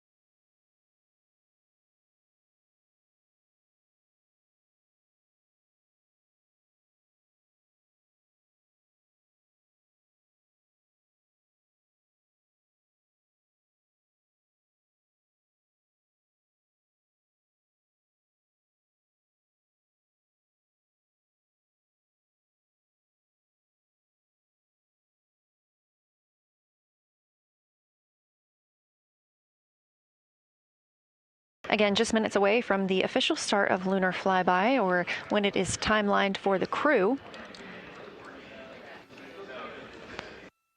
We are currently 10,726 miles away from the moon. This view on the left side of your screen coming from the camera on one of Orion's solar arrays.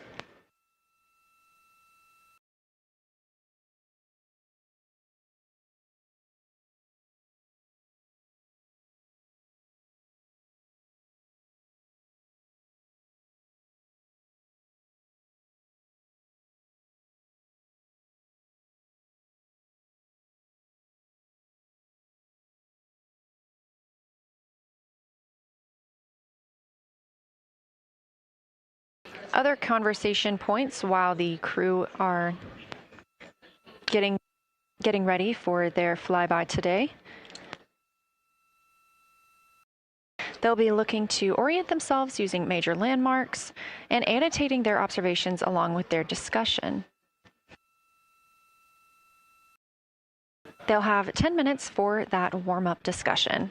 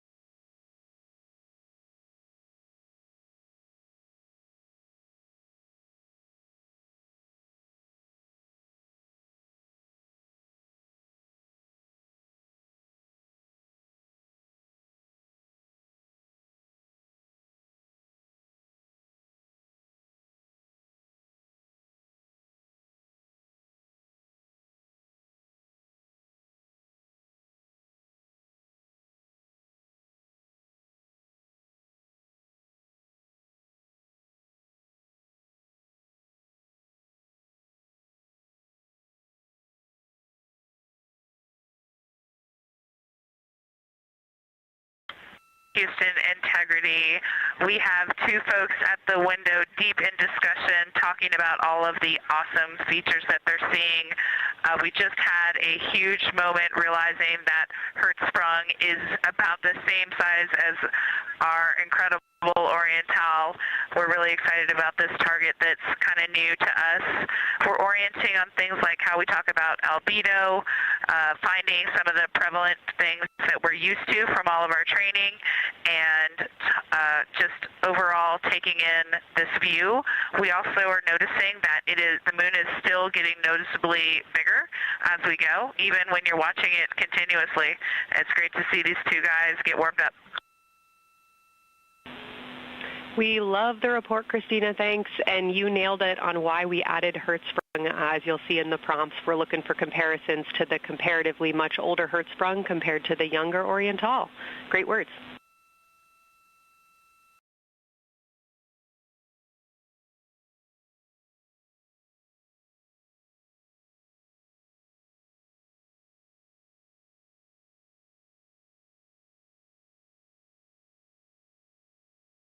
This is Artemis Mission Control. That was the voice of Dr. Kelsey Young speaking with the astronauts aboard Orion as they begin their observation period and lunar flyby.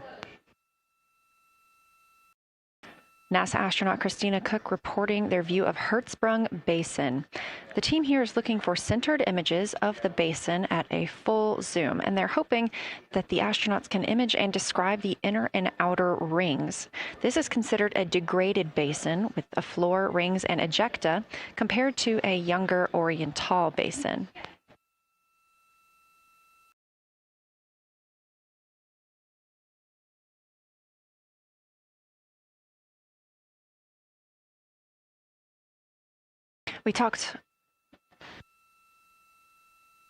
We spoke earlier with Julian Gross, the Artemis curation lead, about some of the terms we will hear the crew use today. One of those just called out, that's albedo, looking at surface brightness, or the amount of light a surface reflects.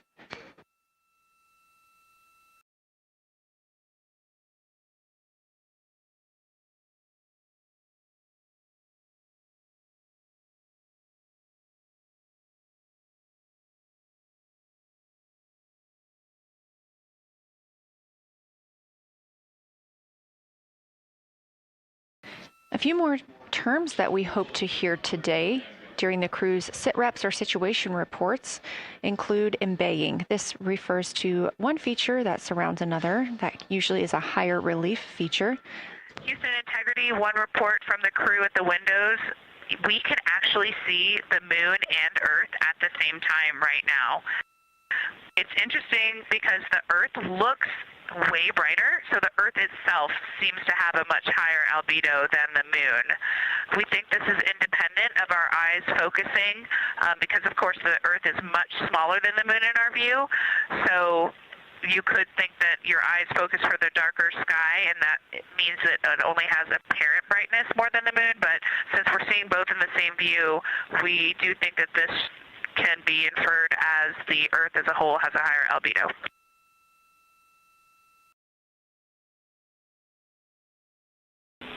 Great observation, Christina, and reminder that as you're starting to look for those subtle color and albedo variations on the moon, the relatively bright albedo Earth might make those a little bit difficult, but as your eyes continue to adjust, we expect you to start to see more nuance on the moon. Thanks.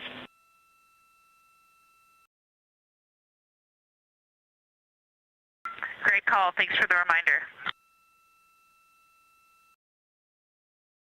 We're all going to be experts in lunar terminology by the end of the day. Another one we expect to hear is mare. These are dark regions paved or filled by volcanic deposits. You also can hear them called seas, oceans, lakes, or marshes, or other bodies of water.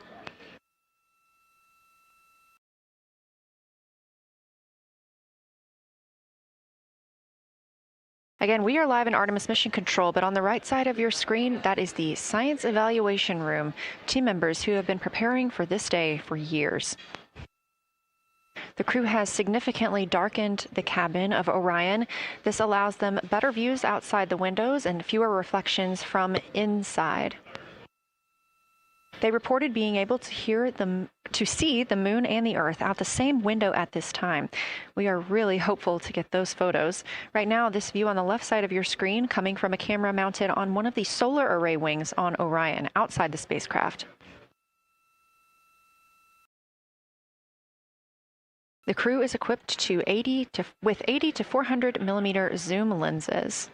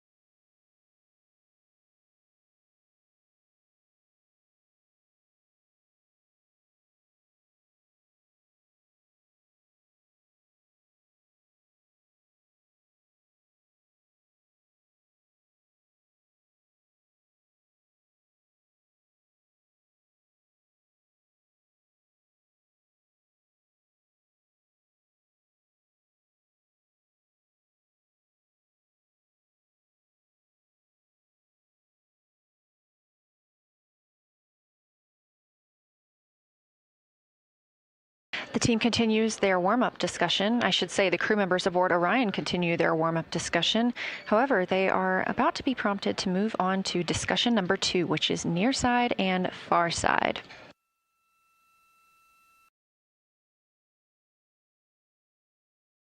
some of the things that they are looking to capture, the ground has prompted them to photograph anything that stands out to them and to compare the near side versus the far side mare in color, albedo, topography, and texture.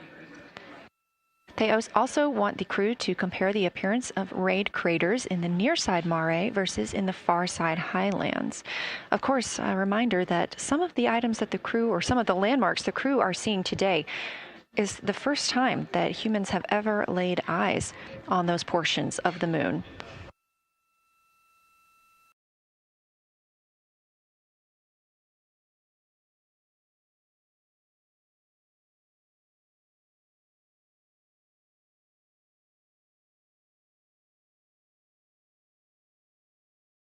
In the targeting package, there are a few reminders of the crew.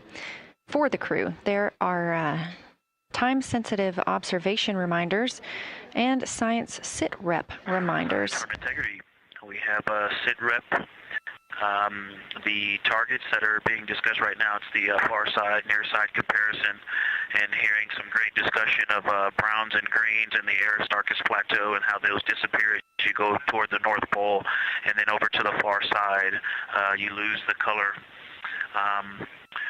You've got Jeremy in window 2, Reed in window 1, having a great discussion. Christina's under window, I'm sorry, Reed is in window 3. Christina's under window 1, documenting the discussion. And we've got the lights completely off in the cabin. There are some LEDs that we cannot put out that do provide some light scatter. But we have all of the internal lights off. And are letting our eyes adjust as best we can. The window 4 view, you only get about a third of the moon. Tycho is going to go over the horizon soon, and you can see Aristarchus, and then you start to lose the view as you go to the west in Oceanus and Procellarum. So far, the team is on the plan, and the long lens is being put to good use, and recordings are being made, and internal documentation of the configuration and the observations is ongoing. Science, do you have any questions for us at this time? Integrity Science. Victor, very glad that you provided the first formal science sit-rep, as these were indeed your idea. One follow-up question, any relationship between those browns and greens you described? Do you see them blending into one another, and do you see any topography associated with either color?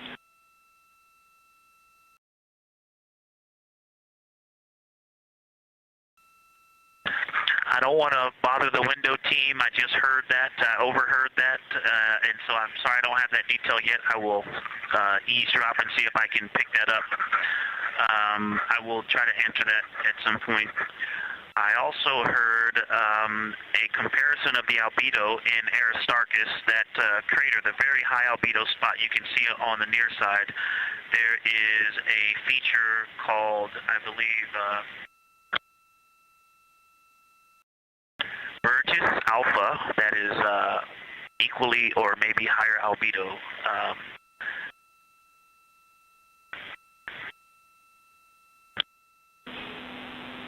I apologize for the gaps. I'm trying to listen and talk at the same time, but I will try to get some more information to correlate those colors from Aristarchus for you. Understood, Victor, and good call to not bug the window team. Really like the brightness comparisons to Burgess A. Really helpful for the science team. Keep them coming. Thanks.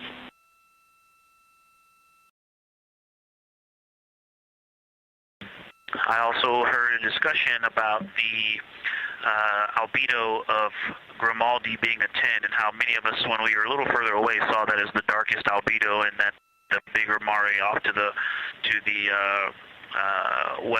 to the east was still dark, but maybe a 7-8. We still think that, but you are seeing color variation, albedo variation inside of Grimaldi as well, and that even on the west side, there's still a very dark part of it. but it is still the darkest. It is just not as uniform as it looked when we were farther away. We're starting to differentiate the striations of albedo inside of Grimaldi. Copy all, Victor, and you read our mind. Superlatives like darkest, biggest are really, really helpful for us, so keep those coming.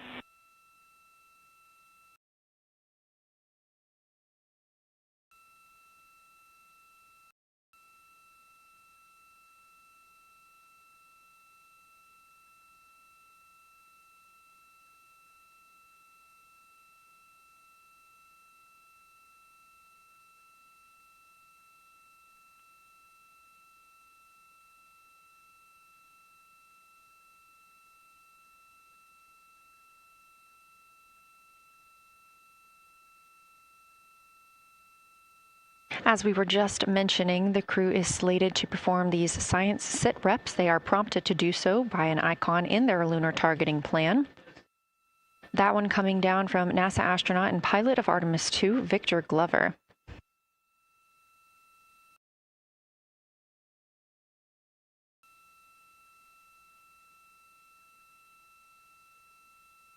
As we discussed, the Capcom is usually the only person in the room speaking with the crew, the capsule communicator. However, today, the science officer, Dr. Kelsey Young, she is the Artemis Science Flight Operations Lead, is speaking with the crew during the flyby to ask any questions that the team may have. To her right is Trevor Graff. He is one of 3 science officers. Those would be Kelsey Young, Trevor Graff, and Angela Garcia, who will also join us later for an interview.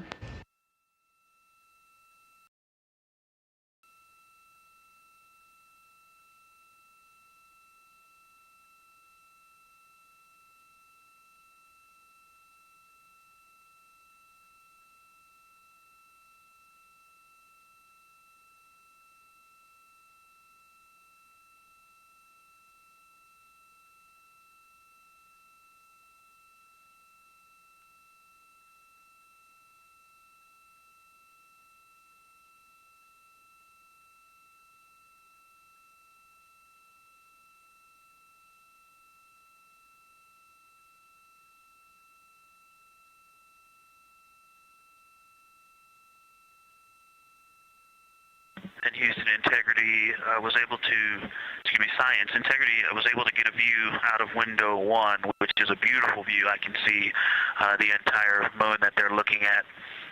We left the T-shirt up there, so I was kind of peeking through the opening in the makeshift shroud there.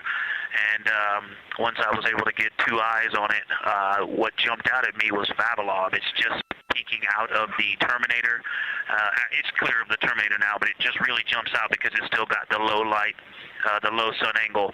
And so where the, Vavilov has that impact over the top of another crater, where the 2 craters intersect on the eastern edge. So on the side closest to Oriental, where the 2 crater rings intersect, the shadow there is the highest peak in the interior of Vavilov, and so you can see that terrain is, there's some real variation in the terrain there, that there's a nice peak where those peaks intersect, where those rings intersect, and we'll get a picture of that.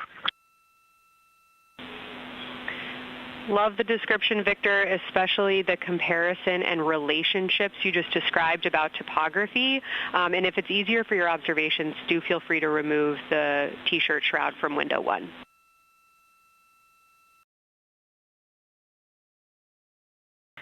Yeah, absolutely, we will do. Thank you.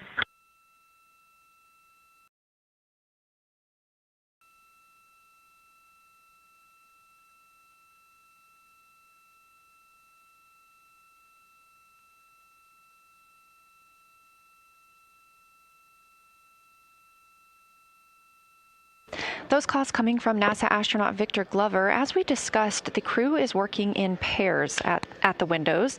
Right now, taking photos are Commander Reed Wiseman and Mission Specialist Jeremy Hansen. Serving as their support team are pilot Victor Glover and Mission Specialist Christina Cook. You're hearing those calls from Victor Glover, as he is on that support team, and he is tasked with providing the science sit reps, while the 2 crew photographing and making annotations of the moon are in Windows 2 and 3. Windows 1 and 4 are available for the support crew to fly up to, obviously look at the moon themselves, and provide these science situational reports. The view on your screen is part of the lunar targeting package, and it's something that the crew can reference as they are flying by, but this is an animation.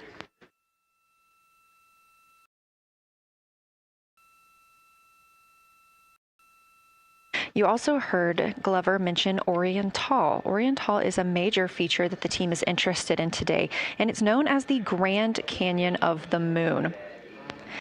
Until this mission, the Oriental Basin had never been seen in sunlight by human eyes. Oriental Basin and its surrounding ejecta could fit within a straight line distance from NASA's Johnson Space Center, where we are at today, to Kennedy Space Center.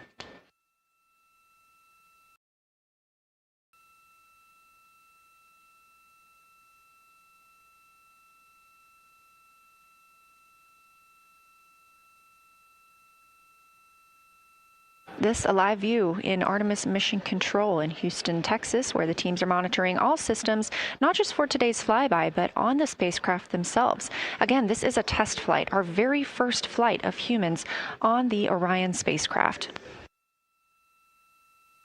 This team has been this team has been monitoring the entire time of the mission, as well as we have been live the entirety of the mission, and we will be continuing to do so all the way through splashdown and crew recovery from the Pacific.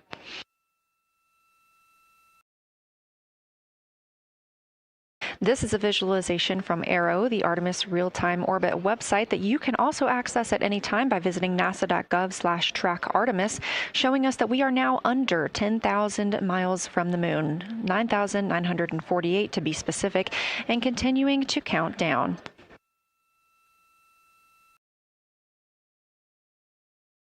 Again, our closest approach to the moon today should come about 6:02 p.m. Central, 7:02 p.m. Eastern. However, we will be out of contact with the crew at this time as they begin transiting behind the moon. At that time of closest approach, the distance from Orion to the lunar surface will be about 4,070 miles. Of course, these are estimates at this time, and we'll be sure to provide you with the official numbers once that closest approach has been reached.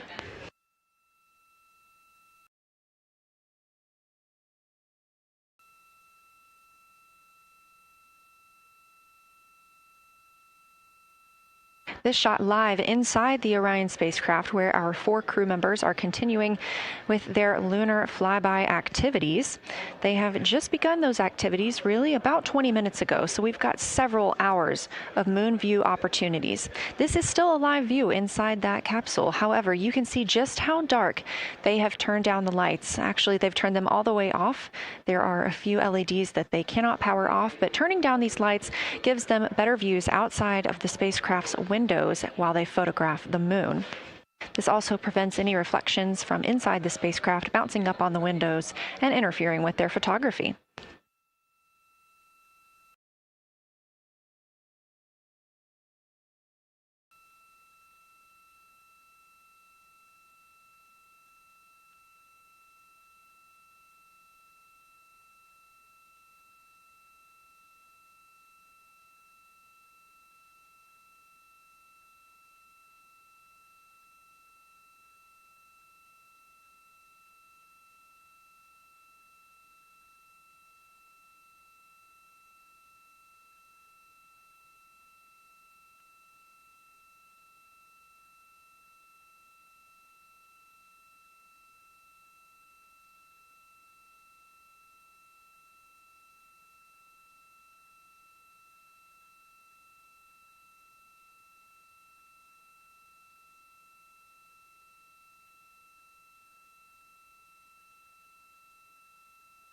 As we were previously discussing, the crew members are serving on teams, the first team being Commander Reed Wiseman and Mission Specialist Jeremy Hansen at the windows photographing what they see. We heard reports earlier that they could see both the moon and the Earth in the same view, and we are looking forward to seeing the moon and the Earth in the same view as well.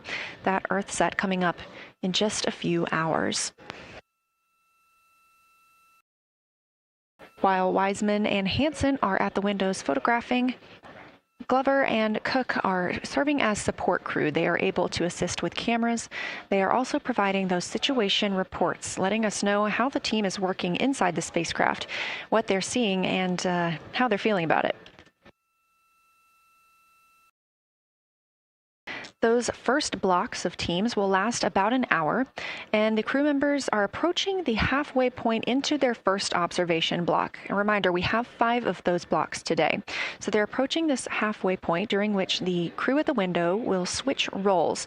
One will begin taking pictures, and the other will be making annotations on their PCD, that's portable computing device.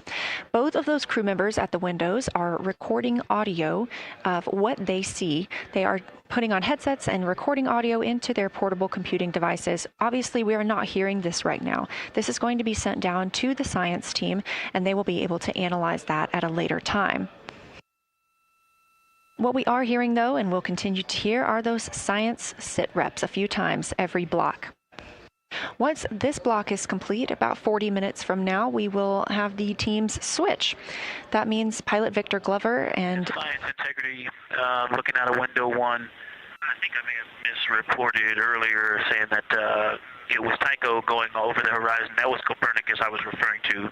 Apologies. It was Copernicus is what is farthest bounding to the east, and that is now like on the horizon or just past it. And the Korolev is now a few degrees from going over the horizon. And then, you know, next it'll be Aristarchus Plateau. And so on the west, we are getting a much better view of the Terminator.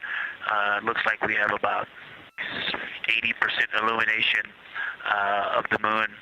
And Vavilov and 1 Vavilov diameter to the west is where the Terminator is right now.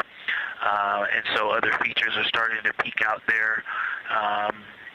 The center of the illuminated part of the moon is, to the lower part is Oriental. And just around Oriental, a lot of light structure is starting to show up. A lot of high albedo, similar to the feature, I cannot remember, Burgess Alpha and Aristarchus type high albedo in the ring. So when you look at the interior ring and the external ring, it's almost as if the edges are starting to dry up and turn white. If it was something that was wet and got dry, the edges would be the part to dry first. You just kind of outline all the topography in the interior of that wall is like it was dusted with chalk or is starting to dry, or maybe dusted with snow. If this was the Earth, I would say there was snow dumped on some of the ridges on the interior of the rings of Oriental.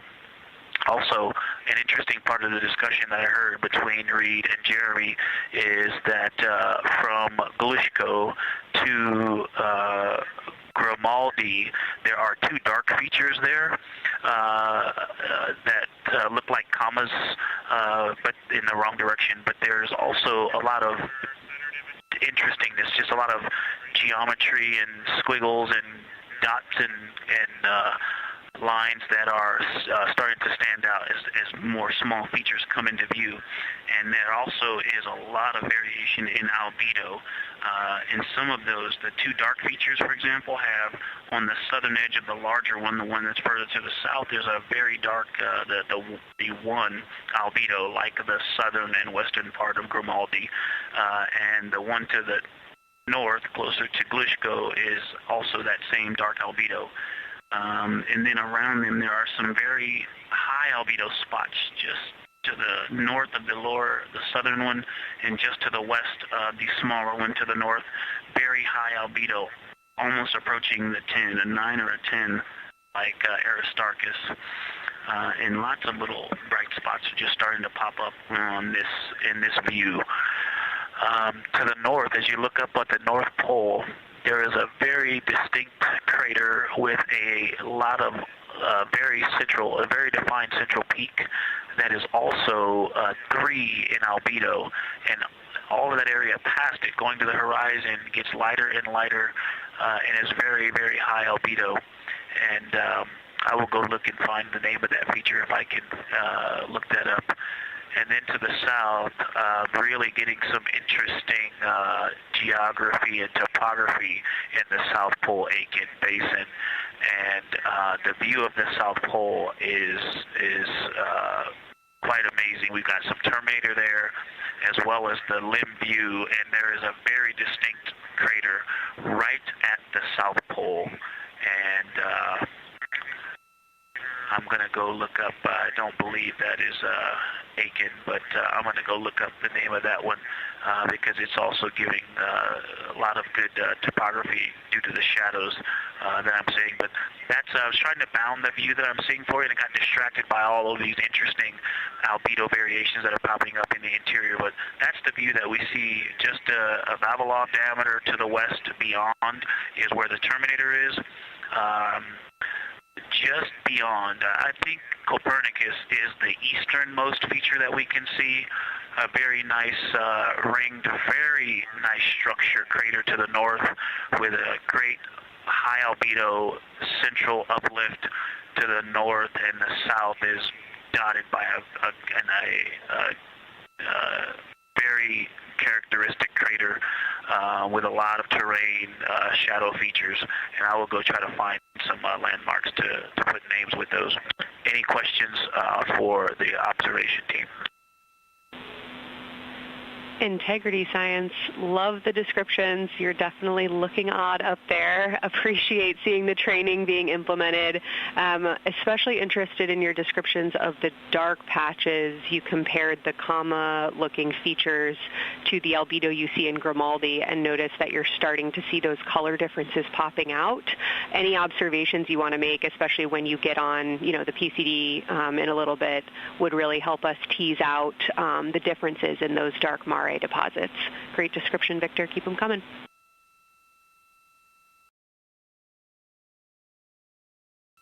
Absolutely will do, and I know you've got descriptions on both of the window observers right now as well.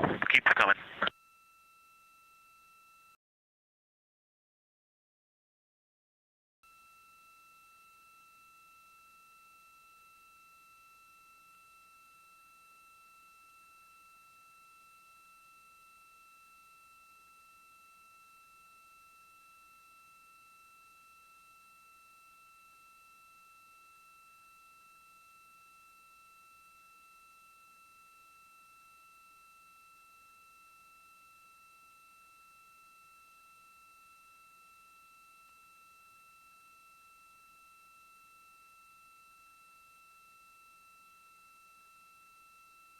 Great evidence of how well trained this crew is by the science team.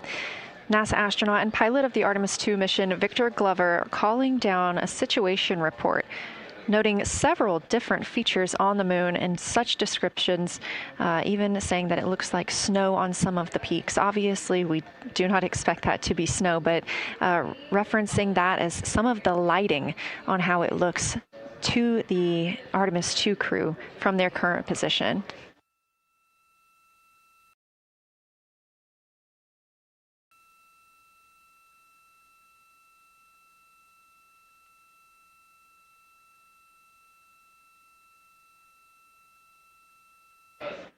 The team is slated to be switching their positions at the windows now. Both Reed Wiseman and Jeremy Hansen have been at windows 2 and 3, one taking photos, one making observations and annotations on their portable computing device. At this time, we also anticipate that they are looking at a crater duo. One of those is Glushko, and the other is Ohm.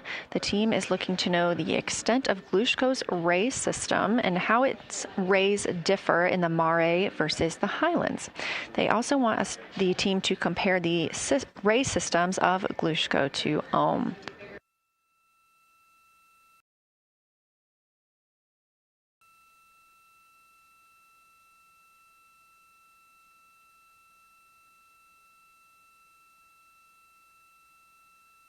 Ohm is considered a young crater. And if you've ever seen a photo of the Richat structure, it's also known as the Eye of the Sahara. It's 40 kilometers in diameter, and that could fit within Ohm's interior.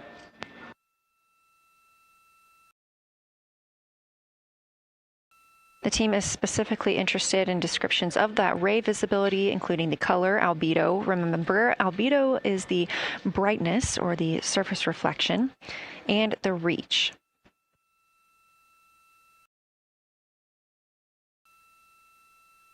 Again, I am using the same lunar targeting package that the crew is referencing on board right now. This helps keep them on time as well as prompt them for when they need to make a call down to the science team and report what they're saying. It also gives them reminders of when they need to swap positions at the windows. Additionally, I'm using the Artemis II Lunar Science Passport developed by Amber Turner and the Artemis II Lunar Science team. Now, this passport did not fly with the crew, but they used it extensively as a study guide here on Earth. So a lot of the descriptions and comparisons you hear today are developed directly by the science team. We are now 4 days, 20 hours, and 43 minutes. Science, integrity, that crater to the north, that is, it's like we've got one in the north that looks like just a textbook crater, and one on the South Pole as well. The one on the north, I think, is Pythagoras. And what I wanted to highlight about that is it is either a very distinct central uplift or just a very defined area of high albedo. If a majority of the crater, especially the floor of the crater, is, say, an albedo of 5, this center, and gosh, only a tenth of the diameter of Pythagoras is an albedo of 2, maybe 3, but it is very bright and it stands out. And then between that crater and the actual what is the horizon from here, there seems to be another crater right on the horizon, and right on the edge of that is another patch of that albedo. It seems to be between the two craters. It's hard to tell from this grazing angle, but there is another spot just further north beyond Pythagoras. Between the two, I can draw a picture of this one and show you where that very high albedo, again, another 2 albedo surrounded by 5 and most of the area bounding it.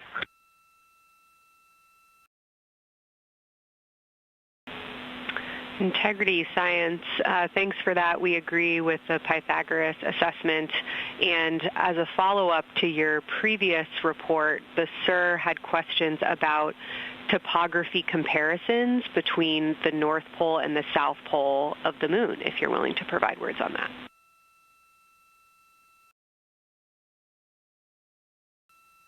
Topography comparisons, absolutely. And if you have any idea what, if you draw a line between Pythagoras and the western edge of the outer defined ring of Orion, it intersects a beautiful textbook crater on the south.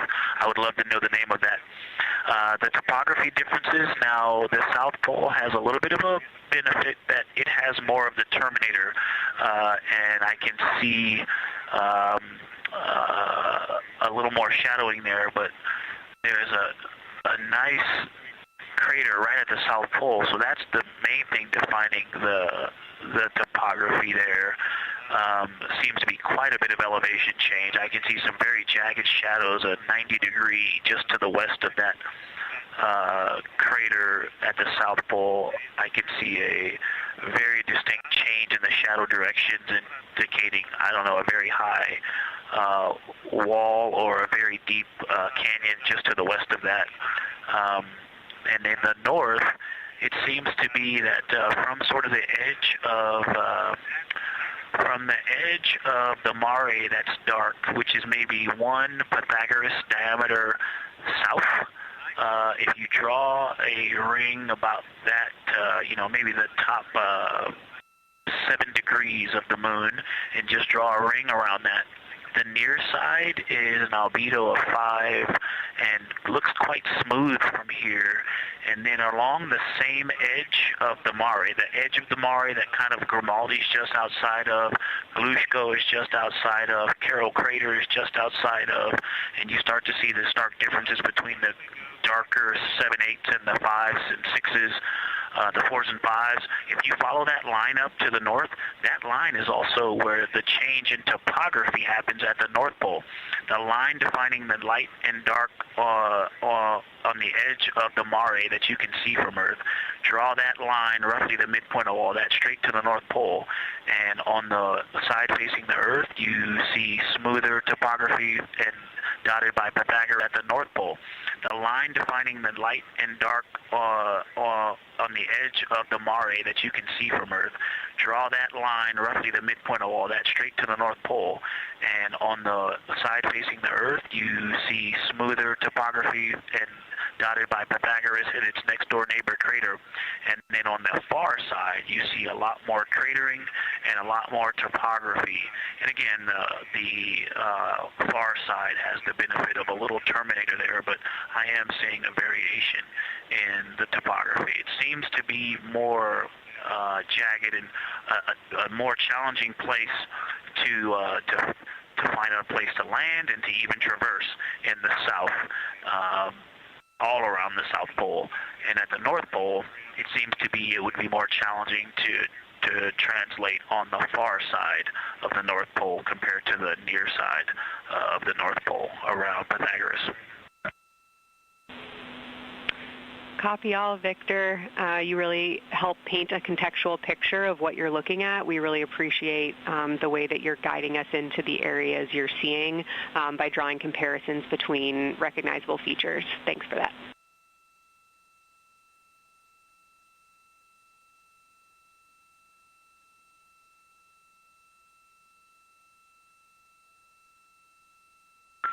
And Kelsey, another little science sit-rep moment, something I just heard from the window team is the more I look at the moon, the browner and browner it looks. I thought that was an interesting observation. The two observers have been on timeline, no hardware issues.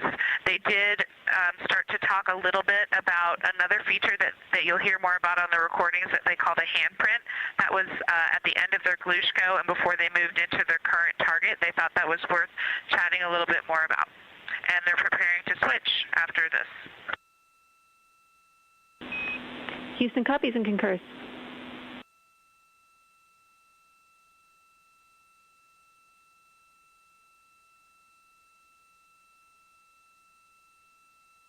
Hey, Houston and Science Integrity, another just observation from the human. My eyes have shifted a little bit since I've been up here. I've been wearing my reading glasses to look at the PCD. Well, this is a very taxing event on the eyes, looking out the window and seeing the very bright moon, then coming back inside to the dark cabin and trying to work cameras and microphones and logistics and lunch and those kinds of things, and then looking at the PCD, which is dimly lit. It's just been an exercise. It is a difficult thing to manage it. I'm up and down on the glasses and then having to wait as my eyes adjust when I come back in. As soon as I look back into the cabin from looking out the window, I can feel my eyes adjusting, and I just have to work through it as they adjust. Appreciate that report, Victor, and know that we are prepared to read you up targets from the ground if that would give you the ability to keep your eyes focused on the moon and not having to swap between that and the PCD. Just let us know.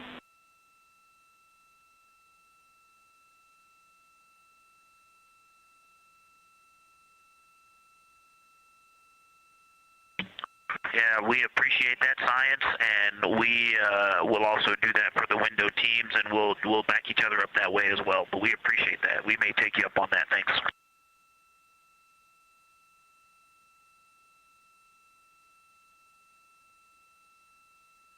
Continued detailed descriptions from the Artemis II crew aboard Orion. Again, this is a test flight, the first time we've flown humans aboard this spacecraft. So every detail, even that it's difficult to look outside the window and then back at the PCD, that portable computing device, every single detail is appreciated as we prepare for future missions. Glover also mentioned that he is now wearing his glasses now that he's in space and that his eyes have shifted a bit. This is something that happens when our astronauts go to space. There is a fluid shift from the lower half of your body up into your head, and that can cause changes in your eyes. It's something that we have seen over time for some crew members, especially now that we have been living and working on the International Space Station for over 25 years.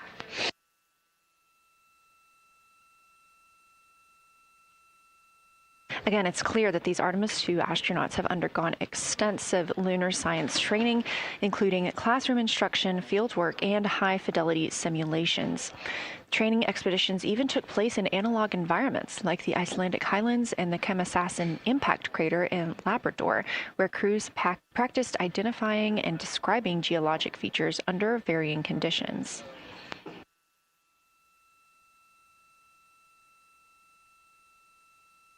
Additionally, here at Johnson Space Center, Orion mock-ups were used to rehearse crew choreography, including three-dimensional space management with an inflatable moon globe to simulate the flyby. And while on Earth, the crew also used that small lunar passport that I mentioned with descriptions, photos, and prompts to help them study the features we hope they'll see. Now, this is a view from their lunar targeting package at this time, helping them determine what they're seeing on the moon, as well as on the left, keep up with what their next target will be. As you can see, we have got a long list and an exciting day ahead of us.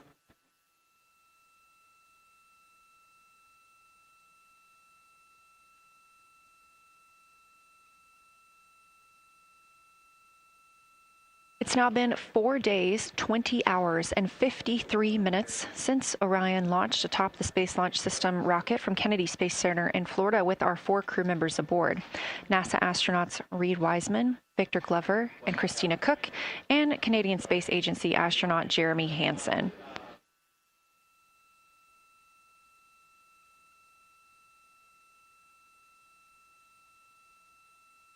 The Artemis II crew passed a major milestone today when they passed the Apollo 13 distance record at 12:57 p.m. Central, 1:57 p.m. Eastern. That Apollo 13 distance record was 248,655 statute miles from Earth. And Houston, another observation, whole moon.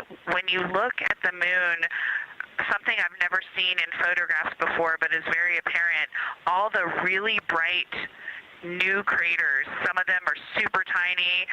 Most of them are pretty small. There's a couple that really stand out, obviously. And what it really looks like is like a lampshade with tiny pinprick holes and the light shining through. They are so bright compared to the rest of the moon. We copy, Christina. Thank you. Looks like you guys might be doing it, but remind you to swap positions at the window and take your SD cards with you. We're loving everything that you're calling down, so keep it up.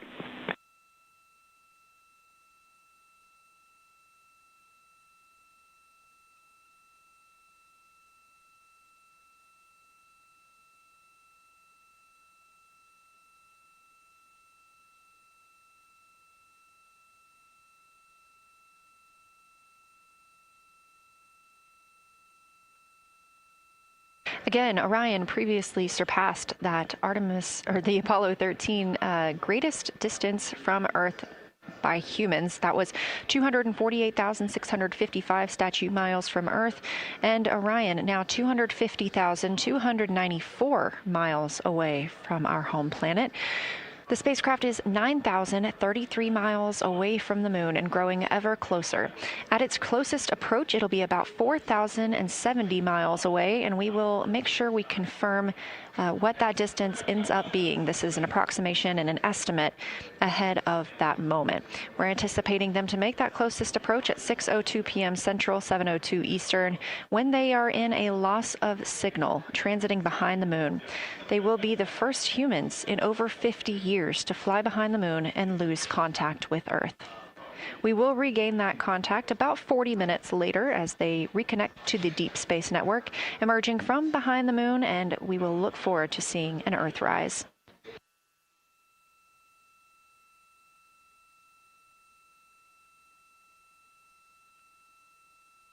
Again, the crew is currently in their position swap portion on their timeline.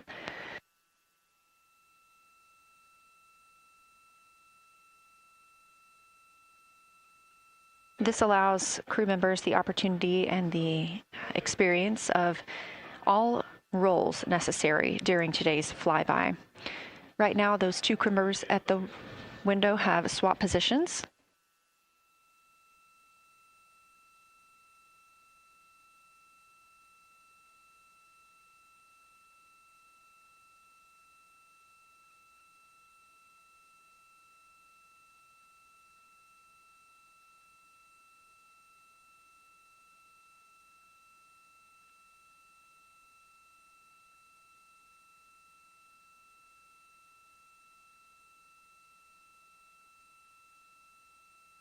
Again, the crew at the windows swapping positions.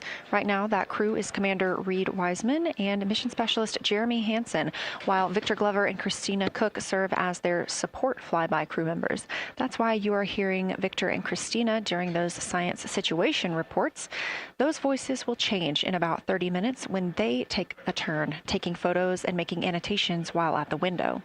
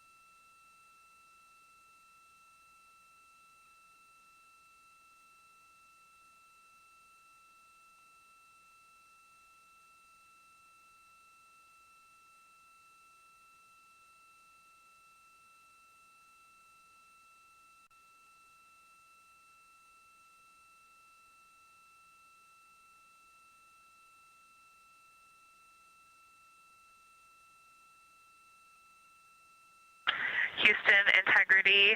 I wanted to provide an observation or a little bit of descriptive nature on something that we saw on the first day we had good moon views. This was when we saw more of the near side, and the ground helped me out with identifying Mare Imbrium. Mare Imbrium, when you have the western limb also in view, looks completely different than the normal view we have of the near side. It is the most striking feature of the western limb view that we had. And the mountain chains that form its eastern side are very prominent, but they actually stand out more than I'm used to seeing even on the western side. And the whole thing just feels like a big bump. It actually looks like a large healing wound with a high albedo forming the mountain chain around the impact basin. And I just don't think I had enough chance to describe how striking it was on that western limb view as we were coming in a couple days ago. Christina, science, absolutely love that, especially since that's a feature that all of us here on Earth can observe from home. So I'm sure tonight everyone's going to be going out and looking for evidence of that beautiful topography you just said. Thanks for those words.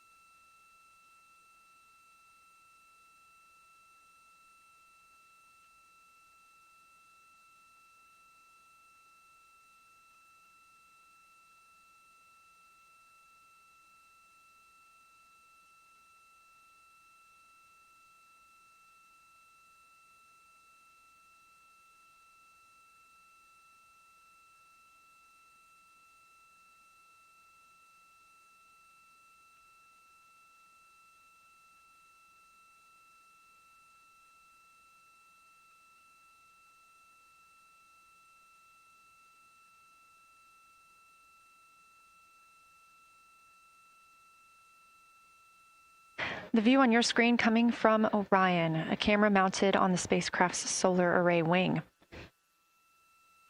Toward the right of your screen, the near side is the hemisphere we see from Earth. That is identifiable by those dark splotches, which are ancient lava flows. Science integrity. A question and a comment. Question is it possible that we're seeing a Schrodinger basin from this vantage point in the Terminator at the South Pole? And the comment is Ohm. The rays coming out of Ohm are less distinct. We are not seeing the bright rays coming out of it, but the sort of 9 o'clock wedge that is formed by the change in albedo from the interior portion that is to the northeast to the surrounding lighter mare that's 270 degrees to the west. That 90 is very distinct and interior. You got some great descriptions from the two at the window about the colors in there, but in that darker part, in that wedge, you've got some really interesting color, even though the rays, the distinct difference in the albedo almost look like rays, but it's not the rays coming out, it's the just change in that albedo. Integrity science, that is very intriguing, those color rays coming out of Ohm rather than sort of albedo. And as answer to your question, we do not think you can see Schrodinger. It's in darkness as of now. But thanks for that Ohm description, and it sounds like the pair at the window's got great descriptions that we're definitely going to dive into tonight.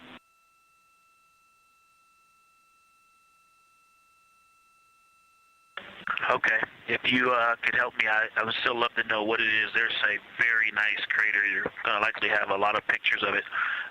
What would be right in the Terminator at the South Pole or close to the South Pole, where it's intersecting the Terminator right now? Yeah, Victor, we're assuming you're talking about, kind of if you're looking at the Terminator, it's basically like 70% down from the North Pole. Is that where you're looking?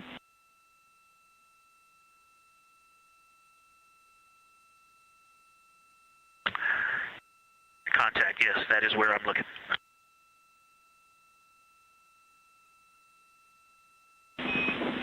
Integrity Houston, that is an enabled caution for wastewater dump required. We have hit our limit. As expected, no crew action.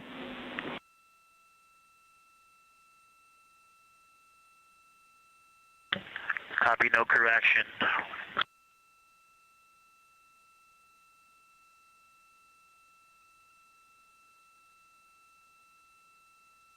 You are. And integrity science, we're trying to figure out what you're looking at there. Is it like right on the Terminator, or is it in the illuminated portion next to the Terminator?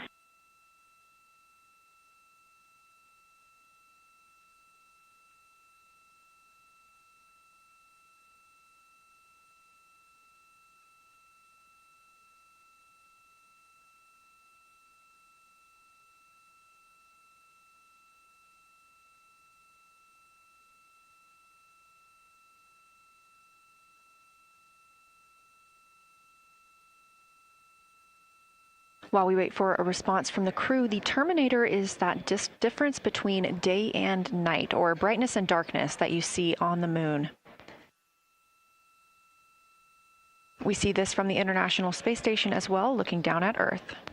And science from integrity, excuse my space orientation adaptation. If you draw a line between Glushko through the center of Oriental, and then another line from Glushko through the southern tangent of Oriental, that line would almost perfectly intersect tangentially the crater that I'm talking about, and it is on the Terminator. So yeah, I think I'm not looking at the South Pole. I was a little twisted.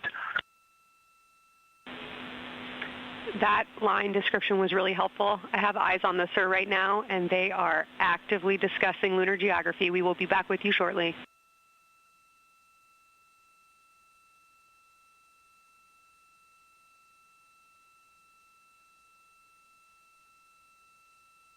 You're hearing a couple voices today in Mission Control Houston. One of those is Dr. Kelsey Young. Integrity science, we believe that's Zeeman Crater.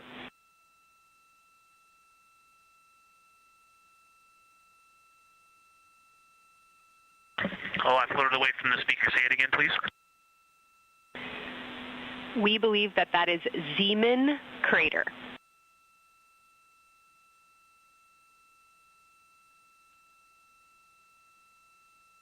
Zeeman. Okay, and can you say the first letter? I may be pronouncing that wrong. What's the first letter of that word? Zulu. It's Zeeman.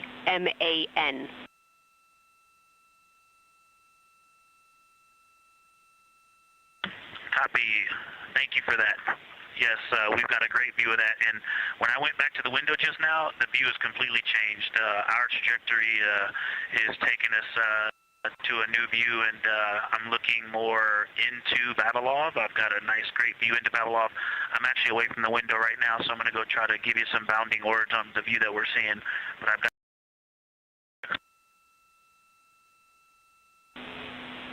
Understood, Victor. You're defining new views of the moon in more ways than one.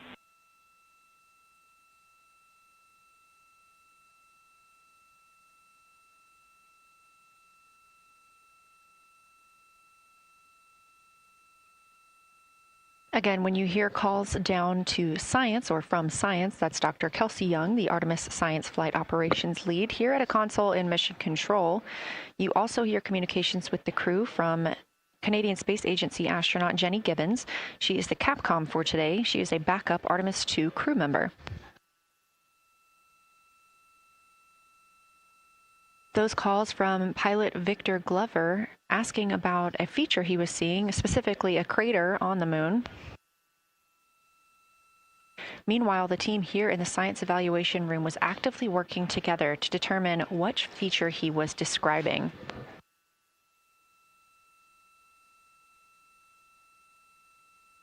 The teams at the window have continued to move through their targets, including Ohm, Aristarchus Plateau, Reiner Gamma, and we are preparing for the cabin and window teams to swap. That's when we'll hear more from Reed Wiseman and Jeremy Hansen when they take on these support roles, while Christina Cook and Victor Glover are at the windows photographing and annotating.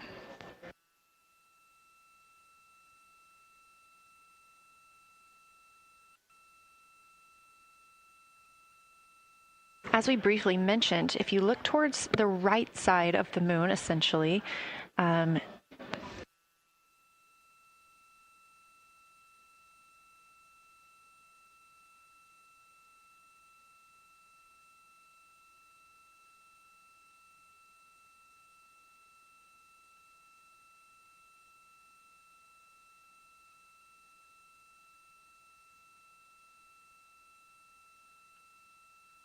this live view coming from a camera outside the Orion spacecraft, and if you look on the right side of the moon where you see those dark patches.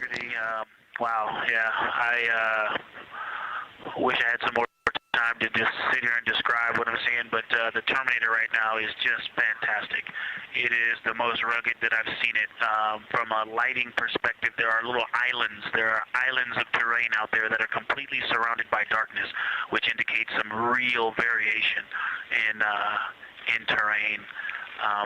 Up to the north, there is a very nice double crater. It looks like a snowman sitting there. In the 5-10 degrees below the pole in the Terminator, and then on the southern edge there's almost like a hole. Looks like a hole, and it's the diameter of Vavilov size, just blackness, and then a wall of bright, and then it goes back to the black beyond the Terminator. So there's it looks like there's just a gigantic hole right there.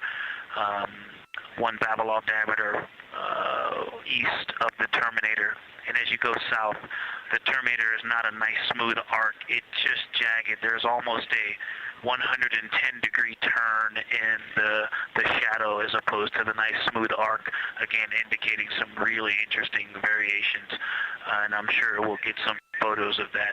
And then one of the craters further to the south of Vavilov, maybe halfway down to the South Pole, is not only looks like just a deep hole, and then there's like 2 two island rays pointing off to the west and north that indicate very high ridges and very deep canyons coming up out of that crater. So again, just some really interesting visual illusions going on with the shadows there. Like I said, there look to be islands out beyond the terminator because some of the things, gosh, maybe even a Vavilov diameter into the terminator are catching sunlight on the peaks up to the north and to the south. It's very, very interesting to see. Integrity Science, oh my gosh, that was an amazing picture you just painted. I glanced over at the SIR video and I literally saw fist pumps in the air. Those types of observations are things that humans are uniquely able to contribute, and you just really brought us along with you, so thanks for that.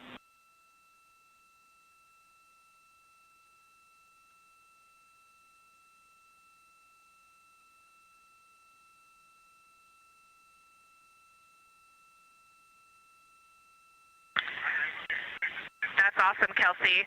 Did you get a SITREP updating you on a slight change in logistics for PCD use?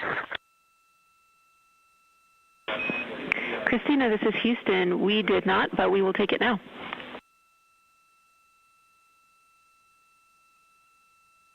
We slightly changed the PCD plan for the window observers. The two window observers kept their PCD. So in other words, the one at window 2 went to window 3, and the one at window 3 went to window 2 when they swapped rather than staying at the window. We'll plan on all observers keeping the same PCD for all observations. Copy, Christina. That makes sense to us, and good plan. We are coming up here on a cabin and window team swap. Let me know when you're ready for a quick vehicle status.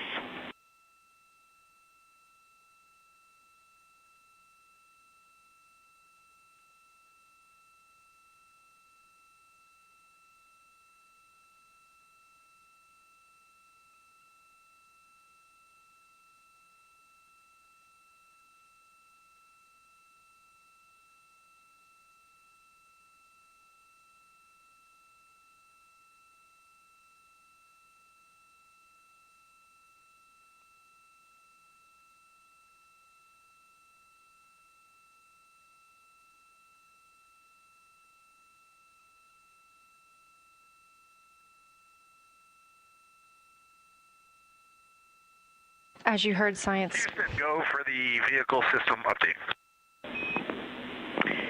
Howdy, Reed. We don't have much for you. We just wanted to let you know that toilet right now is no-go for use as we stick with the predetermined limit for now. All crew members, please use CCUs. Otherwise, Orion is looking very good. And you have 15 minutes in this handover time where we expect Victor and Christina to switch to the windows and you and Jeremy to be in the cabin assisting. Let us know if you have any questions.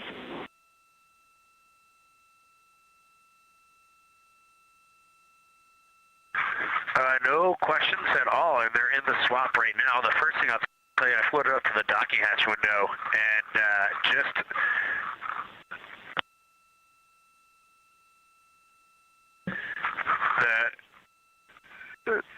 what I'm going to call the Mari around Oriental just looks so different out the docking hatch right now. It's quite a bit darker. It's the same darkness, if not a little darker than Grimaldi.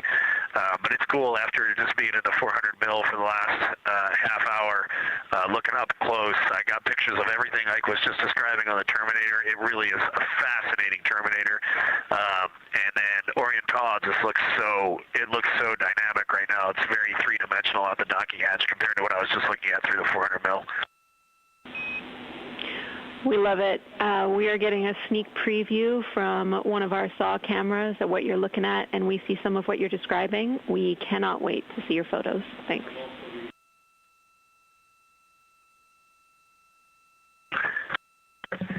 Yeah, Jenny, I wish you had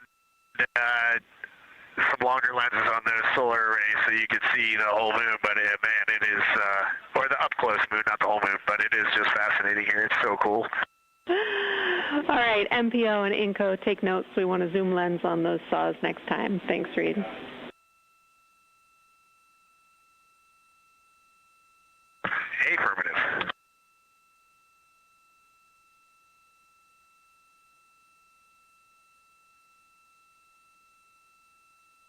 As the crew gets ready to switch positions from the window crew going back to the support crew and the support crew flying up to the windows. This view inside the room, Capcom Jenny Gibbons speaking with the crew, Canadian Space Agency astronaut. The crew has continued to provide excellent descriptions of what they are seeing on the lunar surface. In this picture, or in this live view actually, from Orion and a camera mounted on its solar array wing, if you look at the dark portion on the right side of the screen, those are visible from Earth. That's considered the near side.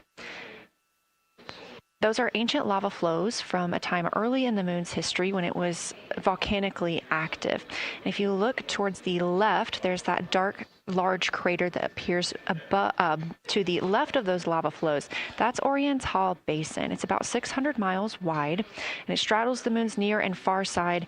And this mission is the first time that humans have ever been able to see this with their eyes in the daylight. Again, you hear conversation about that terminator. You have a great view of that as well. That's the difference between light and darkness on the moon. Victor Glover explaining that as a very jagged looking terminator due to the peaks that they're seeing and the craters that they're seeing as they prepare to cross over the far side.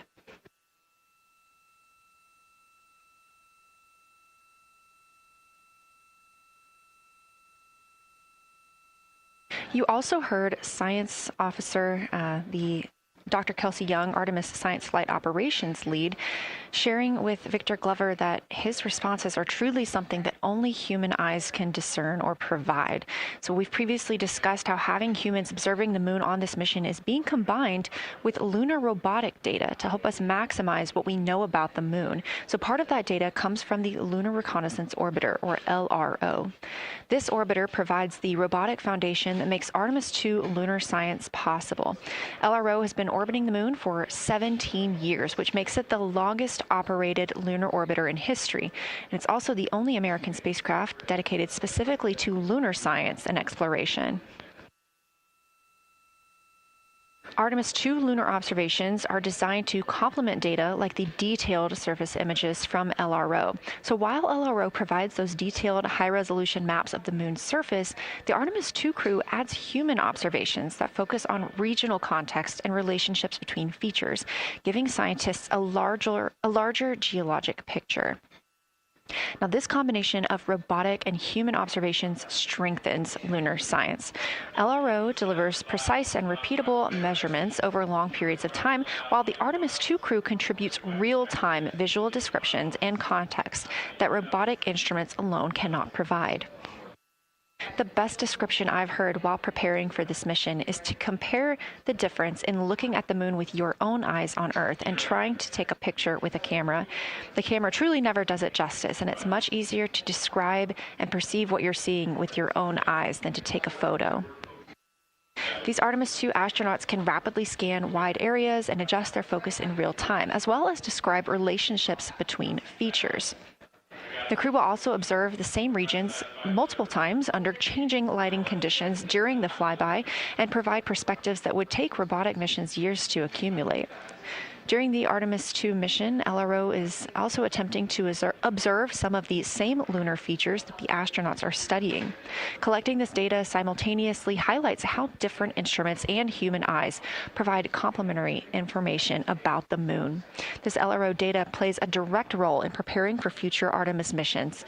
Its measurements of topography, surface temperature, composition, radiation, and lighting conditions are used to assess hazards, identify safe landing sites, and locate potential resources such as water ice near the lunar South Pole. This mission, Artemis II, represents the point where years of robotic preparation are paired with human exploration for the first time in the Artemis era. So together, LRO, the Lunar Reconnaissance Orbiter, and Artemis II are demonstrating how NASA moves from mapping the moon robotically to exploring it with humans. We are laying the groundwork for future Artemis missions and sustained lunar operations.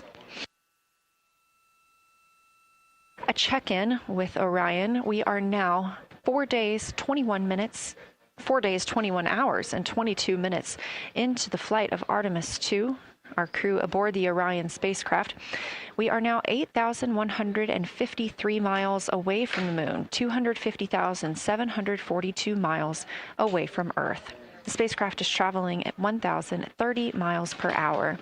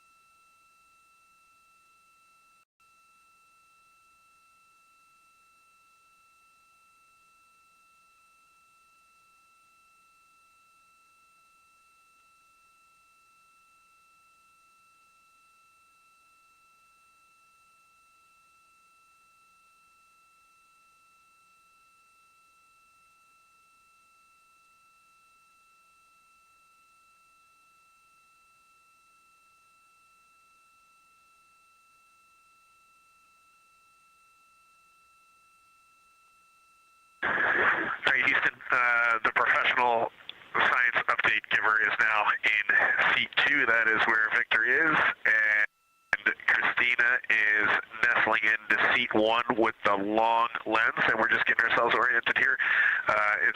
It's a cool view in the cabin. It's actually a cool view to be off the camera now and looking at my crewmates getting up to their observation posts and looking in. It's super fun.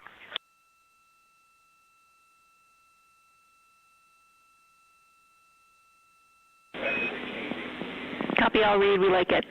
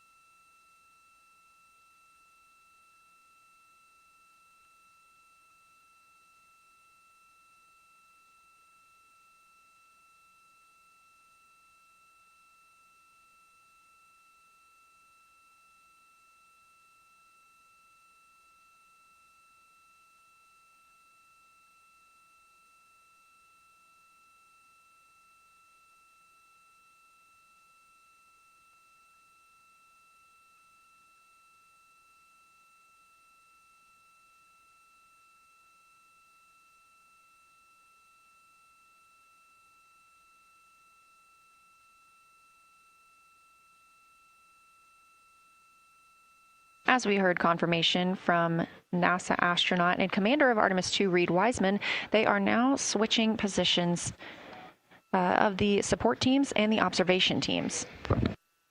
So initially, Reid Wiseman and Jeremy Hansen were at windows 2 and 3 in the Orion spacecraft, taking photos and making annotations in their PCDs, portable computing devices. They were also giving audible descriptions into their PCDs, wearing headsets with microphones and providing recordings that the science team will be able to listen to later. We were hearing from NASA astronauts Christina Cook and Victor Glover as they made observations as part of the support team. Now, as these teams are swapping, we anticipate hearing more from Reid and Jeremy as they'll be on the support team, while Victor and Christina will be at the windows taking photos and making annotations.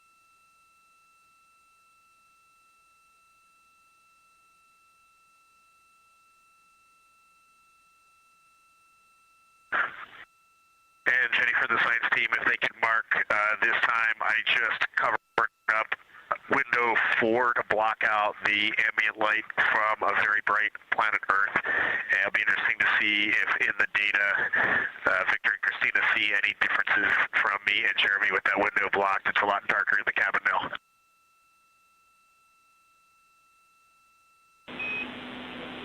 Copy, Reed. We're taking note, and we'd be curious too.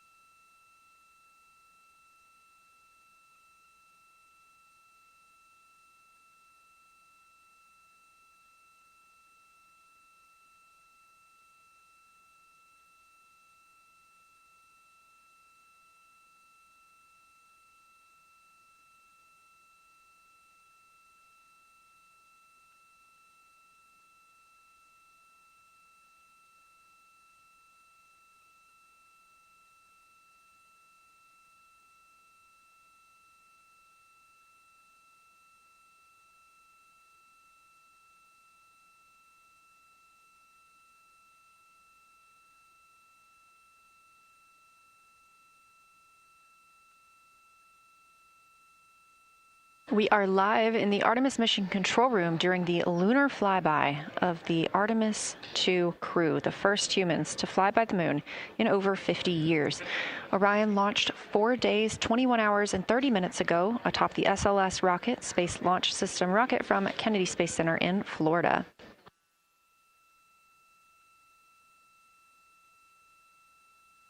Our 4 crew members inside the spacecraft are transitioning their positions. The cabin and window teams have swapped. Currently at the window, we have Victor Glover and Christina Cook, NASA astronauts, and serving as support, Reed Wiseman and Jeremy Hansen.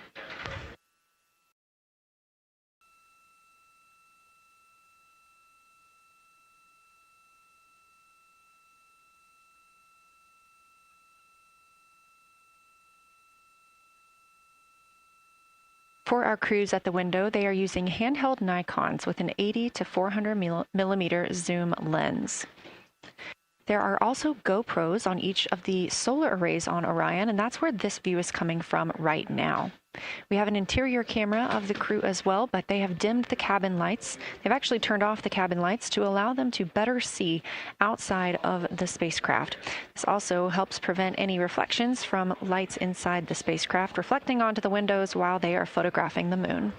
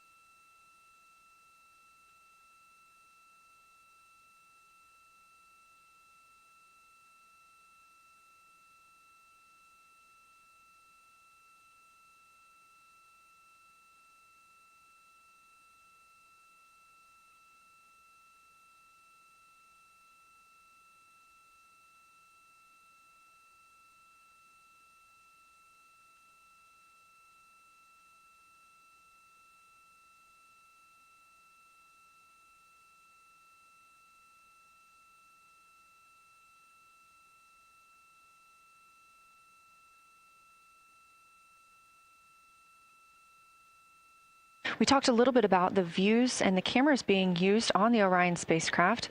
And again, we do have GoPros on the tip of each solar array wing. Now, the bandwidth is a little bit limited because having a crew on board, we do have to downlink a lot more data. That includes their environmental control and life support system. We are not the only data, this view that you see, coming down from the spacecraft, and so we do rely on sharing some of that with the other flight controllers in mission control. This helps the team monitor all systems aboard the spacecraft and ensure the safety of our astronauts.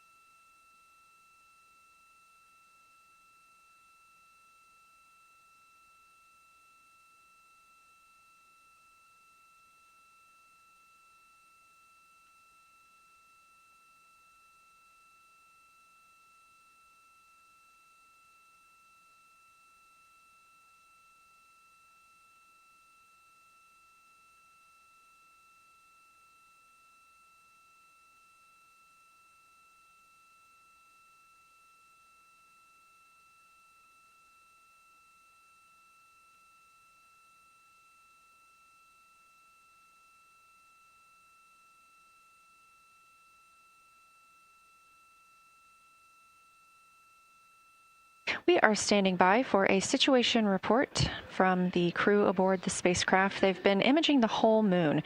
There is now a new crew at the window. That would be Victor Glover and Christina Cook. And so being it's their first time since they have moved up to the window positions, they have a chance to orient themselves and describe and take pictures of any color or albedo variations across the surface.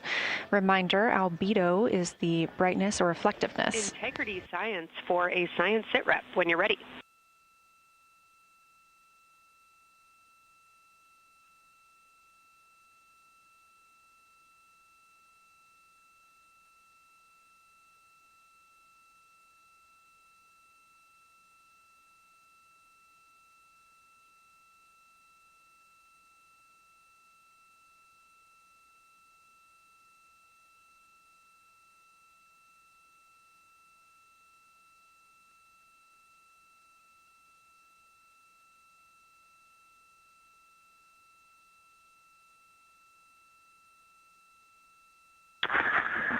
Houston Integrity, we have no external view of the moon right now for the floating crew members, so my only science sit rep is that we have Victor in window 3 doing observations and Christina in window 2 with the long lens.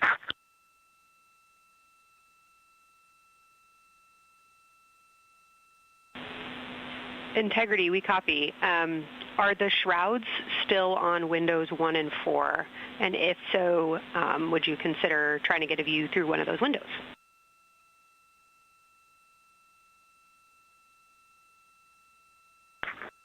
We cannot take the shroud off of 4 because the Earth is too bright and it's impacting Ike's peripheral vision. And then I can get a grazing glimpse out the docking hatch window. I can see Oriental south down to the South Pole.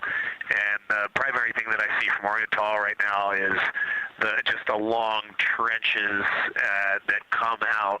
And, you know, when you come out the north side of Oriental, the ejecta kind of boulders across the northern half of the far side. But coming out the southern half of Oriental, I just see those large, here they look like gorges. They're almost like rain when it comes down the Grand Canyon and fingers off into the desert, kind of what it looks like. Also, Burgess Alpha is extremely bright. It's the brightest thing that I can see. Even brighter now than Aristarchus, which is heading off to the Terminator. It's almost impossible now to see Aristarchus, the thing that Jeremy and I looked so much at. I can just barely see the crater rays from Ohm, and I would say for albedo right now, I would go back to Grimaldi is still extremely dark, especially in that southwest corner, and there are parts of Oriental and the outer ring of Oriental that reach that same level of darkness, especially the rings of Oriental reach the same level of darkness as Grimaldi. And then south of Grimaldi, Jeremy and I were noting a few other just really dark areas of cratering, Mare there, and those have that same darker albedo. But Burgesshoff is the brightest, and Grimaldi is the darkest. Integrity Science, that was a great description. Thank you, and thanks for the docking window geometry to give us that description. Any comments before you go on the annular ring in Oriental?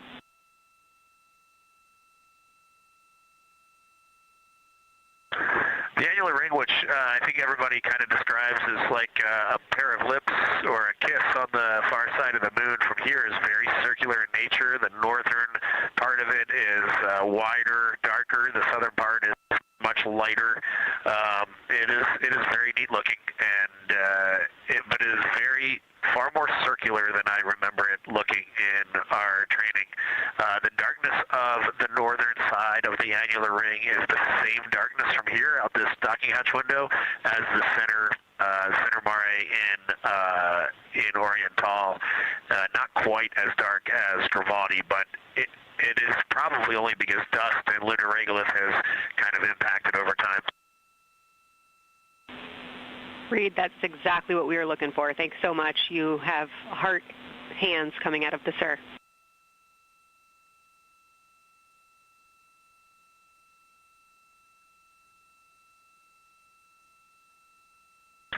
Say that again, Kelsey. Just saying that the SIR was really excited about that. That annular ring was something we were really eager to hear about, so thanks.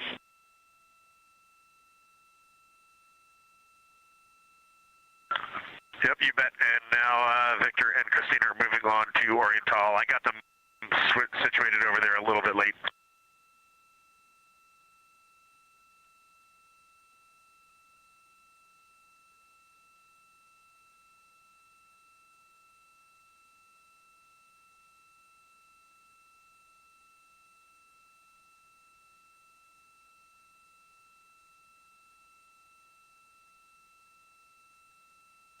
That was NASA astronaut Reed Wiseman, now providing a science sit rep as he is away from the windows most of the time. He is working as the support person along with Jeremy Hansen in the spacecraft, as Victor Glover and Christina Cook are now at windows 2 and 3, able to photograph the moon.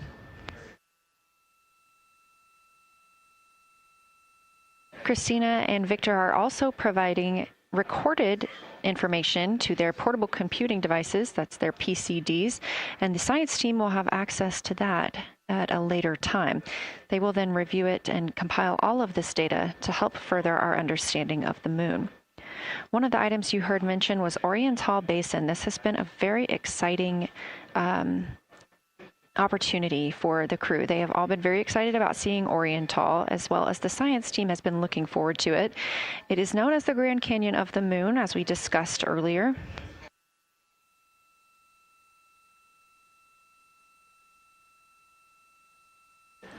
From the pictures, the science team is hoping that the crew will take centered images of the entire basin and surrounding craters in a single frame, but also use those 80 to 400 millimeter zoom lenses to create a mosaic entire basin.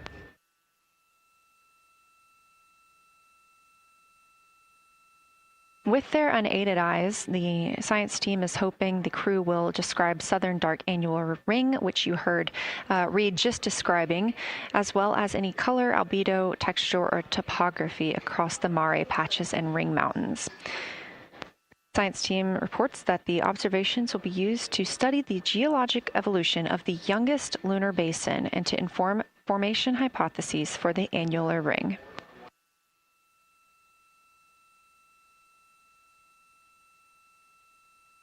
And again, another fun fact about Oriental is the diameter is the same distance between Johnson Space Center, where we are today, and Kennedy Space Center, where the crew launched on April 1st.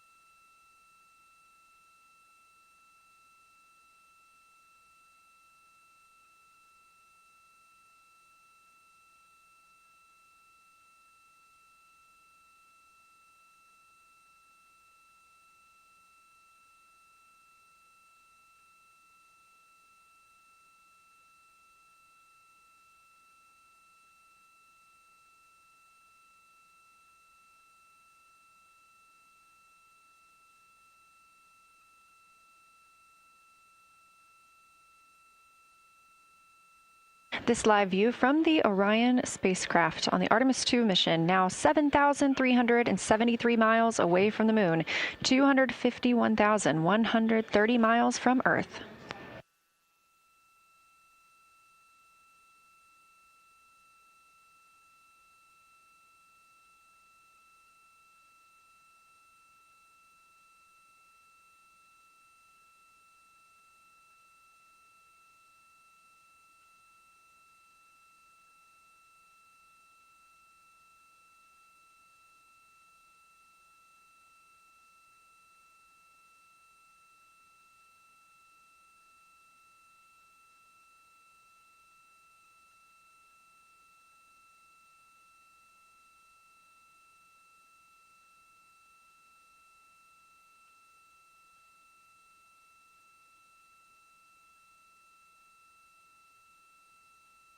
Again, the Artemis II crew passed the Apollo 13 record of the humans farthest from the Earth today at 12:57 p.m. Central Time, 1:57 p.m. Eastern Time.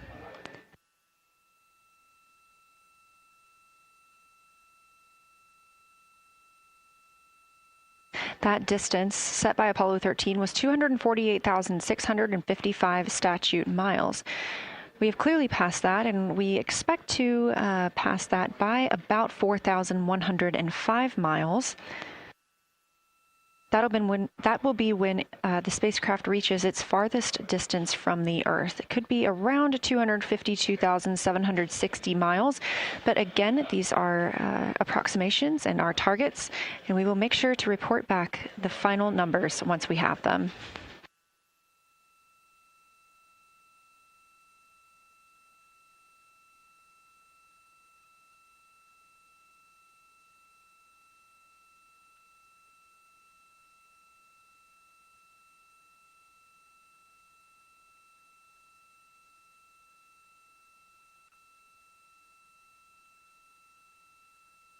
We have some refined times of when we expect to have Earth set of Earth behind the moon while Orion flies behind the moon. That would be about 5:41 p.m. Central, 6:41 Eastern.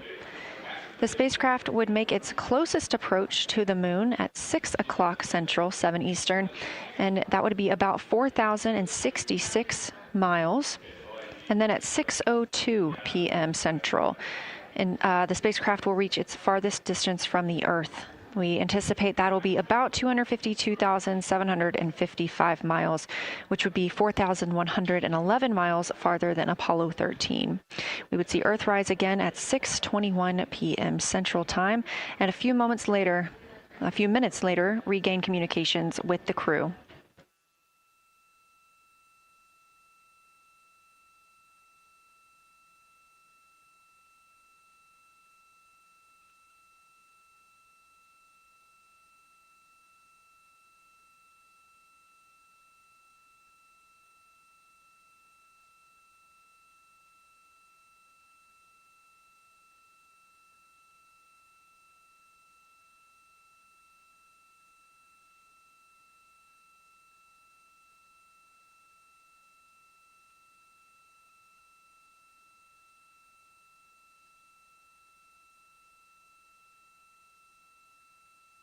Currently aboard Orion, Victor Glover and Christina Cook are the two team members conducting lunar flyby observations, meaning they are using the Nikon cameras to photograph the moon, and their PCD, or the portable computing device, to conduct annotations. They are both recording information that will be downlinked to the science crew, and tomorrow morning the science team will have a conference with the team while the information is so fresh. They'll be speaking with the crew about their observations and their data collection.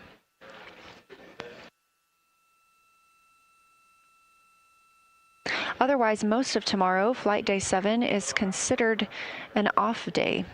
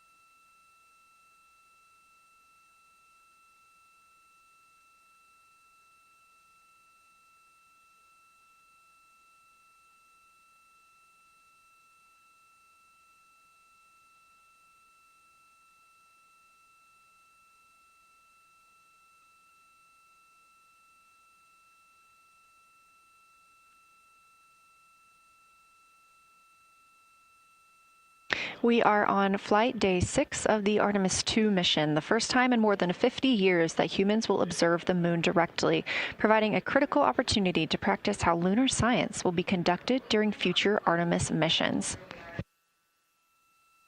If you're just joining us, the crew is well into their lunar flyby observations, and we anticipate that we will hear from them soon.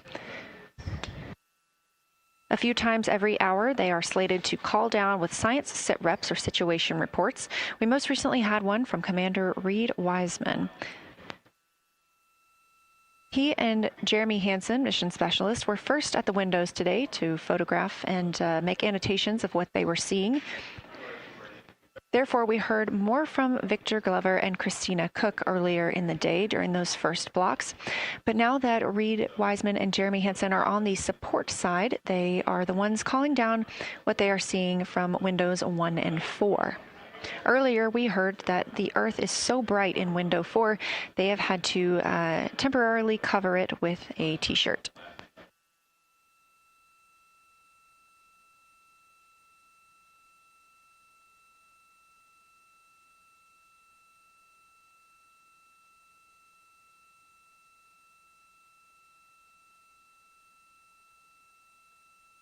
The moon preserves a near-continuous record of solar system history that has been erased on Earth because the moon doesn't have an atmosphere. So things that we experience on Earth, like weather or plate tectonics, don't really apply. So the lunar surface retains evidence of ancient impacts, volcanism, and solar activity that scientists can study today. And studying the moon helps scientists understand how planets formed and evolved, how the moon influenced our own planet Earth's history, and how the sun shaped conditions across the inner solar system. The moon also serves as a unique platform for studying the broader universe. Artemis science is designed around questions best answered by humans, working alongside robotic systems, combining decades of robotic lunar data with real-time judgment, context, and adaptability that only humans can provide. This mission, Artemis II, is serving as a proving ground for lunar science operations, which allows NASA to test how science is planned, executed, and supported during a crewed deep space mission ahead of our future Artemis flights.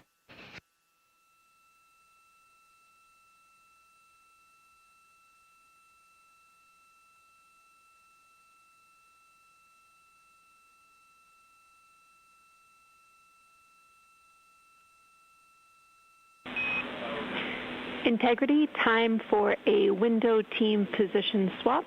So Victor and Christina, please switch places if you've not done so already, and remember your SD card for the camera.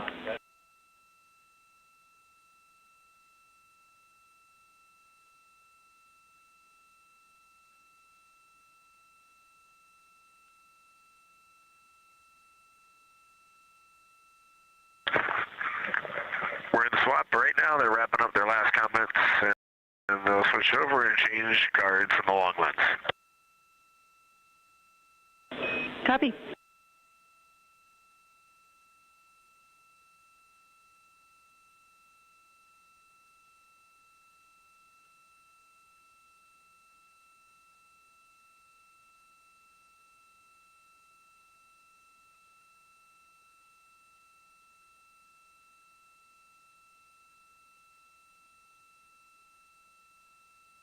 As you heard in that call, it is now time for the team members at the window to swap positions. That means Victor Glover and Christina Cook will be switching roles. One of them has been photographing the moon with a Nikon with an 80 to 400 millimeter zoom lens, while the other was making annotations on their portable computing device. And both are recording audio that the science team will be able to listen to.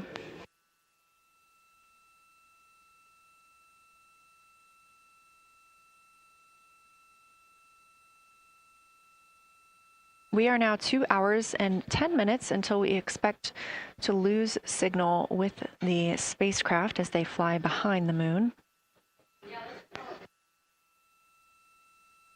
And the next target for the crew is considered a crew choice event. They have the option to focus on any regions or patterns or features that interest them. The science team has asked the crew to capture pictures that illustrate their choice, as well as at different zoom levels, and to describe why those certain features or regions caught their eye.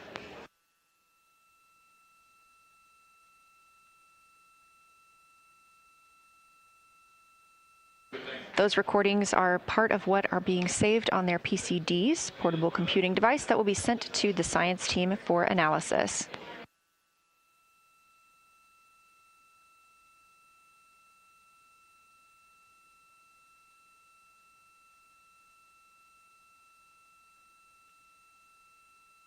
The crew has been allotted 8 minutes for this crew choice event, and it's also a time for a scheduled sit rep or situation report. So we expect to hear them calling down what they are seeing soon.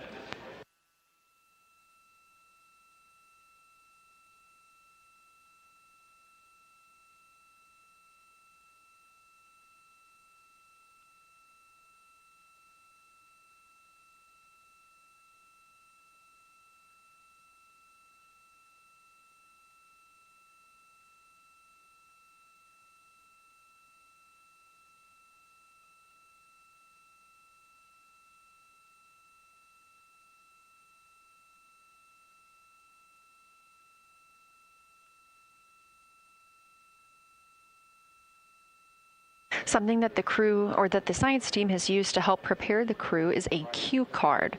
These ask for a feature ID if they happen to know the type or name, and if it is a target. Of course, in this situation, when they have a crew choice, they do not need to, it may or may not be a target. They want to know the location and the observation style. They've also asked for the geometry of what's being captured, the size, shape, boundary, and preservation, as well as the color and shadow. So the color tone, the albedo, that reflection or brightness, and any shadows or illumination. Next, they're interested in structure and texture. That includes slopes, structures, and textures, of course, and geologic relations, like association to other features, any contact to those features, and of course, their thoughts, impressions, or interpretations. They are interested even in emotions and excitement that the crew may be having.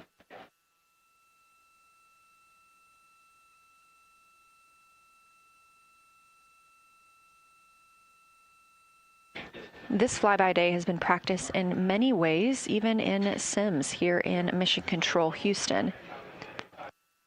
The team also conducted some field work, learning how to look for specific geologic features. They also photographed a large globe, and the science team helped them determine which features they would be targeting and how to look at those.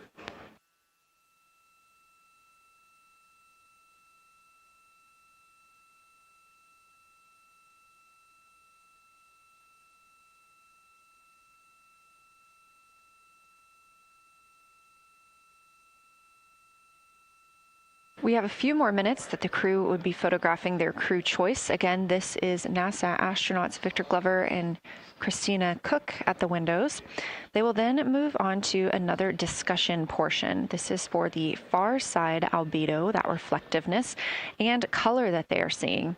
We heard earlier about some browns seen on the moon, which is very interesting, especially here from Earth, where we are just seeing whites, grays, and maybe even black at some points.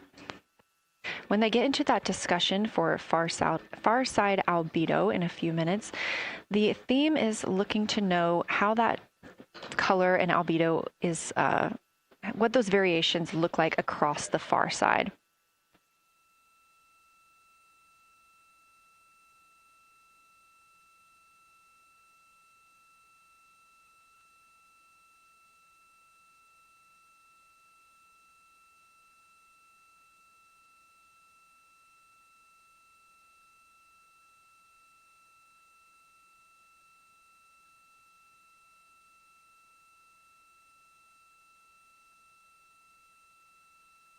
On the right side of your screen, the Science Evaluation Room, or SIR, where team members are looking real time at what the crew is seeing. And even earlier, we're... Houston Integrity, you ready for science zero? We'll take it.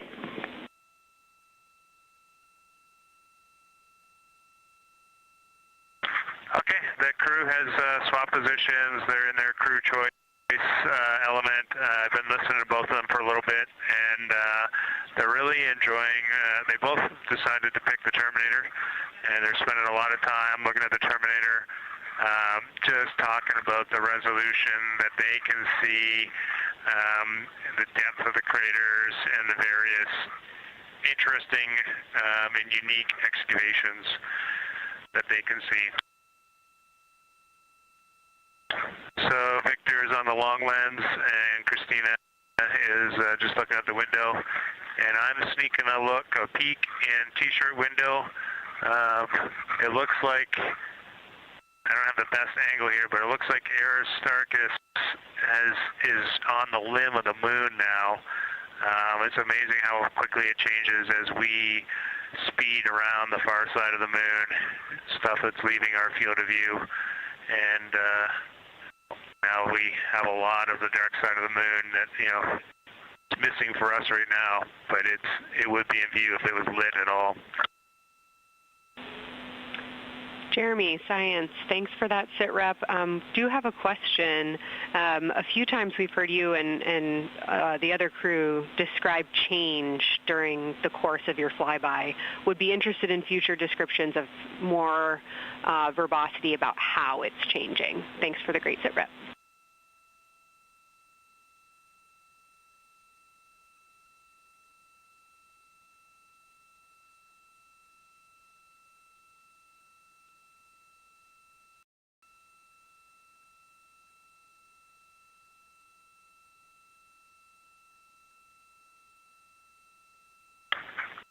Yeah, Kelsey, sounds good. We are definitely keeping an eye on that. My eyes have just not readjusted. The moon is so bright when you come back to the window. I was just in the interior of the cabin. I've come back to T-shirt window, and it's just overwhelming brightness, and my viewing angle is a bit challenging, so I won't be able to give you great observations from this window. But I will talk about something that I was talking a lot about in my recordings earlier, which was we've been talking about some shades, and so we have obviously the dark and the light gray, and then we've talked about naming some colors, a brownish hue and a greenish hue. And I'll tell you, like right now, Aristarchus, the plateau is hard for me to see from this window, but that had greenish hues to me and was very unique. I didn't see anything like that anywhere else on this side of the moon. And then I see a lot of these, what I would call brownish hue areas. There's a number of them. And they, for example, in the northwest corner of the highlands, to me it looks like the brownish hue is caused by ray or ejected material landing on the highlands, and then we obviously see the ray areas as a lighter albedo, but in between the rays where the deposit would be thinnest, that is what it looks like is causing the brown to me. So I saw that in the northwest side of Aristarchus, or sorry, that dark area of the highlands, northwest side of the highlands. I saw it in the highlands to the east of Glushko, and then I see those same brownish hues west of Oriental, and I drew a contact there on OneNote, but that's a huge region, kind of like a piece of pie with the point of the pie pointing at Oriental and then going up towards the northern side of Hertzsprung. And that is an area that just looks like a different, that brownish albedo. That was fantastic, Jeremy. We had heard rumors of the green and brown hues, and so you really read my mind on asking about those.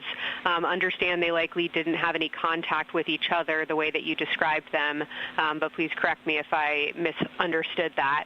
And then last thing, I'll make the same offer we made to Victor earlier. If it would be helpful for us to verbalize any targets so you can stay at the windows and keep your eyes adjusted to the moon, please let us know.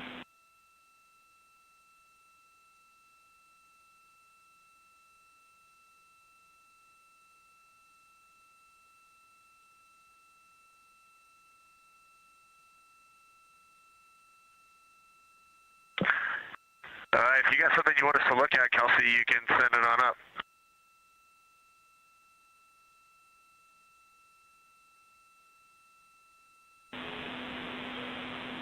definitely not looking to interrupt your flow, Reed and Jeremy, only offering assistance if you guys want to keep your eyes off of the PCDs.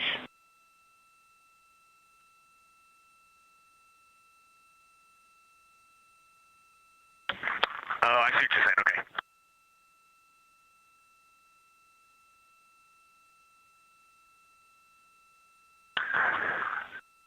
Not really science related, and we definitely learned this in Apollo, but the thing that is just most fascinating, I think, to me and Victor right now is even as rugged as the far side looks, when you look at Oriental and Home, it's rugged.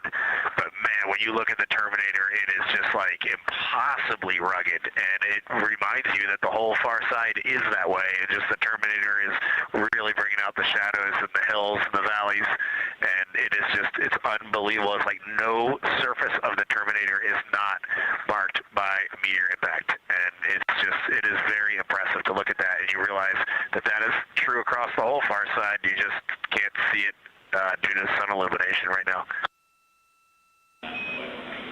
Reed, Houston copies, and we were commenting on the same thing. Even from our view, the Terminator looks absolutely alien because there's just so much texture in there that we're just not used to seeing. So thanks for sharing that with us.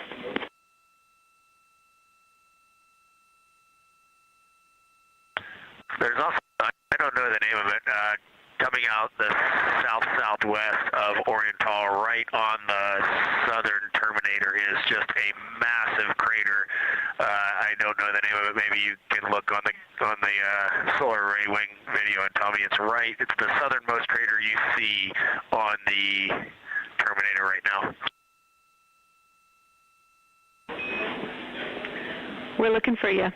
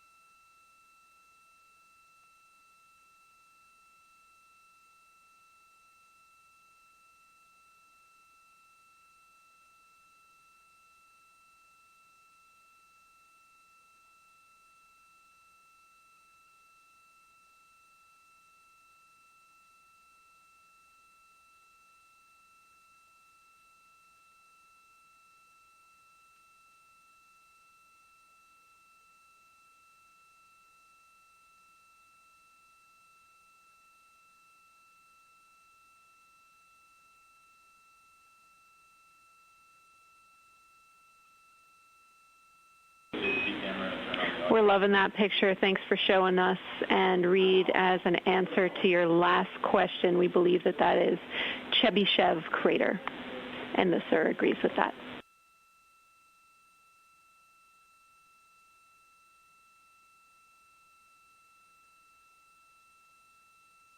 Okay, that picture I was just showing you is an 8X iPhone out the docking hatch for the high grazing angle. It's just amazing. We love it. Thank you.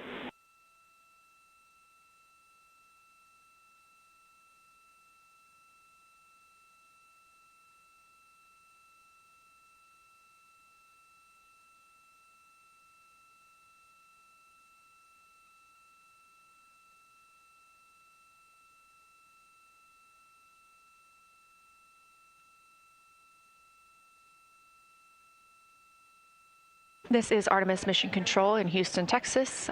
Mission elapsed time, 4 days, 22 hours, 12 minutes into the flight of Orion.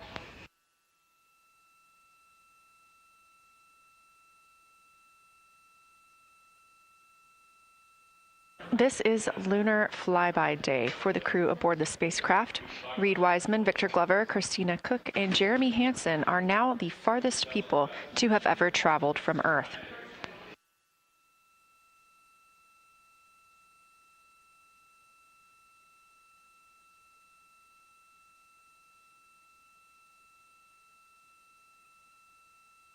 This a live view from inside the spacecraft. They have turned off the lights so they're able to see outside and photograph the moon better with no reflections from inside.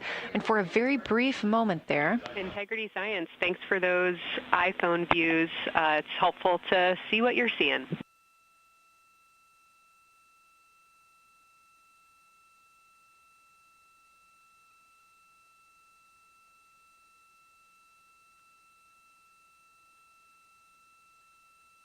We very briefly saw NASA astronaut Reed Wiseman showing a picture he took on his phone of the moon. We do expect to get all of the photos that the crew is taking today, and we cannot wait to share some of those with you.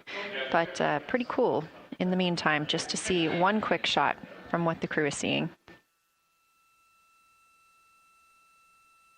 And this view from outside the spacecraft on Orion's solar array wing. Orion is now 6,643 miles away from the moon and continuing to grow closer. Again, their closest approach will be about 4,066 miles. The best comparison is if you held a basketball at arm's length. That's about what it would look like to the Artemis II crew at their closest approach.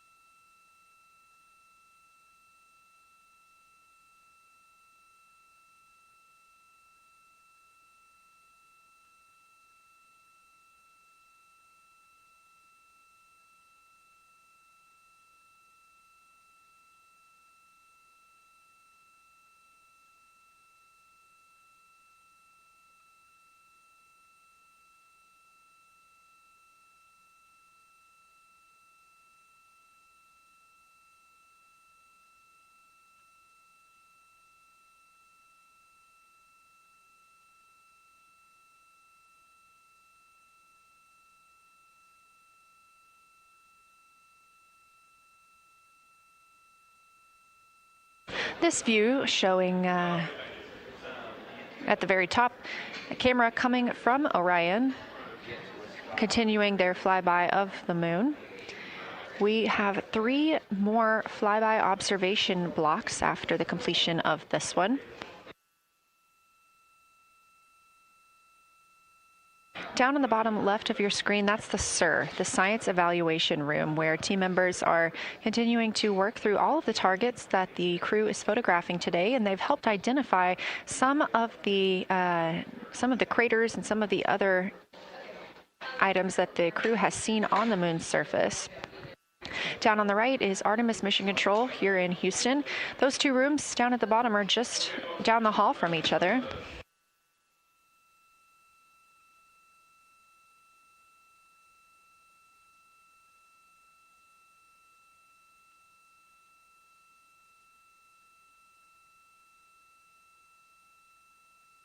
And we are just a few minutes away from the next cabin and window team swap. That means Victor and Christina, who have been at the windows, will fly to the cabin, the background essentially, and be their support crew for Reed and Jeremy. Reed and Jeremy will move back up to the windows.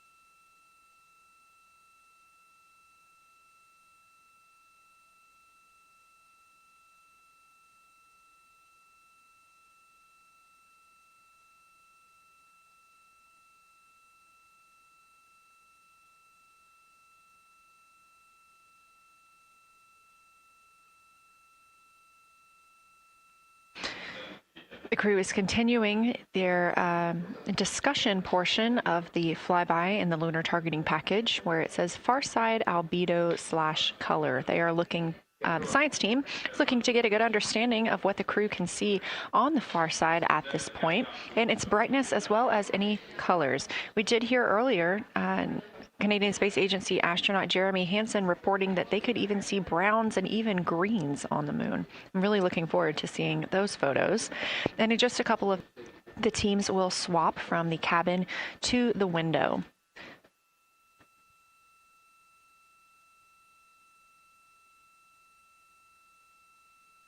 Another rundown of just how this flyby is choreographed inside the spacecraft today. So these activities have been timelined, and there are these 5 blocks of time during which the crew is going to be observing the moon from Orion's windows.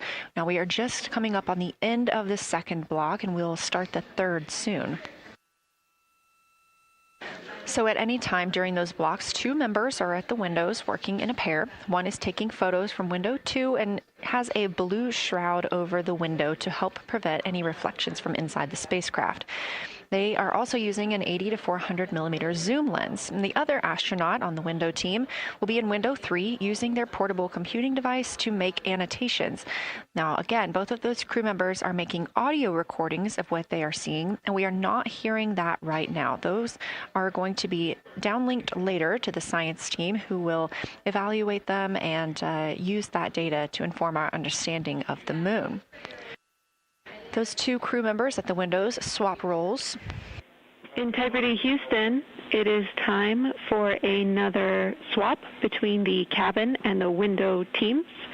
So we have 15 minutes of handover time, and then we will expect Jeremy and Reed at the windows and Christina and Victor at the cabin. I have no new vehicle updates for you, but I do have a photo location for some photos on Ike's PCD, and I want to let you know that Jeremy's family have arrived in the viewing gallery.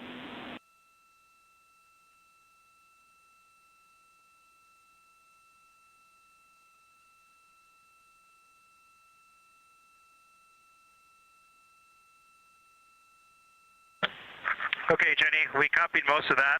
The only thing we're missing is what you meant about the photo location on Victor's PCD. And hello to my family. I think that must be Catherine and Devin that are there. And I'm glad they made it into the viewing room. And we copy it's time for crew swap. The A team's coming out of the windows and the B team's going in. Okay, copy. All I meant to pass for Victor's PCD is that there are some late load photos that were requested that are now in his favorite photos folder. And you're exactly right. We have Catherine and Devin here. They give you a big wave, and they're super excited and happy to see part of what you're seeing.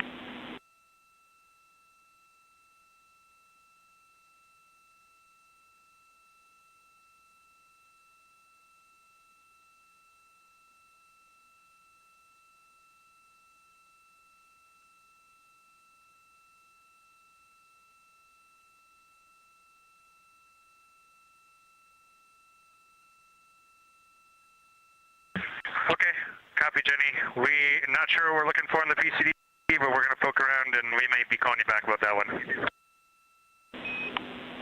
All right, that's no problem, and it's unrelated to flyby.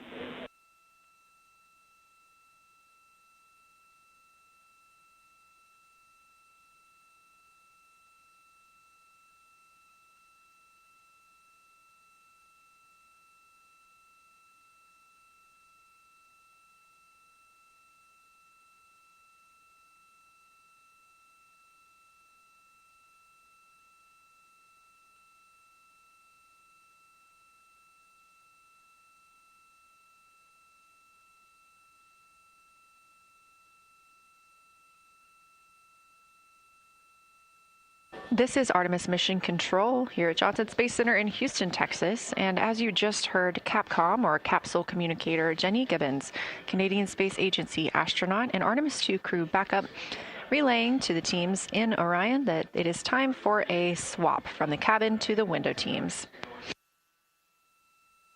We're now at the tail end of the second lunar flyby observation block. Again, we have 5 of these today. Most recently, Victor Glover and Christina Cook were at the windows photographing and making annotations, while Reed Wiseman and Jeremy Hansen were in the cabin providing support, whether that is SD card help, but also science sit reps calling down any situation reports for what they are seeing on the moon or anything about the vehicle status. With that call to make a swap, Reed and Jeremy will be back at the windows, making observations for what they see at the moon and taking photos.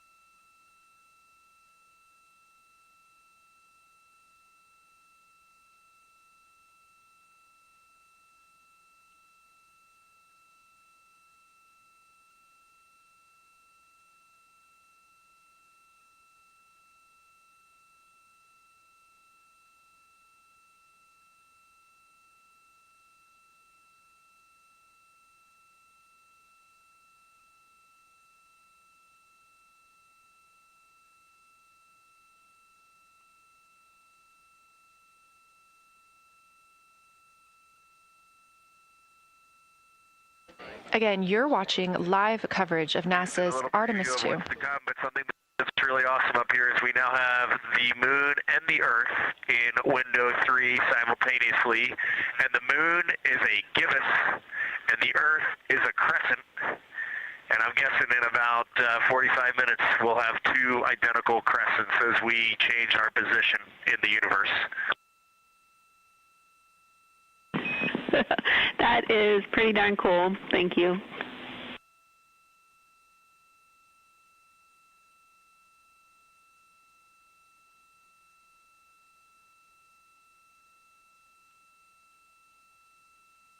That's the Artemis II crew, the first astronauts to fly by the moon in more than 50 years, reporting that when they look out of window 3, one window, they're able to see both the Earth and the moon at the same time now. Now, obviously, our view is from a camera on the solar array wing pointed at the moon, and we hope to see that view of both the Earth and the moon soon.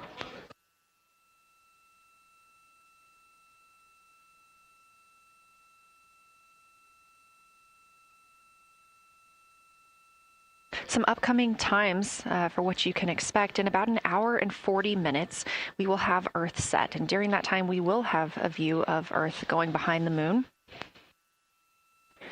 Shortly after, just a few minutes later, we will lose signal with the Orion spacecraft. This is tracked as it is going behind the moon and out of reach of the Deep Space Network. At 6:00 p.m., the spacecraft will make its closest approach to the moon at a distance of about 4,066 miles. At 6:02 Central, the spacecraft will reach its farthest distance from Earth at about 252,755 miles. Of course, these are approximate, and we will make sure to provide you with the final distances once those are confirmed. At 6:21 p.m., we will have Earthrise from the Orion spacecraft, but we will not have communications with the spacecraft until 6:25 p.m. Central, when we expect to acquire signal with them after they've emerged from behind the moon.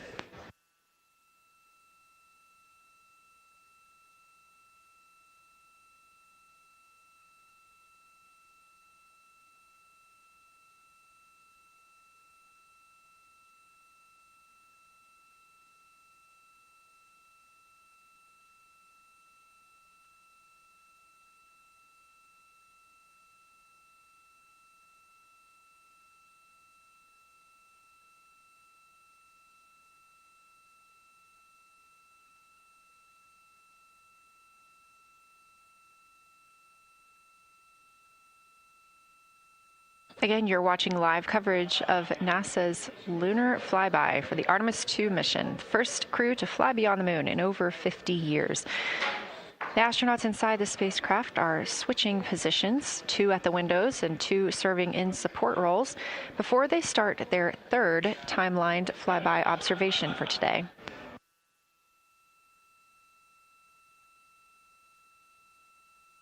We've heard great calls from the crew so far describing what they're seeing, all well trained by the science team here on the ground.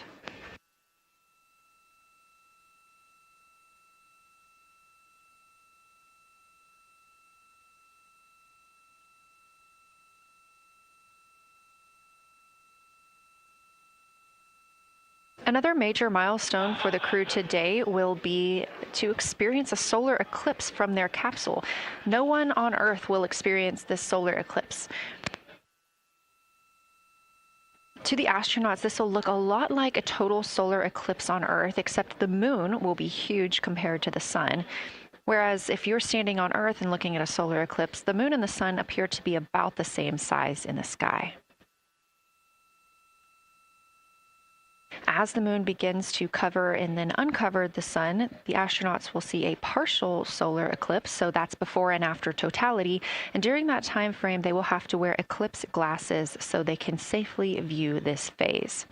They also intend to capture images of the sun's corona during the eclipse. This is a rare glimpse at the innermost corona that will only be captured by the astronauts' cameras. During the eclipse, we also look forward to the crew members describing what they will see, which includes unique light features like the shape and size of the corona and potentially even lunar dust. At the same time, Venus, Saturn, Mars, and Mercury will be near the sun, so they may be able to identify what part of the sky they're looking at. This can help train future Artemis astronauts on what part of the sky they're seeing, which is useful knowledge in challenging situations when they may need to rely on that information instead of instruments for navigation and orientation. That eclipse window will last about an hour, and it'll happen near the end of the day today, closer to 7:35 p.m. Central, 8:35 Eastern.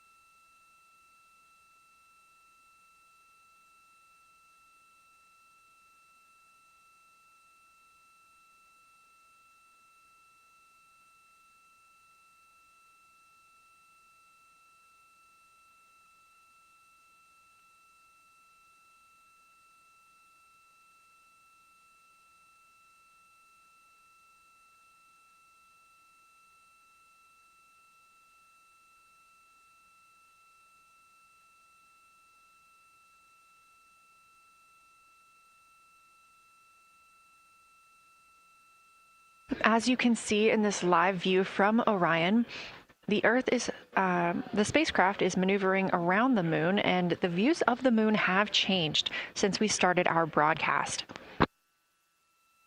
The near side is now very far to the right side of your screen. This is the side that we can see from Earth. That darkened portion are ancient lava flows.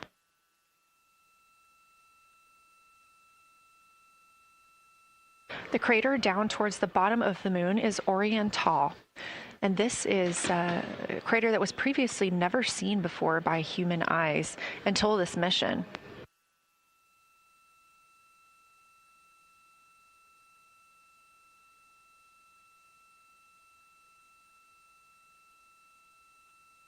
Everything to the left of Orion is considered the far side. and this is what we typically do not see from Earth.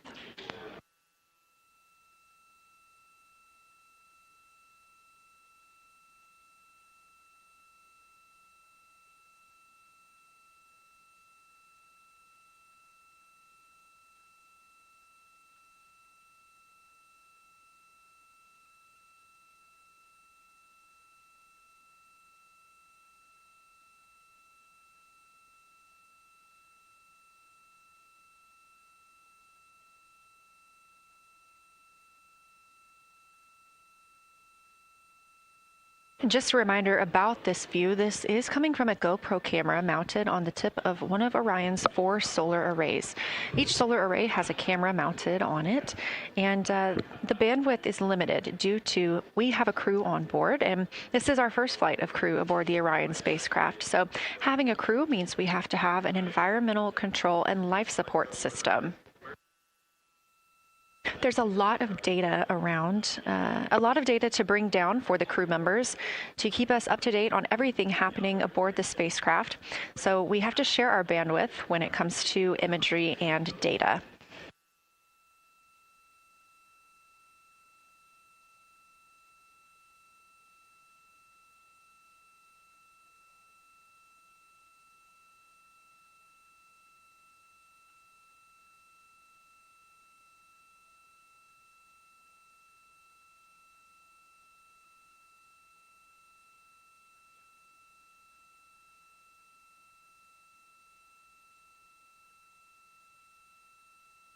Inside the Orion spacecraft, the astronauts have completed their cabin and window team swap, meaning we have moved into the next block of lunar flyby observations.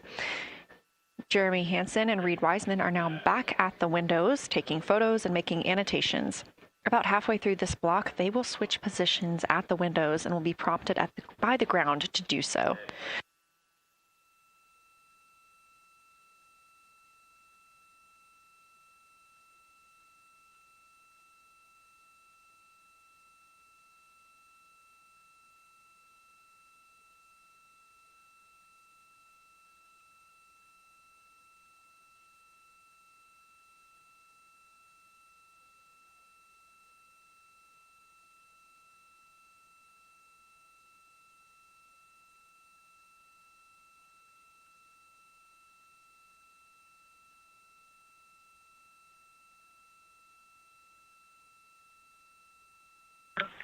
Houston integrity for SITREP.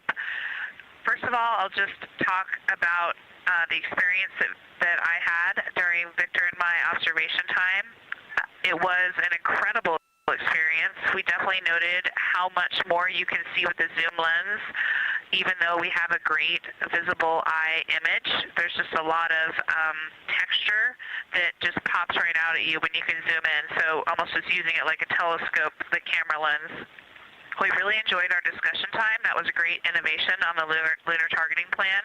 We were both able to describe a lot more kind of with flow, I would say, when we were talking to each other. And it was also, we sort of were able to bounce ideas off of each other and come to new conclusions.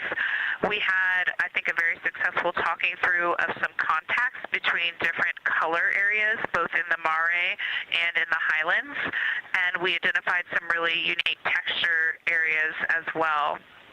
At one point, towards the end of the images of my time in window 3, I just had an overwhelming sense of being moved by looking at the moon. It lasted just a second or two, and I actually couldn't even make it happen again. But something just drew me in suddenly to the lunar landscape, and it became real. And the truth is, the moon really is its own body in the universe. It's not just a poster in the sky that goes by. It is a real place. And when we have that perspective and we compare it to our home of the Earth, it just reminds us how much we have in common. Everything we need, the Earth provides, and that in and of itself is somewhat of a miracle, and one that you can't truly know until you've had the perspective of the other. I'll switch into some logistics stuff. The Peltors both their batteries stopped providing the active listening, but we have verified they are still recording, and so we are able to have discussion time and hear outside our recordings by just moving the ear cup off of the ear. Other than that, everything's working well technically, and we've been able to find all our targets, and we're having a really great time. Thanks, Christina. We copy those logistics for the Pell tours, and also thanks for bringing us into the cabin with you with that description.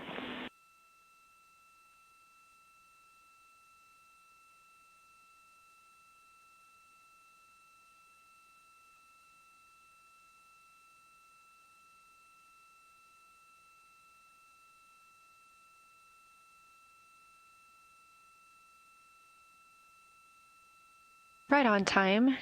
NASA astronaut Christina Cook, a mission specialist for Artemis II, calling down a science sit rep, a situation report. Good news, reporting that she and her teammates have been able to capture all targets that were listed.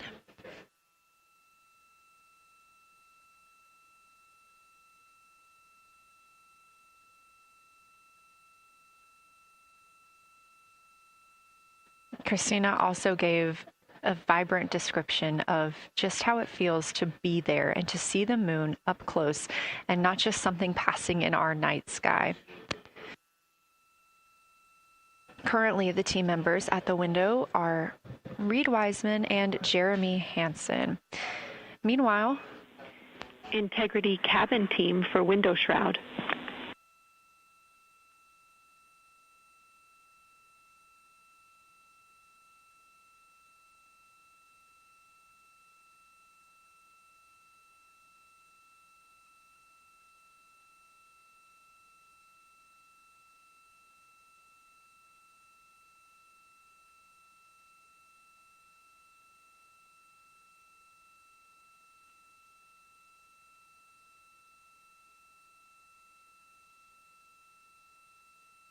We're listening. Go ahead, Jenny.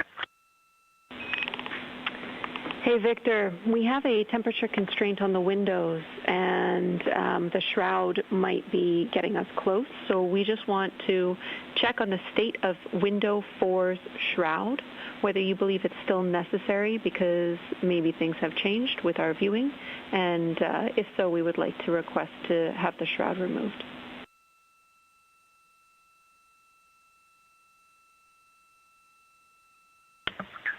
Houston, we believe it is necessary. We pulled it off just as a corner. It is very bright. It definitely would affect our night vision and maybe comfort. But is there a time? Can you tell us when we would have to take it off by?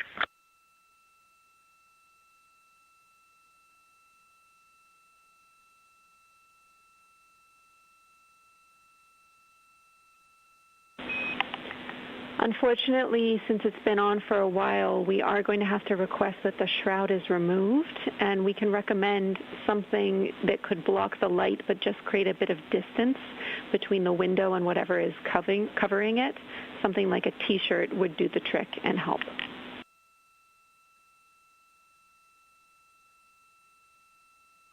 Okay, we're removing the shroud, and we will we'll make it work. Thanks.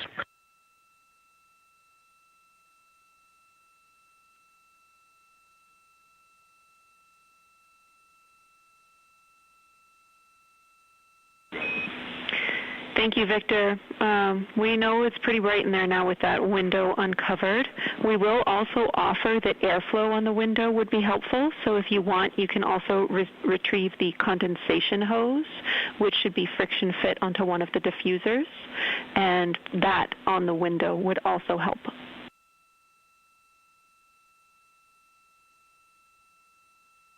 We can easily point a diffuser at the window, so we're going to start with that. And it's pointing at the window now.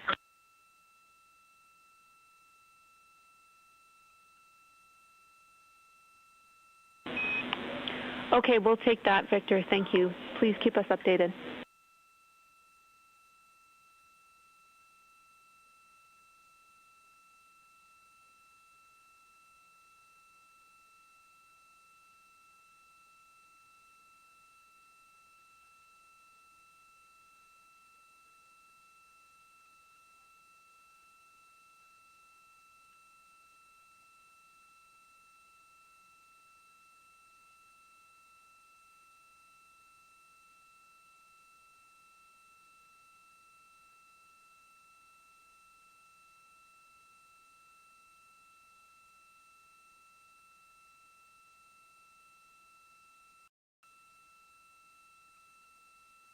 That call from Capcom, Jenny Gibbons, CSA astronaut and Artemis II crew backup to the crew aboard Orion, letting them know that they will need to remove the window shroud they had placed on window 4.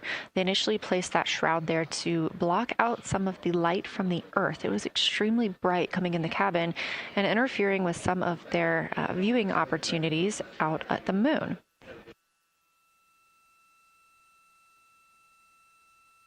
This was a request from ground teams to ensure that they are protecting other systems, and the crew has been offered the opportunity to use something else to cover the window.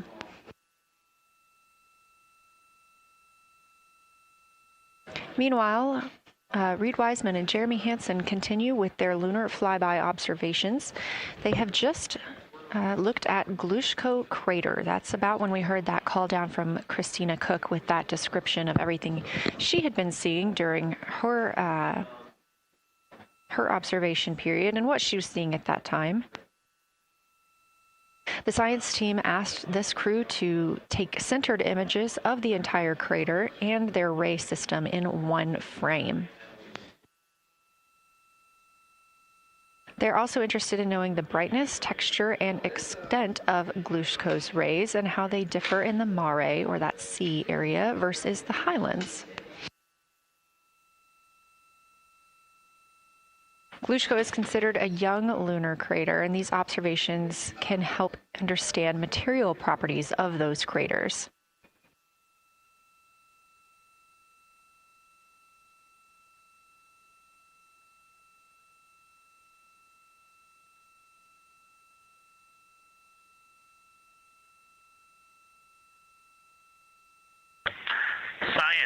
Integrity.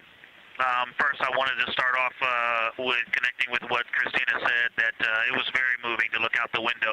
I had the unfortunate sequence to start looking out the window and then moved to the long lens, and it was hard to speak looking through the zoom because I went straight where Christina went, and I was walking around down there on the surface, climbing and off-roading on that amazing terrain.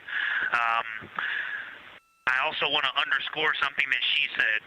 As we continue to explore, when we actually do go down there to the surface, I know for safety reasons that we would never send someone alone, but I just want to really emphasize how important the discussion time was. When we started to talk, we not only got better science discussion, we got better human connection, and so doing this as a pair, we just learn and grow together, and that's just super important, so thank you for adding that to this plan.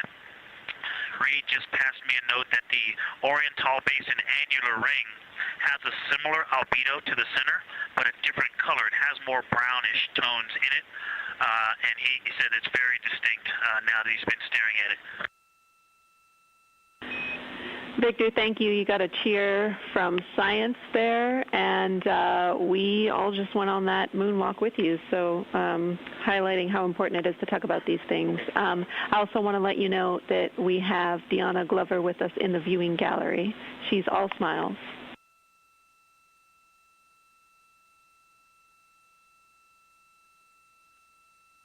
Well, you just got a bunch of cheers up here. Hey, babe.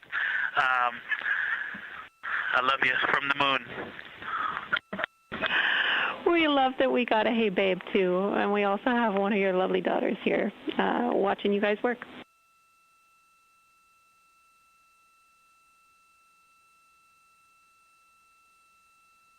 Thank you guys for doing that and for supporting them through this. And to all of you, Genesis, Maya, Joya, and Corinne, I love you. And Deanna, I love you. I'm glad you get to be there.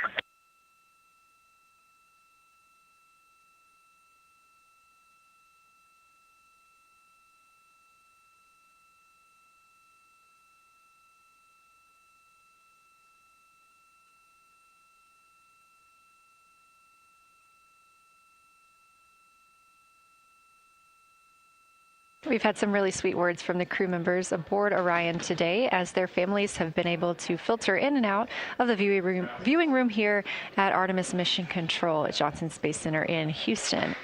Victor Glover also giving a great science sit rep and just a description of how it must feel if you were down on the lunar surface while he was looking through that 80 to 400 millimeter zoom lens. He also expressed how important it was to be able to talk through that real time with Christina Cook and stressed the importance of that on future missions, that it not only made their discussions better, but also more human.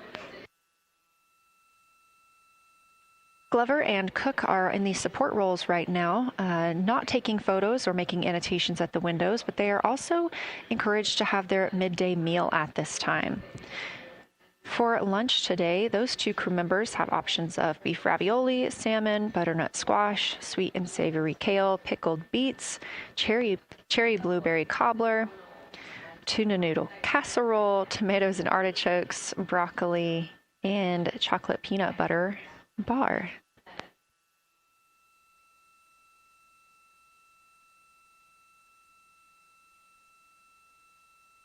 Once Glover and Cook return to the window portion of their flyby today, Reed Wiseman and Jeremy Hansen will get into their midday meal.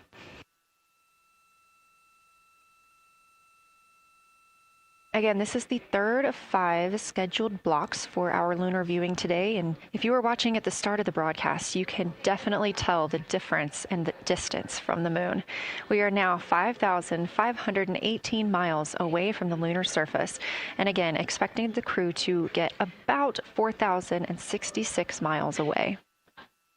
They are currently 252,050 miles away from Earth, and every mile is a new record, having surpassed the Apollo 13 milestone for furthest distance earlier today.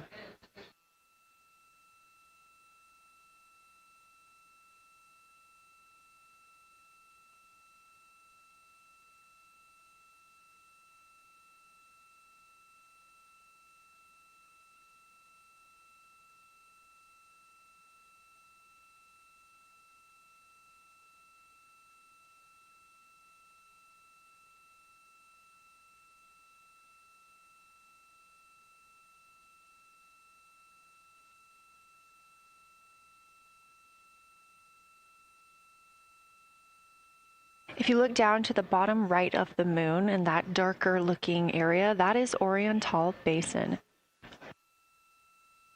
We have continued to lose views of the near side. It is just barely visible over towards the bottom right side of your screen. And then you'll also hear later about that terminator. That's the line between light and darkness while on the moon. It is really exposing some of those craters at this time.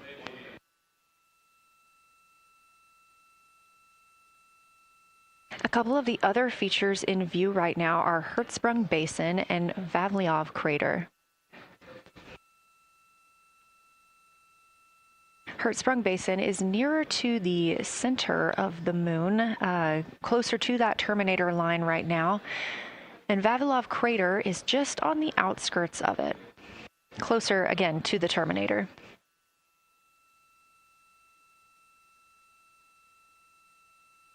Towards the bottom of the moon and to the left of the terminator line, or currently shadowed in darkness, is Apollo Basin.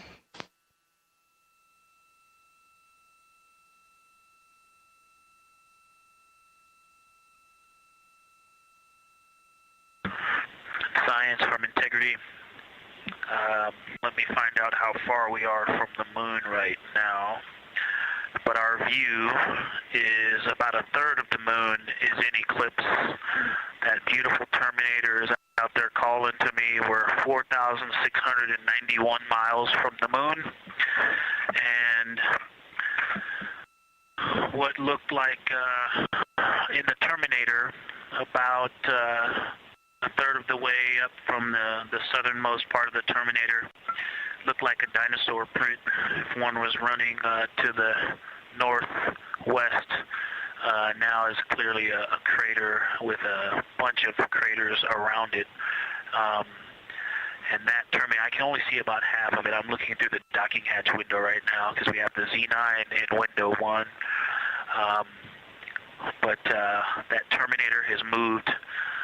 I guess I've been using Vavilov the whole time, so it's gone 2 more Vavilov craters to the west, and so a few more features are starting to peek out into the sunlight there with that low sun angle, and so you still have ridges and valleys showing up very clearly, a very jagged terminator, and a few islands of light out there with some high elevation shining in the sunlight in that darkness. And on the eastern side of the moon,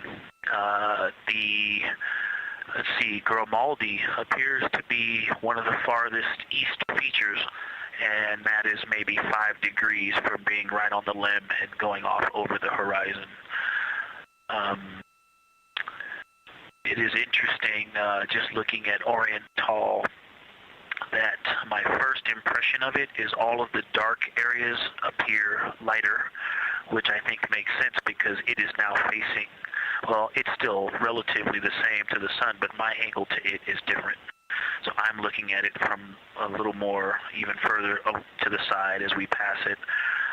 But all the darker features appear to be just a little bit lighter from this vantage point. The darker ring structure in the outer and inner ring and the interior, as well as the annular ring portion, everything seems to be just a smidge lighter at this point. Thanks for that description, Ike.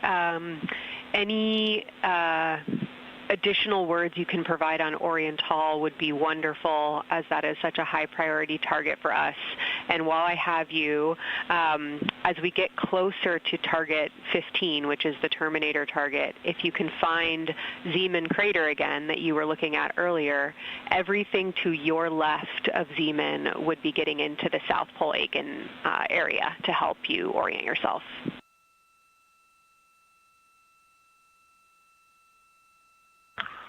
Zeeman is a great waypoint out there. I definitely see it.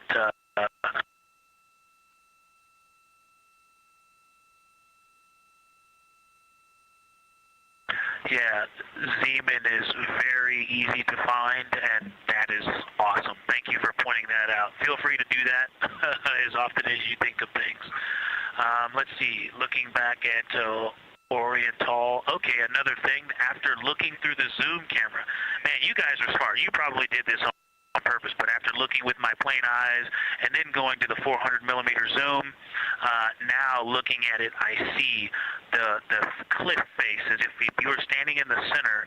That inner and outer ring have definitely some real terrain to them, and now I can see that as terrain. Now that I look at it even with my naked eye, I can tell that there's a lot of elevation and that, like I said, a cliff face on that eastern edge where all the darker deposits are. And it's just the scale now.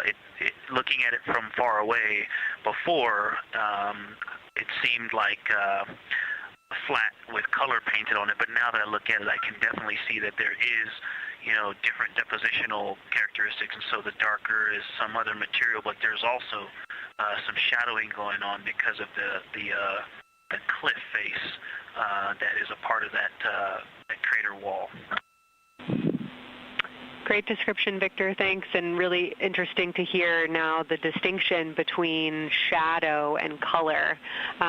Before I let you go back to other observations, you mentioned that Reed saw a browner hue to the annular ring than the rest of Oriental. Are you seeing that from your vantage point?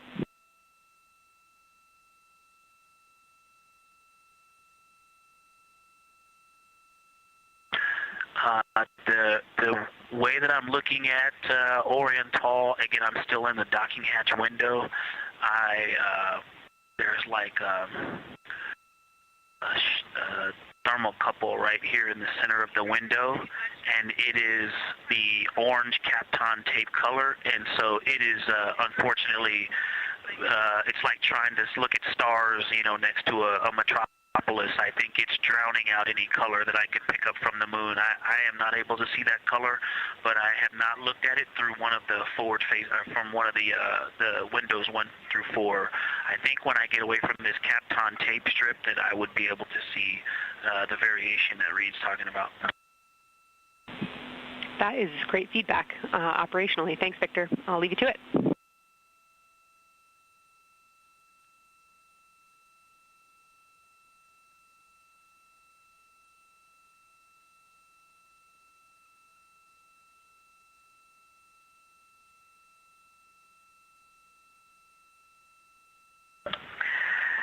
Science Integrity with a question from the window team. Integrity, this is Science, here with you.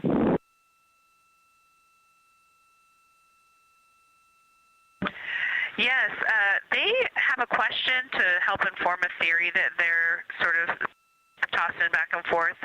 What is older, the Mare seas of the near side or Oriental?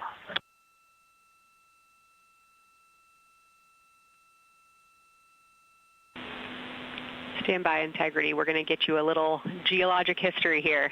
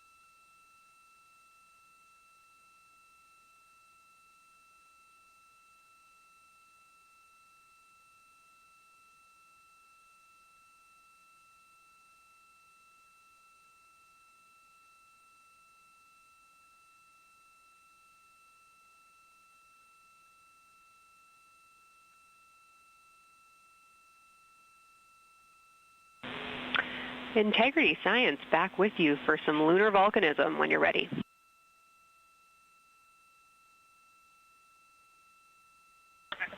Go ahead. You're making our day down here getting to talk about lunar volcanoes.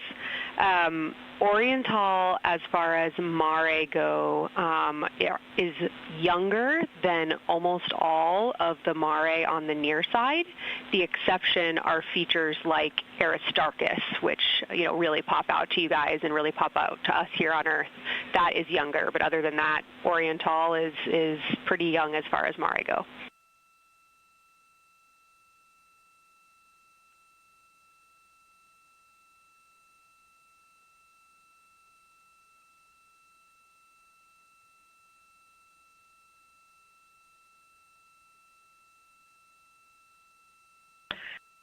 And Kelsey, thanks for that. We love lunar volcanism too.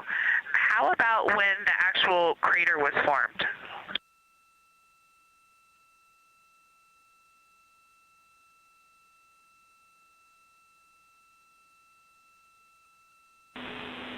Yeah, we're going to get you an age for Oriental, and while we're getting that, Christina, can you, maybe you've heard the window team talk about the sort of contacts around Oriental, but because that material is so much younger, if anything pops out to you about physical relationship between that and surrounding terrain, we'd love to hear it.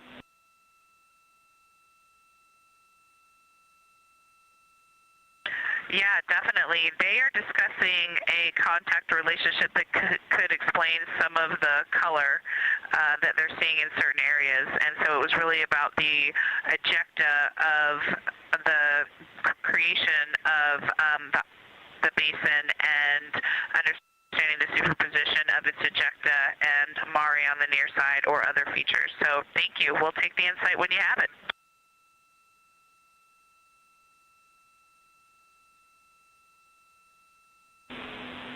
Thank you, Integrity. And I know Jenny wants to get to you with some topics, so I'll leave you with Oriental is 3.8 billion years old.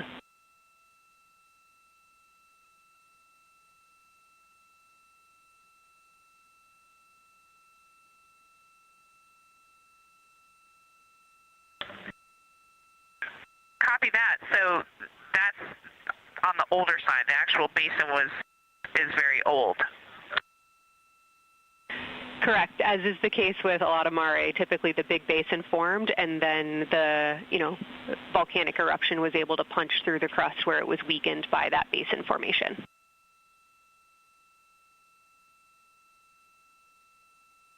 Perfect. Tracking. Thank you.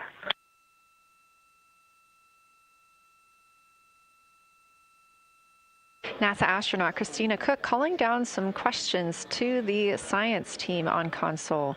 The voice you're hearing with those answers is Dr. Kelsey Young. She is joined by Trevor Graff on console today.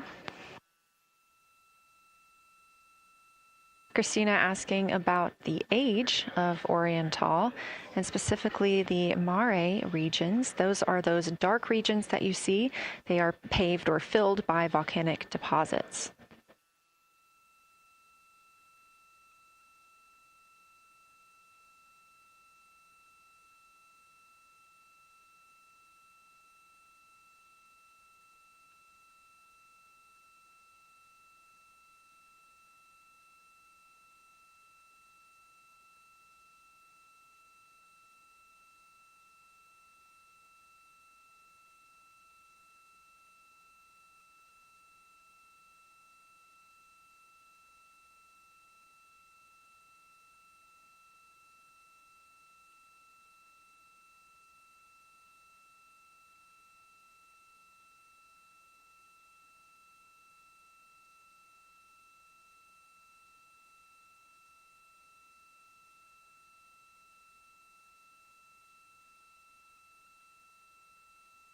Better answer. Integrity, it's about time for a position swap at the window. So we will ask Reed and Jeremy to swap positions. And I'll remind you again about your SD cards. And Victor or Christina, I have one window task for the cabin team when you're ready.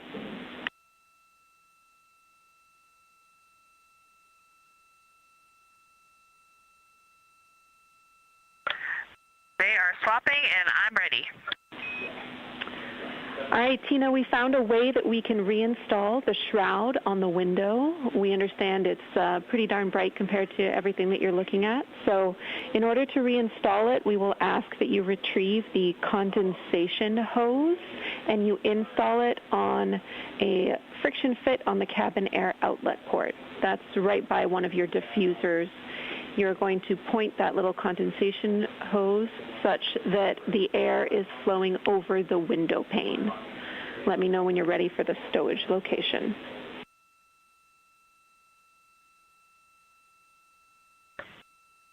Ready.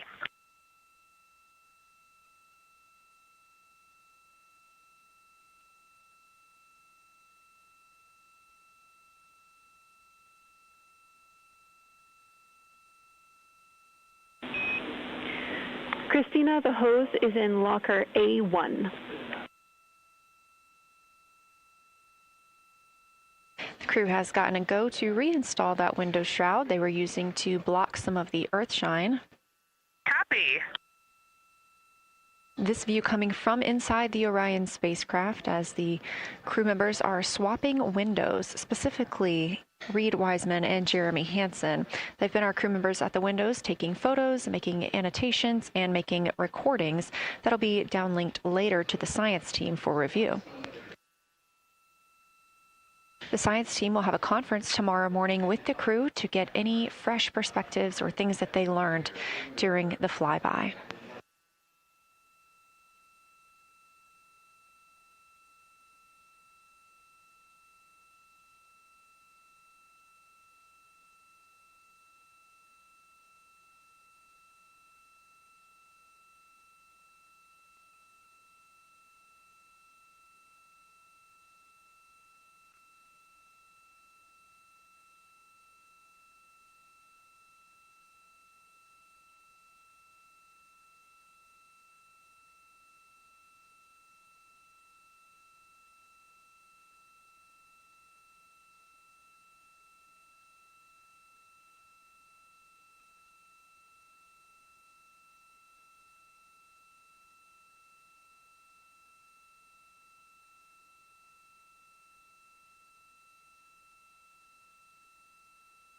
Again, we are now in the third of 5 observation blocks for the crew scheduled for today.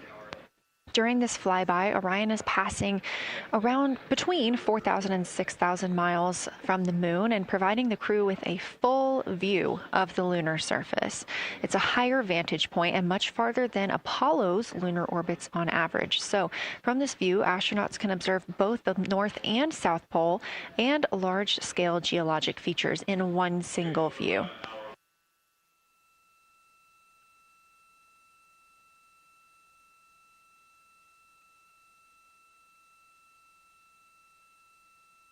We are now just under an hour until Orion passes behind the moon, and we lose communication with the crew. They will be out of reach with any of our deep space network antennas. That loss of signal will last about 40 minutes, and we expect to regain communications with them once they fly behind the other side of the moon. While they are behind the moon, they will also reach their max Earth altitude as well as their closest approach to the lunar surface.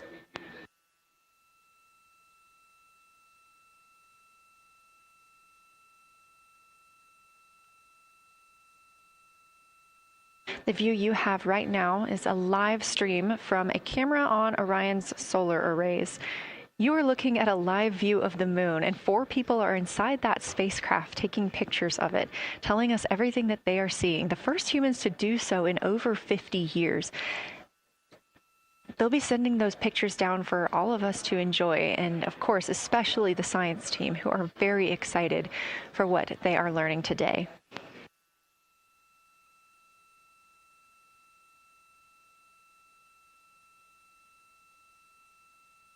It appears the Artemis II spacecraft, Orion, is now under 5,000 miles away from the moon.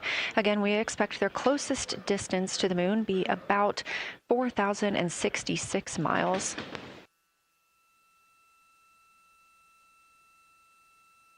That is an estimate at this point, and we will make sure to share that closest approach distance once we receive it.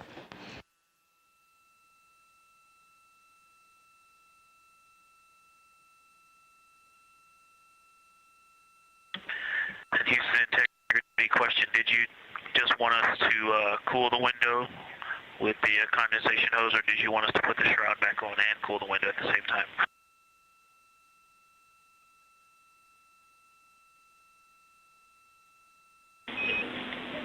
Victor, we definitely want you to cool down the window with the condensation hose. It's crew preference whether you put the shroud back on. The hose will allow you to do that if it helps with your lunar flyby.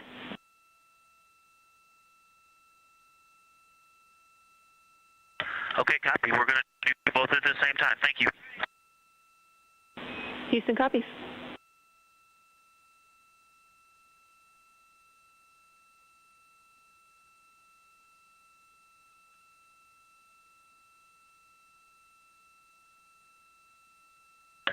Houston, thank you for that suggestion. The cabin is darkened again, and that makes a big difference for the imagery. And for science, we are now seeing a half moon.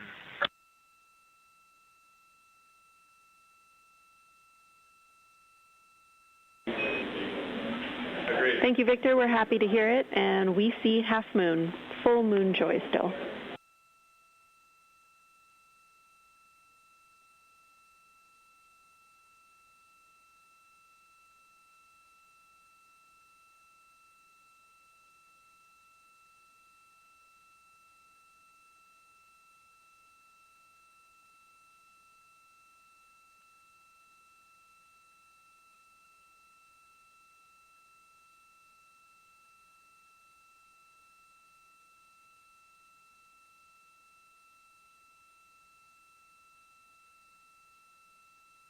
Crew reporting from Orion that they are seeing half the moon, which is about what it looks like here from this view from the spacecraft.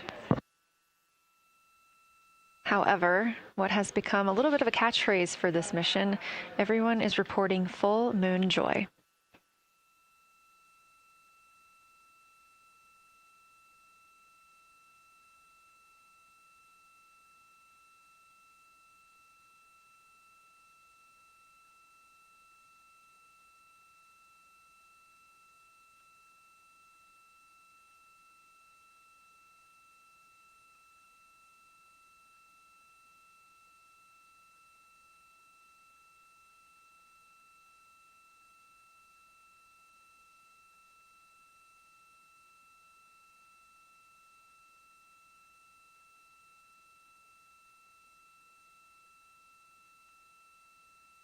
We are keeping up with which targets the crew is tracking through their lunar targeting package. They are just wrapping up their second. Science integrity, another observation the window team commented on and Christina and I discussed a bit is in Hertzsprung.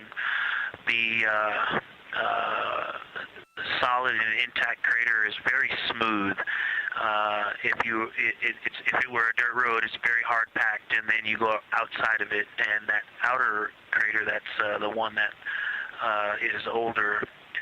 It is a little rougher and more jagged, and starts to get into more loose-looking terrain, and the smooth interior also causes the craters that are inside of the larger crater, the smaller craters, to have really sharp edges, sharp, distinct edges. And just a general comment on that area, Hertzsprung, that whole area, the average albedo there is darker. That is, I would say, 3. And the average albedo around Oriental and between Oriental and Ohm, excluding the wedge, the darker wedge, is more on the 6-7. And that they also seem to be different texturally. Christina described it earlier around Hertzsprung, and then from Hertzsprung toward toward Oriental, there appears to be a frozen, a rippling pond, but frozen. Or like choppy waves when it's windy out, choppy water, and then it freezes instantly. That's the texture. If you walk down there barefoot, it looks like it would be hard on your feet, like lava. After it's cooled, it would be pokey. Except for right there in the center of Hertzsprung, it looks paved, like a paved road, nice and smooth.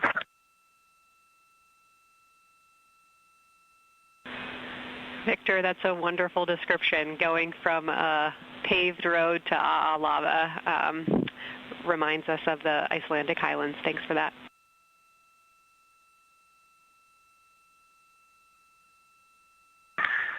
And science, another in the interior of the very intact, the interior of the intact crater at Hertzsprung is albedo variation. I think I heard one of the window crew maybe say color variation, but definitely albedo variation. There's lighter patches and slightly darker patches. It's not swirling, it's just patchy. It just has spots that are lighter, and I would say a predominantly darker average area. Great descriptions, Victor. Thanks. Not swirly, just patchy is really helpful for us.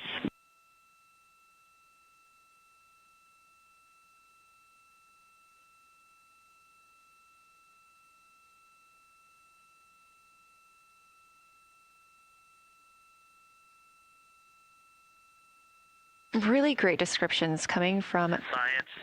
The window team is hitting all the targets. They are on the plan and starting the discussion of the Terminator. And boy, I'm loving the Terminator. I think I know it's not purely a moon feature, but what it does to the features of the moon, to the terrain, I've probably spent the most time describing into my recordings and thinking about and looking at the Terminator. There's just so much magic in the Terminator. The islands of light, the valleys that would look like black holes. You'd fall straight to the center of the moon if you stepped in some of those. It's just so visually captivating that the Terminator is the most striking thing that I've seen so far. We've been loving your evocative descriptions, Victor. You really are bringing us along with you, and we're following along with visualizations that pale in comparison to your descriptions. Thanks.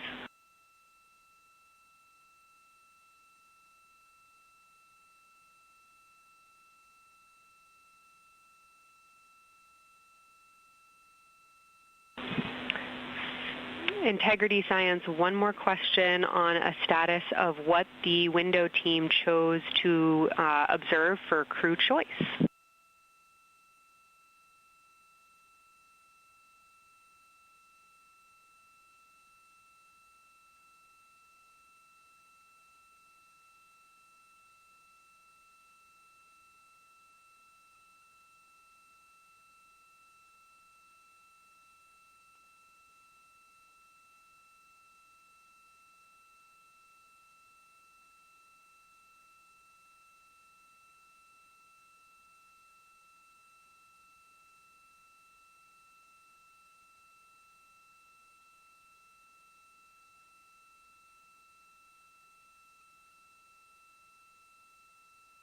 Window 2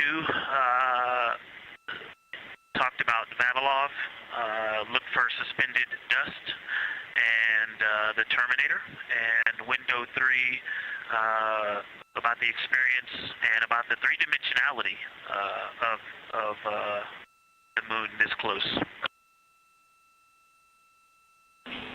Wonderful. And another observation about Oriental, I would say, is the features going off to the southwest, the two large, almost look like scratches in the surface. I don't know if they're rays or canyons or collapsed lava tubes, but two distinct features that are almost parallel going off southwest from Oriental Basin. They are the first things that made me notice parallax of our trajectory looking out at Oriental.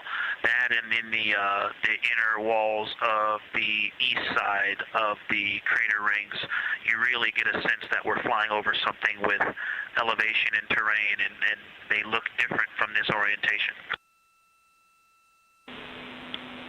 Love to hear it, Victor. And you had it that those chains are actually crater rays, secondary craters formed from the formation of Oriental.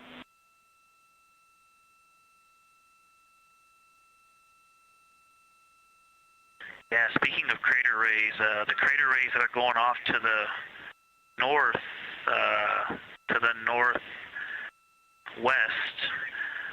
that run off toward Hertzsprung and I believe toward Vavilov. I'm not looking at it right now, but those crater rays are very interesting. They're all very small. I know you've imaged this, but they're all small and they look like, you know, a big impact launched rocks and things that made smaller impacts down the way. But something very interesting, and again, you can see this in Imagery, but some of them are parallel, and then some of them converge toward the center of Oriental. And then I think I even saw some that maybe diverge, not diverge, but that are convergent, which indicate multiple large impacts that created a lot of secondary impact crater rays. Fantastic, Victor. And I'll note that we can infer that you're looking down at your freshly named Integrity crater, which is near the end of one of those beautiful crater rays from Oriental. Thanks for the description.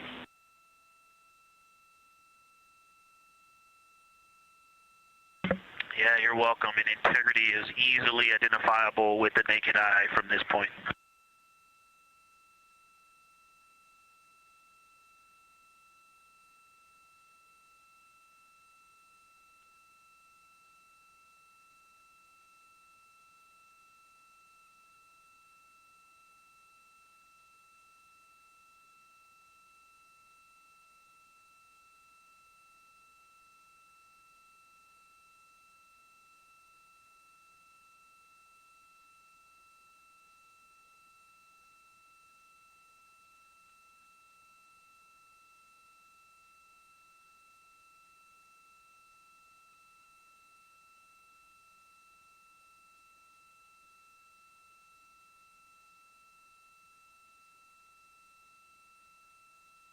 We've been hearing some great situation reports from Victor Glover, the pilot of the Artemis II mission, calling down to the science team, letting them know what he is seeing. And one of those things is Hertzsprung Basin. If you look just to the right of the Terminator, that is the difference between light and darkness on the moon. You can see what he's describing when he says Hertzsprung Basin and how it looks a little bit paved in the middle there. It's almost in the very center of the moon in this view, coming from the Orion spacecraft and a camera mounted on its solar array.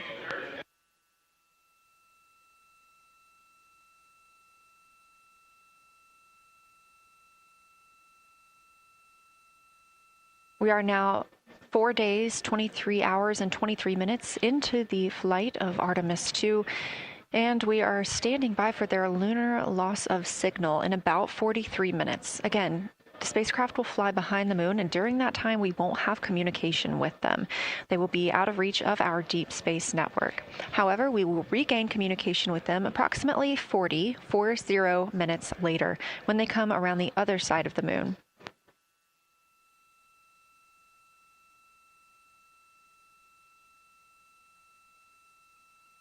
The crew aboard the spacecraft are currently discussing the Terminator, that difference between day and night. The science team is interested in learning about the topography and the color of the lunar surface, and it's already been very interesting to hear that they have seen colors like greens and browns while looking at the moon.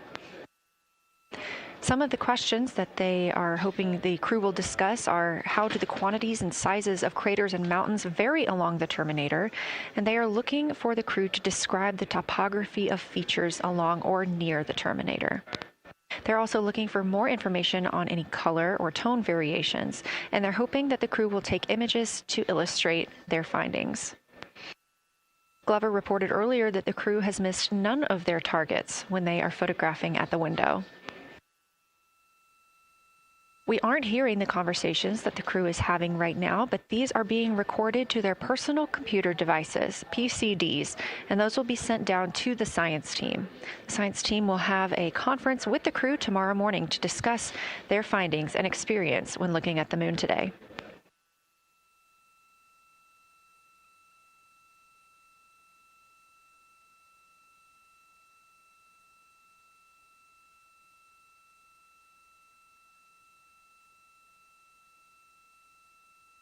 We have a few minutes left while the crew is discussing the terminator. And if you're just joining us, you're looking at a live view of the moon, our moon, from the Orion spacecraft and a camera on its solar array. Inside that spacecraft, 4 astronauts, Reed Wiseman, Victor Glover, Christina Cook, and Jeremy Hansen, the first 4 people to fly around the moon in over 50 years.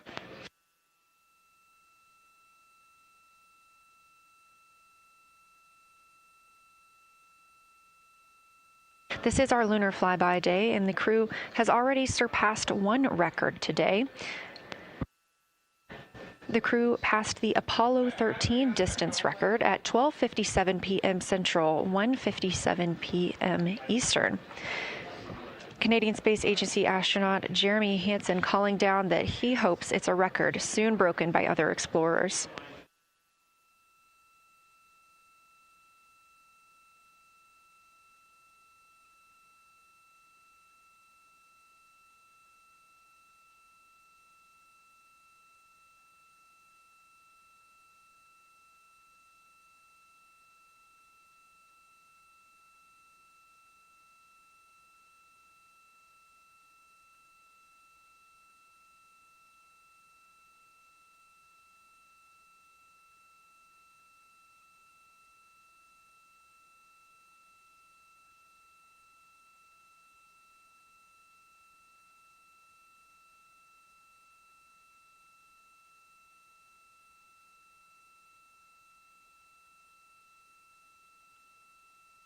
We are live in Artemis Mission Control in Houston, Texas, monitoring the flight of Artemis II. All of the flight controllers here, each monitoring a different system aboard the Orion spacecraft. Integrity Houston, we are ready for our cabin and window teams to swap again.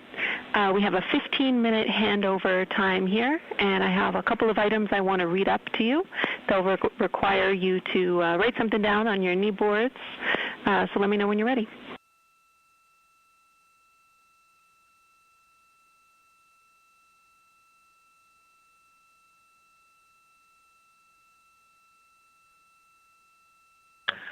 Okay, Houston, we are ready. Copy, Integrity. First of all, once you start this next shift here, during this lunar observation shift, we will begin our lunar LOS, so you can expect a call from me a few minutes prior reminding you. And second of all, FIDO just sent us updated altitudes and METs for lunar closest approach and max Earth altitude. Let me know when you are ready to write those down. They differ slightly from Optimus.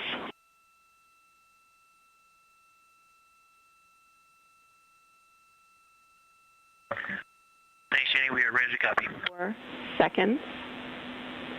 And the altitude will be 4,067 statute miles. Maximum Earth altitude will be at MET 5 days, 0 hours, 27 minutes, 39 seconds, with an altitude of 252,756 statute miles.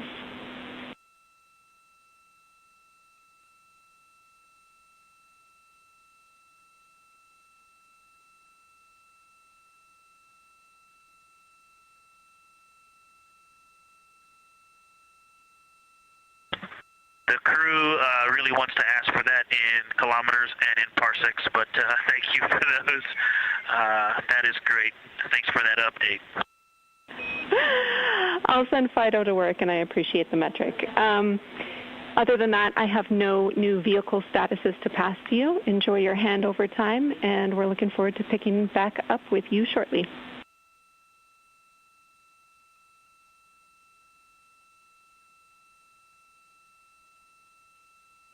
All right, we'll talk to you shortly.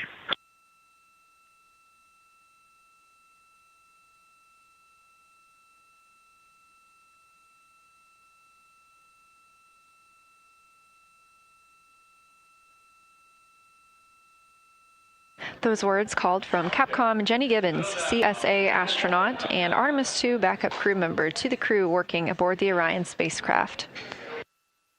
Had a little bit of a view inside the cabin. As you can see, it is very dark. The crew has turned off the lights, and the light that you were able to see is coming through the window, a reflection of Earthshine and from the moon.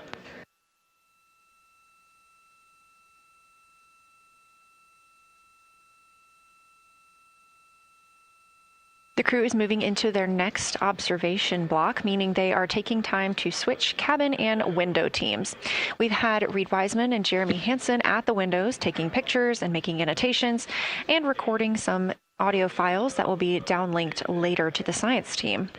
Meanwhile, Victor Glover and Christina Cook were in the background serving as support. They were also timelined to enjoy a little bit of their midday meal. Now that we are swapping positions, the support team becomes Reed Wiseman and Jeremy Hansen. They will be in the background helping with SD card swaps, as well as providing those situational reports to the science team. Victor Glover and Christina Cook will be the astronauts at the window, photographing and speaking into those PCDs, portable computing devices, about what they're seeing on the moon.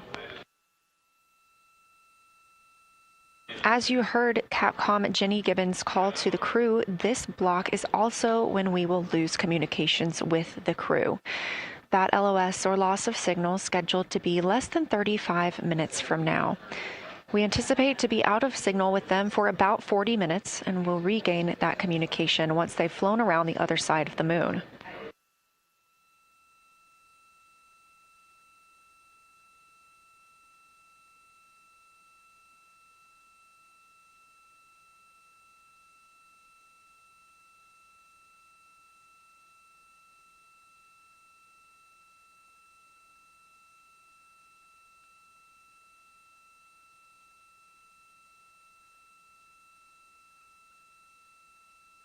Now, even though the crew will be flying behind the moon, their observation period does not stop. They will still be taking pictures and making annotations of what they are seeing. They'll be looking for the limb of the moon, Earth set, and then Vavilov crater, which we have previously seen. They'll swap positions at the window before moving into a crew choice option. They will get to pick things that are interesting to them on the surface, take pictures, and explain why they find them that way. They'll also be looking for any impact flashes. These are short-lived flashes on the lunar surface caused by impact bombardment.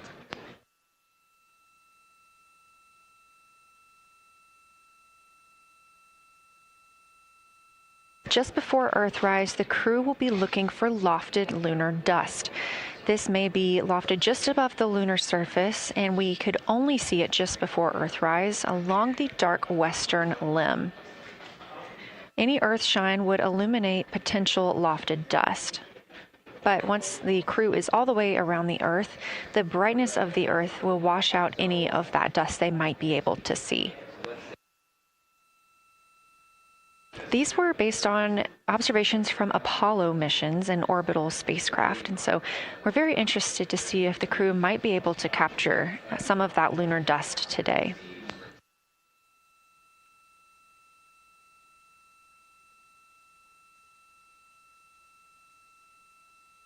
Following that lofted lunar dust target, the next will be Earthrise. We will regain communications with the crew shortly after Earthrise.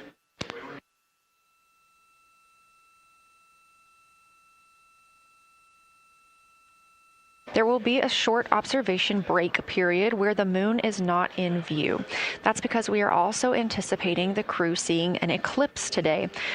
The moon won't be in view because the team here in Mission Control Houston will need to change the attitude of the spacecraft and ensure that its solar arrays are gathering light from the sun heading into that eclipse period. So we will have communication with the crew, we just won't be able to see the moon. However, we will have views during that eclipse time frame.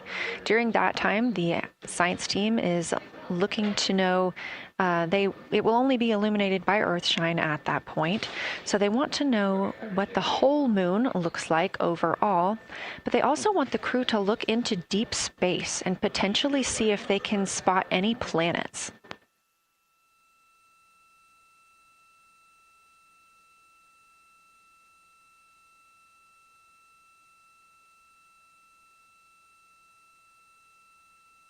Once the eclipse is over, the lunar flyby period will have ended.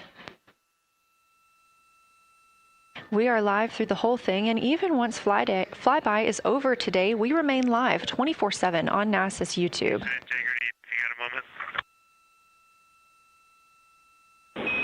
Go ahead.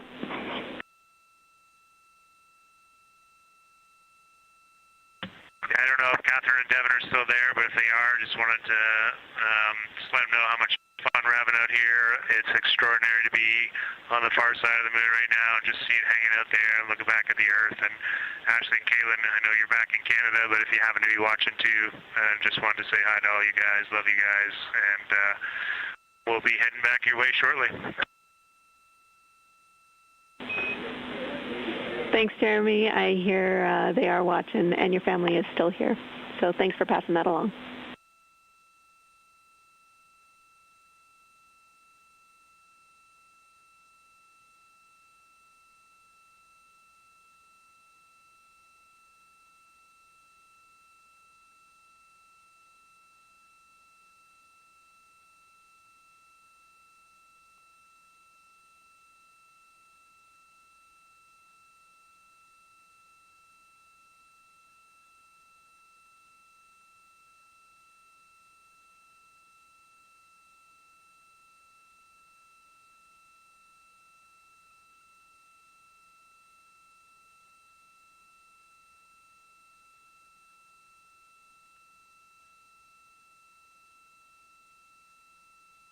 This view inside the Orion spacecraft, and it's a little hard to make out, but on the left there, that is Jeremy Hansen just calling down some well wishes to his family, joining us in the viewing room and watching online.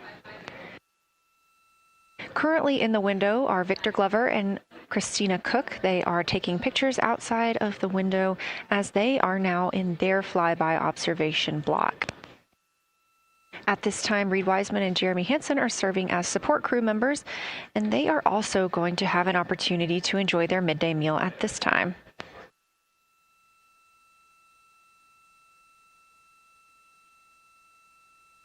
On the lunch menu today for Reed Wiseman and Jeremy Hansen, we have vegetarian chili, salmon croquettes, chicken with peanut sauce, sweet and savory kale, pickled beets, chocolate pudding, barbecued beef brisket, spaghetti and meat sauce, Italian vegetables, butternut squash, candy-coated chocolates, and maybe even a little bit of coffee.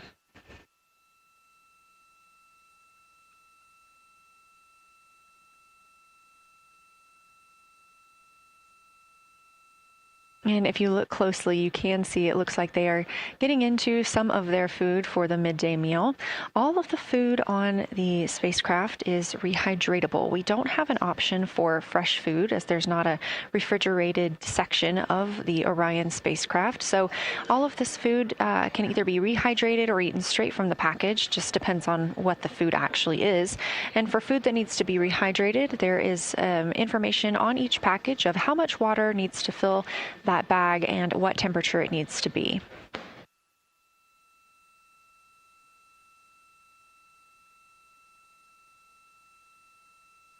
We are now 4 days, 23 hours, and 39 minutes, 40 minutes actually, into the flight of Artemis II, the spacecraft now under 4,500 miles from the moon.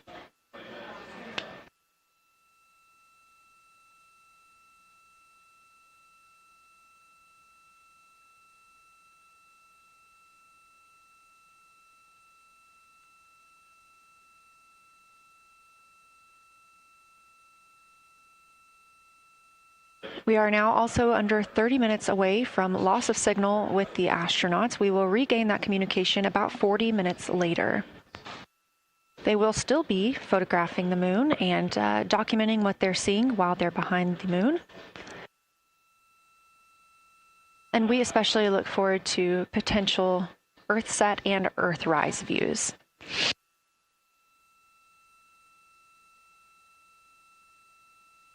As you can see on the left side of your screen, we are streaming this solar array camera view throughout the flyby. And the science team also plans to capture an occasional still photo with the solar array intermittently, perhaps one every 8 to 10 minutes. Still photos represent the highest resolution imagery from those GoPro cameras. So starting 5 minutes before Earthset and loss of signal, the science team will capture a series of photos, one every 30 seconds, to include Earthset, all the way through 5 minutes after Earthrise and acquisition of signal. In order to capture these frequent photos, the solar array camera that we were streaming will need to switch to time-lapse photo mode. So during this time, the streaming video quality won't be as sharp as you have it right now, but we want to ensure that the science team captures the data that they need during these time frames. And we really look forward to seeing those higher resolution images once they're available. But with the view you are seeing right now, we are sharing bandwidth on the Orion spacecraft with every system that is keeping the spacecraft powered and the crew alive, especially the environmental control and life support system. As this is the first flight with crew, this is also the first flight of a life support system, keeping the crew healthy and safe on the way to the moon and the way home.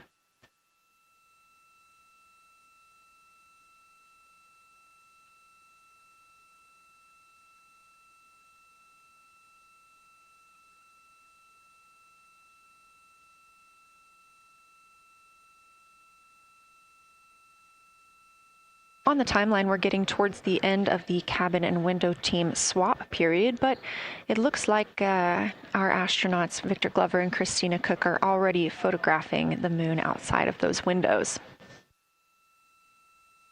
The next target is Ohm Crater, and this is something that they have photographed previously during the flyby. This is a small, complex crater with a prominent ray system, and as referenced earlier, it's the size of the Eye of the Sahara. That Eye of the Sahara is a feature in Mauritania.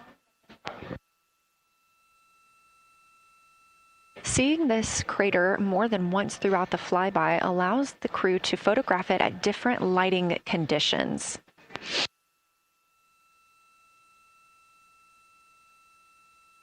Those different lighting conditions help expose different portions of the target and can help the science team learn a little bit more about how it formed and what it is today.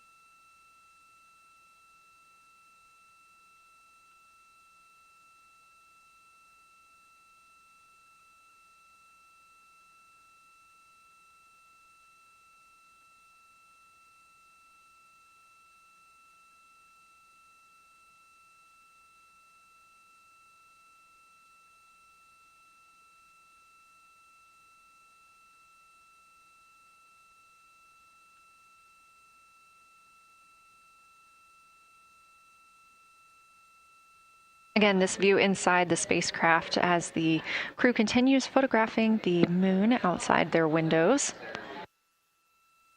They have turned the lights off to allow them to better get photos of the moon, preventing any reflections from coming in from the spacecraft.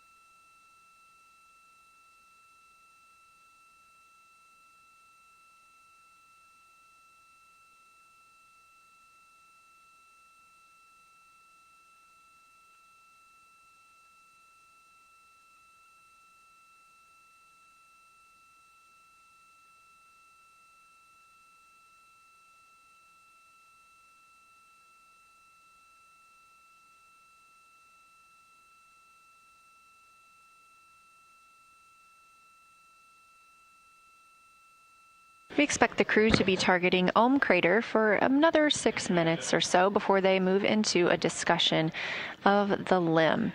Now, the science team has asked for a science sit rep or a situation report during that time, so we hope to hear calls from the crew on what they are observing.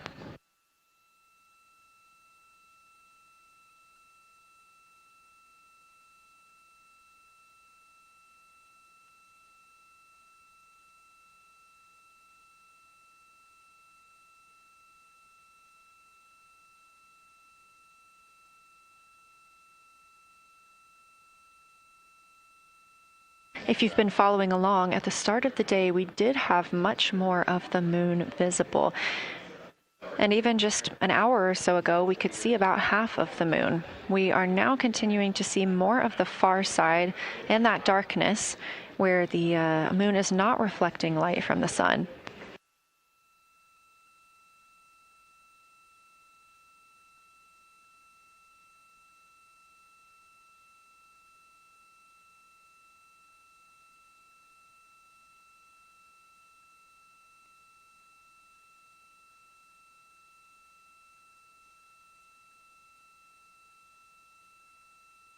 Earlier, we were also able to see some of those darker portions, that old lava flow that we often see on the near side of the moon and that we can all see from Earth.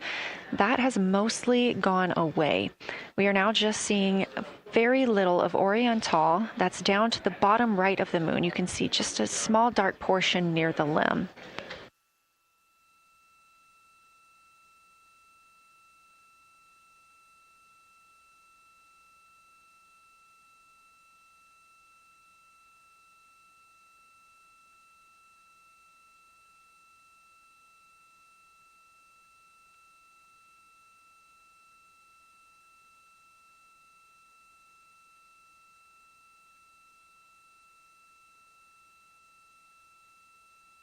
We are now about 18 minutes away from loss of signal with the Orion crew.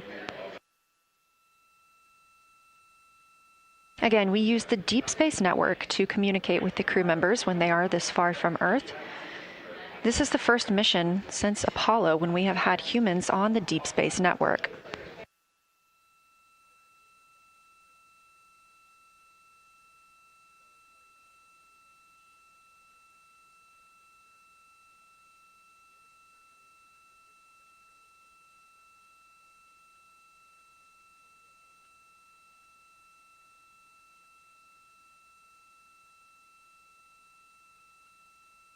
As you recently heard Capcom Jenny Gibbons call to the crew, we expect their closest approach to the moon to be at MET, or mission elapsed time, of 5 days, 25 minutes, and 34 seconds. At that time, their altitude would be 4,067 statute miles above the Earth's surface. Just over 2 minutes later, they will reach their maximum distance from Earth at mission elapsed time 5 minutes, 5 days, 27 minutes, and 39 seconds. The altitude at that time would be 252,756 statute miles. These are our latest numbers, and we'll make sure to verify and confirm those once those milestones have been achieved. Obviously, we will be without communication to the spacecraft at that time, so once we regain communication, we will make sure to find out those numbers and report those to you.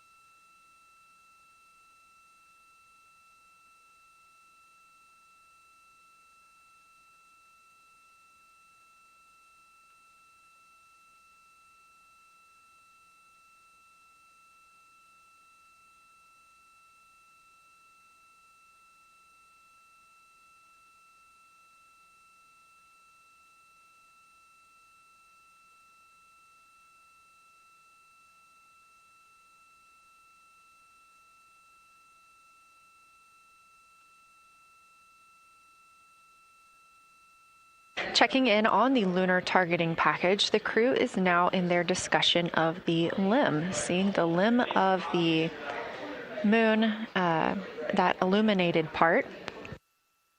Currently at the windows taking photos and making annotations are Victor Glover and Christina Cook.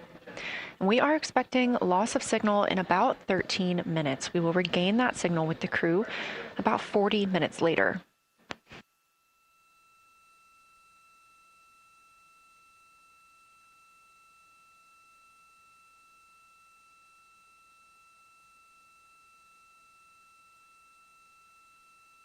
A milestone worth mentioning that this day marks the first time in more than 50 years that humans will observe the moon directly, a critical opportunity to practice how lunar science will be conducted during future Artemis missions.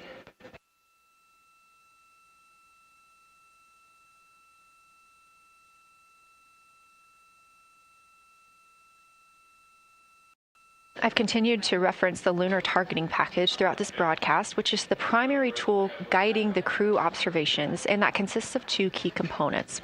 The first of those is the Lunar Geography Review, which helped the astronauts study major lunar features in advance. That also helped them learn to orient themselves during the flyby. The Lunar Targeting Plan provides a detailed timeline of observation targets, background science context, and specific instructions for the picture the crew should take, and verbal descriptions of what will be helpful to the science team reviewing those pictures later. That's what we've been tracking real time and what the crew is using right now to keep up with their next milestones.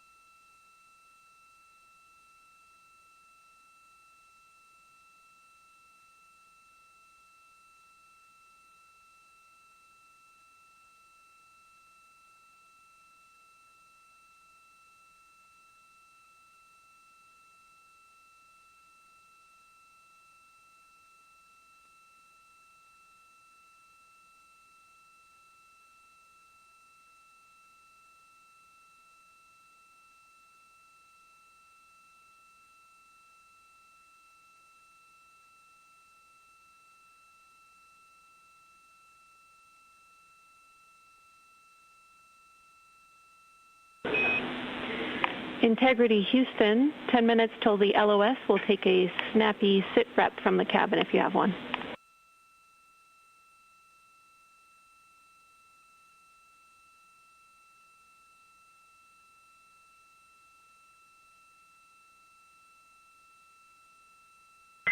Okay, Jenny, that came, we missed most of that, but just a 10-minute warning, is that what you're saying?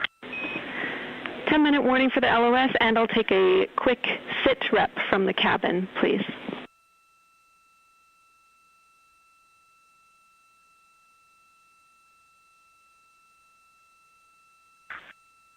All right, cabin is still full of excitement. We've got Christina in window 2, Ike in Victor in window 3.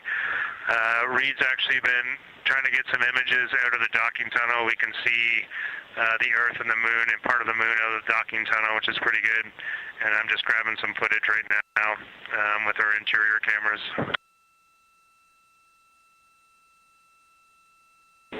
Copy, Jeremy. We'd like to know what camera Reed is using and also the status of window 1. Looks like there might be a shroud removed.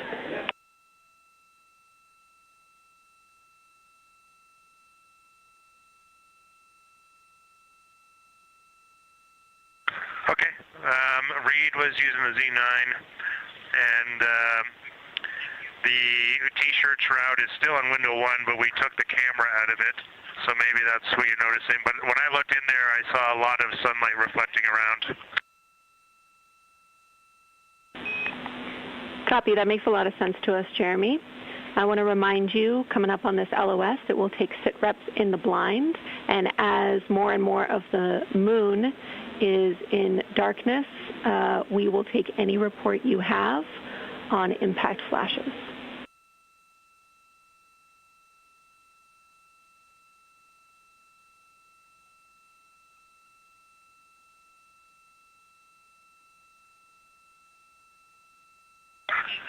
All right, Jenny, you'll have to say again your last. There's a lot of conversation here, and I was on the other side of the cabin, so I missed all of it.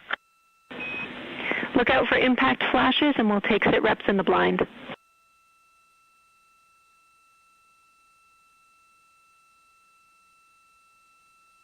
Okay, impact flashes, sit reps in the blind. We got it. And yeah, just so you understand what's going on with window 1, there is light coming through the outer hull from window 2 into the inside of window 1, if that makes sense. Like, I can see the inside of the vehicle when I look between the 2 panes of glass. Copy.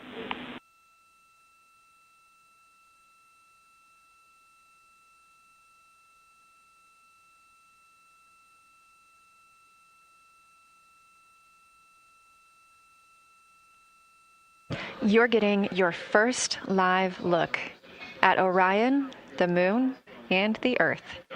Everyone in this picture.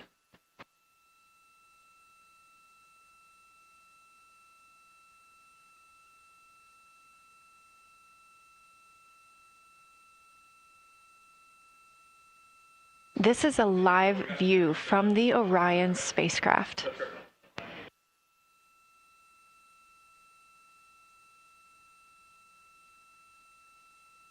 Currently aboard Orion, 4 crew members, Reed Wiseman, Victor Glover, Christina Cook, and Jeremy Hansen. And on the Earth, all of us, all of humanity. You can see the moon is starting to get a little bit dimmer as the astronauts are going to pass behind it. Now 6 minutes and 26 seconds away from that loss of signal. Again, we will be out of communication with them for about 40 minutes until they come around the other side of the moon and we can re-establish contact.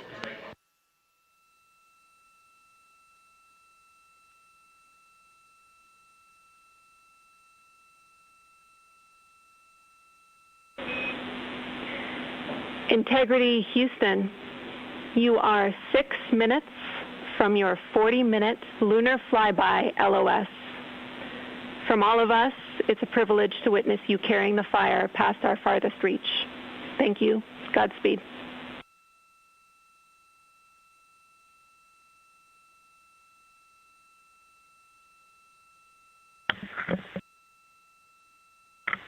Thank you for that, Jenny. And thank you to all of you for allowing us the immense privilege to be on this journey together. It's quite amazing. And as we go on this journey, thinking about the NASA mission to explore the unknown in air and space, to innovate for the benefit of humanity, and to inspire the world through discovery. And as you've gone along on this journey with us, hopefully we're doing just those things. And as we get close to the nearest point to the moon and farthest point from Earth, as we continue to unlock the mysteries of the cosmos, I would like to remind you of one of the most important mysteries there on Earth, and that's love. Christ said in response to what was the greatest command, that it was to love God with all that you are. And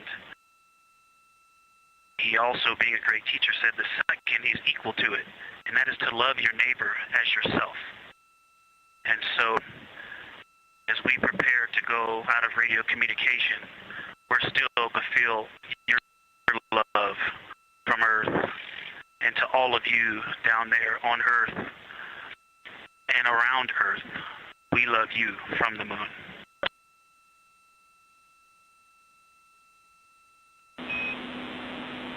Houston copies. We'll see you on the other side.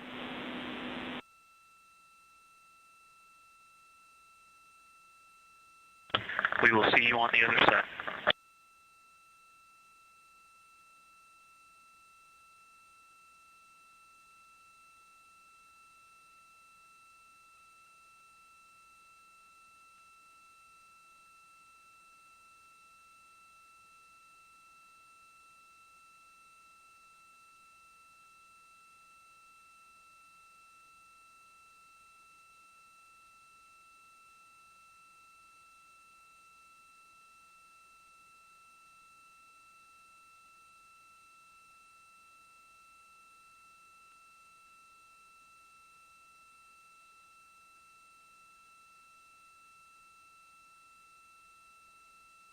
Poignant words from NASA astronaut Victor Glover, and a little bit of a love letter from the other side of the moon all the way to Earth. Glover touching on the teachings of Jesus, including to love your neighbor as yourself. We are now less than 3 minutes away from loss of signal with the Orion astronauts.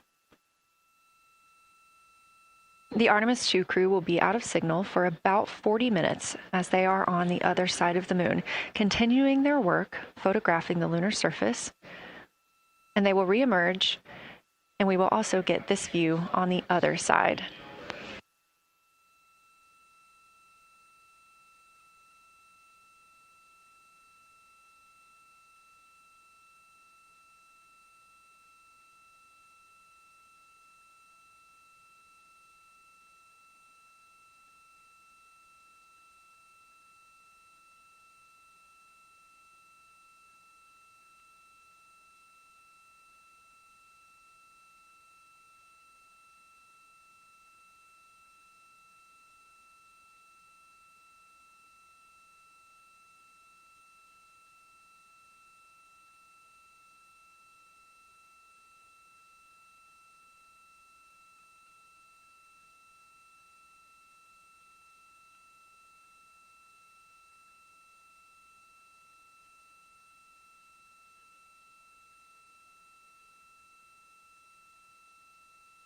Just about a minute and a half now until we lose communication with the astronauts aboard Orion on the Artemis II mission.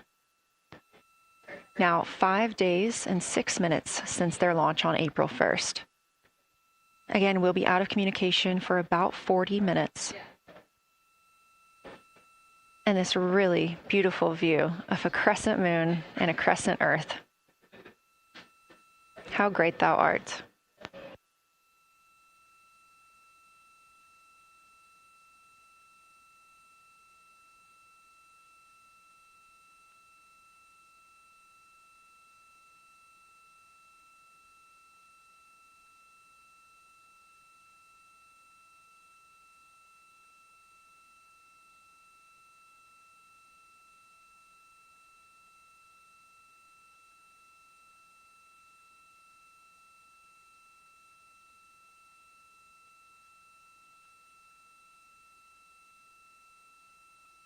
"30 seconds now until we expect loss of signal.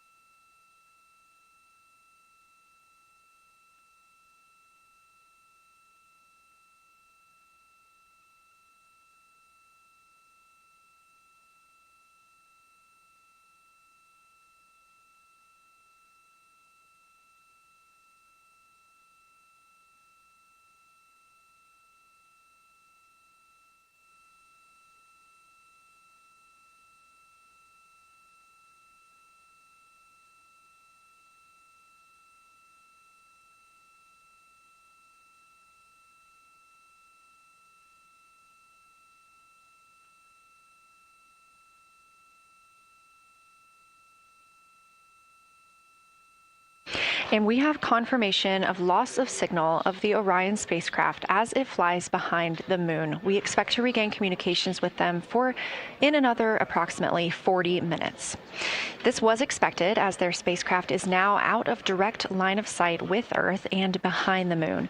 And this is a poignant moment as it's the first time in over 50 years that we have humans completely unreachable by anyone else on Earth. No matter how distant or secluded, we could reach anyone living on Earth, but while the crew flies behind the moon, it's simply impossible to make contact with them. This is a live view inside the Science Evaluation Room here at Johnson Space Center and just down the hall from Mission Control. This team has been monitoring the flyby all day as the team has continued capturing targets on the lunar surface.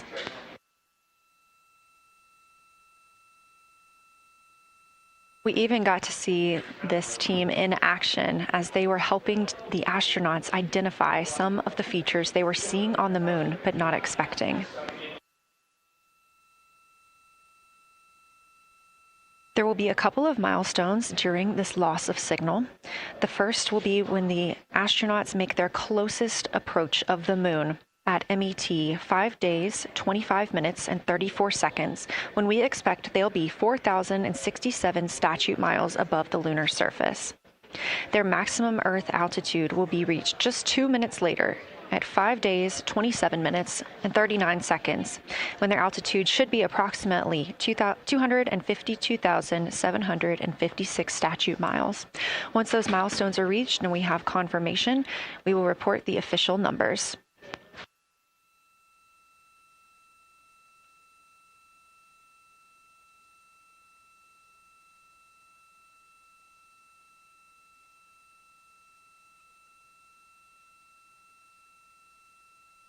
Throughout the Artemis II mission, astronaut voice, images, video, and vital mission data must traverse thousands of miles carried on signals from NASA's powerful communications systems, the Near Space Network and the Deep Space Network. Let's learn a little bit more.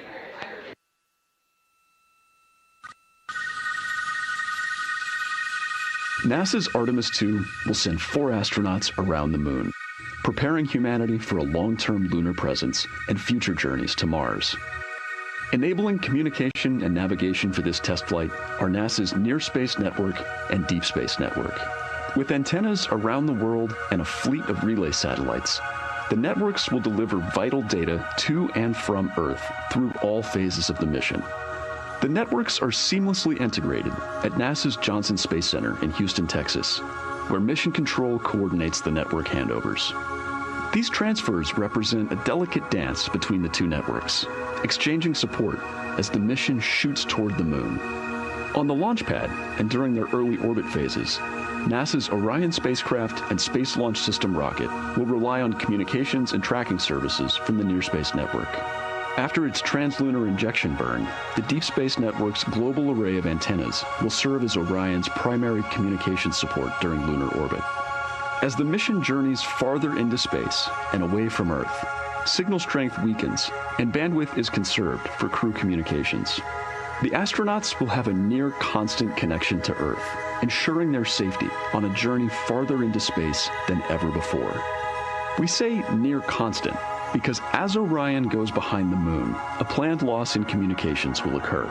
The Deep Space Network will be standing by to reacquire the signal as Orion reappears. The Artemis II mission also provides an opportunity to test new capabilities.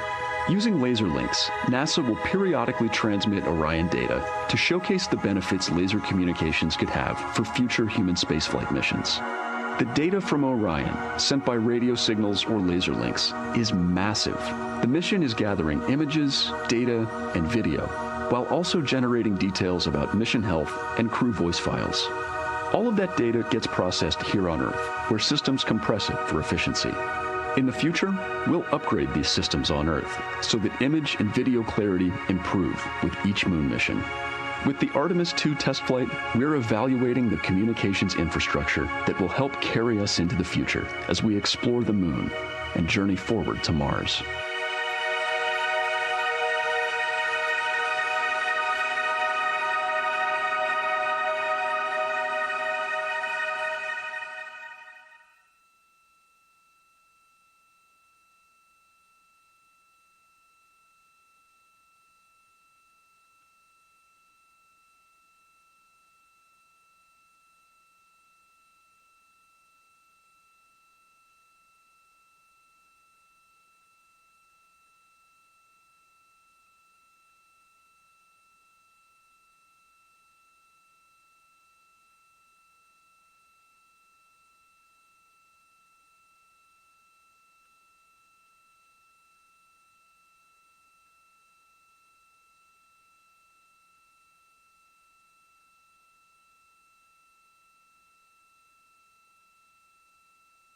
We are now about 33 minutes until we expect to regain communications with the astronauts aboard Orion. And in the meantime, I've got Dr. Kelsey Young, Artemis Science Flight Operations Lead, here with us. Thanks for joining me, Kelsey. Thanks for having me. This is such an exciting day. Oh, no kidding. It has been so cool to hear you communicating directly with the crew.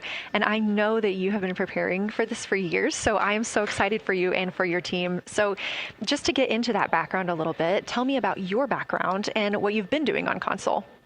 My background is as a field geologist. Actually, I studied impact cratering in the field for my PhD, so all these descriptions of impact craters have me just absolutely swooning. How I got into this, though, is, during my PhD, I got an internship at NASA and ultimately never left to integrate science into flight operations. So we developed the Science Officer Console, for which this is the first mission we're supporting. We developed the Science Evaluation Room that's right upstairs, and so it's so gratifying to see this operation structure come to fruition, especially on a day like today. I would have to imagine so. And we've got a great view of the Science Evaluation Room right now. Is there anything that has stood out to your team so far? Absolutely. So as you might have heard in some of the press briefings and content that, we've been putting out, color and albedo were really exciting targets for us. We've heard several amazing color descriptions so far. Just to highlight maybe one of them, we heard about greenish and brownish hues near Aristarchus, which is actually a feature that we can see here from the near side. And those greenish hues could actually tell us something about the volcanic evolution of that area. So you can bet that the science team is going to be prioritizing downlinking those images and the crew audio that we didn't hear that went into those recordings to learn a little bit more. Wow, that is fascinating. I was hearing those colors and very interested just from a personal standpoint, because looking at the moon from, 250,000 miles away, we don't see green or brown. So just hearing that, them being so close and getting to see that, fascinating. And I know very exciting for you. So what are you expecting to see in the upcoming portion of the flyby? The upcoming portion is actually going to be really exciting. So right now, as we speak, while folks in the room are kind of taking their, their stretch breaks and everything, the crew are still hard at work. They still have targets to image and describe during this LOS. But when we come out, the first thing, of course, we're going to hear about is Earthrise. We're really looking forward to hearing about the crew's experience with something that we can connect with and that, Apollo 8 brought us such amazing images from. But then we start to get into describing the Terminator, as well as looking for things like lofted dust, which tell us about the modern lunar environment. Then the vehicle's going to orient away from the moon for an hour and then pivot back for the eclipse observations, which is a whole different set of science observations that we're really looking forward to. It's kind of nice that the crew will get a little break in there, because they have been hitting it hard today with photos and videos and annotations. What are you hoping that the crew sees coming up? Is it that lunar dust? Oh my goodness, that's a hard question to answer. I mean, we've already gotten such great descriptions. I mean, the Terminator seems to just be like one of their favorite things to look at and describe. So I feel like, that was something we were looking forward to. I feel like we've really gotten some great descriptions. So absolutely, I'm looking to the human moment of Earthrise. Lofted dust is an exciting one, and lofted dust will be a target for them in the right around the time of Earthrise, but again in the eclipse period. So I'm really looking forward to seeing. I mean, they've already highlighted just in the course of their flyby so far how the moon has changed, and this is going to be even more dramatic change to go from their end of this kind of lunar illuminated piece of the flyby into the eclipse time frame. And I can tell you they're going to be experiencing a very different moon during that time, and I can't wait to hear what their observations are. Yeah, that's absolutely fascinating, and what an privilege that we get to do that on this mission, because that's not always the case. If we had launched on a different day other than April 1st or 2nd, we wouldn't have gotten to see that eclipse. Is that right? That's correct. April 1st and 2nd. I will say, I was asked a lot in the weeks leading up to the launch, well, what's your favorite day? And my answer truly was, there is no bad day to launch to the moon. We were going to get great science out of it no matter what, but it's a really neat opportunity to, bring the sun into the picture, bring different planetary bodies into the picture while still literally keeping the moon in center stage. Fascinating. So what differences are we looking for at each site? We're hearing a lot of different terms. We're looking at craters. We're looking at mare. What are the differences that you're hoping to see? We do have, as you highlight, kind of different prompts for each target. That's what they're looking at in their lunar targeting plan, which I know you've been showing. And we have even different prompts for the person with the, the really long lens on the camera versus the people with the unaided eye. And you've heard the crew talk about, oh my goodness, when I go from one to the other, I can really detect different nuances. And that's something that we experienced in simulations, but hearing them actually, see it for real has been really gratifying. But we're looking for different things based on the target. Sometimes we're looking for color. Sometimes we're looking for texture. For the Terminator, we're looking at kind of what texture and morphologies pop out to you and what kind of diversity you see along the Terminator. You've heard, Victor especially make some comments about future impacts for exploration. So already I think that their descriptions in this first part of the flyby have told us something scientifically, but also about future surface missions. Well, it was so interesting to hear Victor talking about he was imagining in his mind's eye being down on the surface and walking around. That was very cool to hear.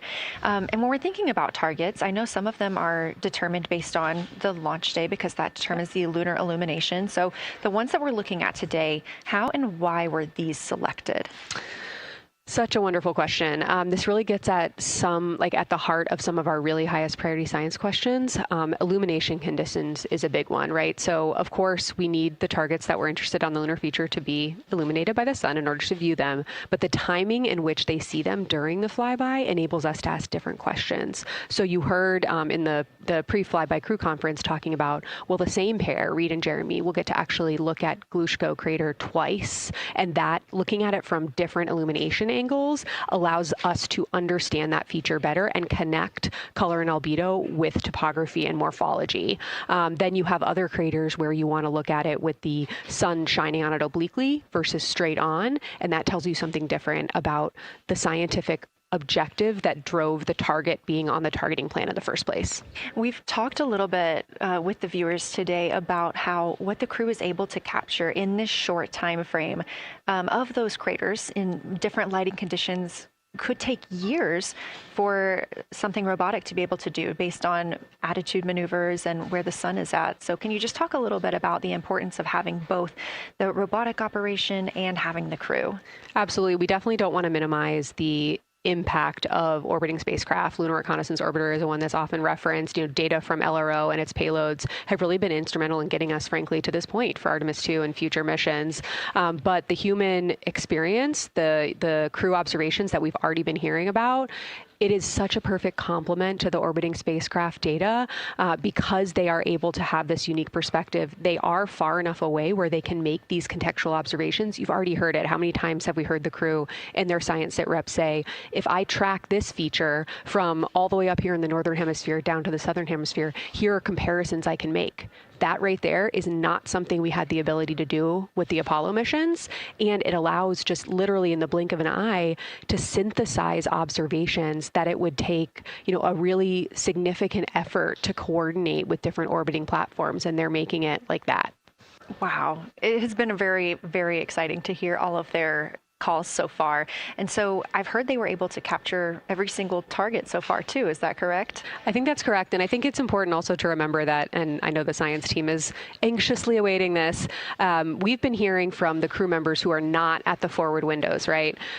Those crew who are, really in the thick of the observations, they are recording minutes-long observations per target on their crew tablets. We will be getting those down starting here in a couple hours, and that's going to contain really meaty science information that we haven't heard live yet, and that's going to form the basis of my conversation with them tomorrow morning, where we're going to have a really deep dive into the science and absolutely nerd out about what they were able to do today. One of the most gratifying things for me today is hearing multiple crew members say, thank you for putting the discussion times in the targeting plan, because when we have had the ability to put multiple brains on a problem, we have elevated each other. And I'm looking forward to them, sleeping on it overnight and then us actually being able to really, truly have an elevated science discourse tomorrow. Well, we're looking forward to it too, and I cannot wait to hear everything that you guys get to learn overnight from some of those audio recordings and just everything that they'll be able to share tomorrow. So, Kelsey, I know you are very busy. You've done a great job today, and thank you so much for joining us for this interview. Thanks for having me. It's such an exciting day. We are now expecting acquisition of signal in about 24 minutes. As a reminder, the Orion spacecraft has flown around the other side of the moon, where they are out of contact with our deep space network.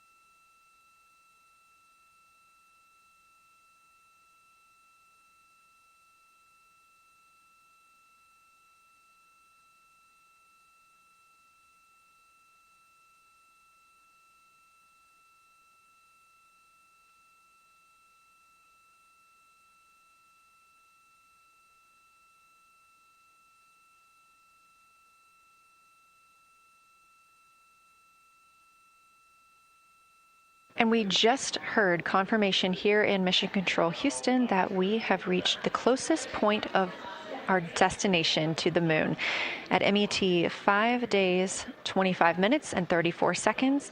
And we anticipate the spacecraft's altitude is approximately 4,067 statute miles above the moon.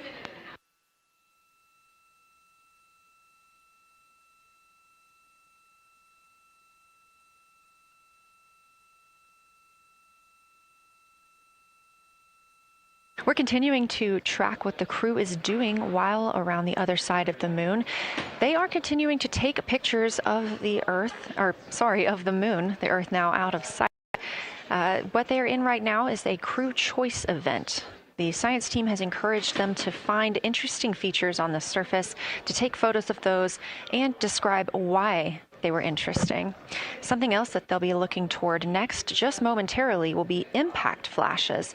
They've got a few minutes allotted to look at the darkest portions of the moon. They're interested in short-lived flashes on the lunar surface because these would be caused by impact bombardment. After their impact flash targeting, the team is interested in if the crew can see lofted lunar dust. This would only be visible just before Earthrise. Now 20 minutes until we expect to regain communications with Integrity and the astronauts for Artemis II.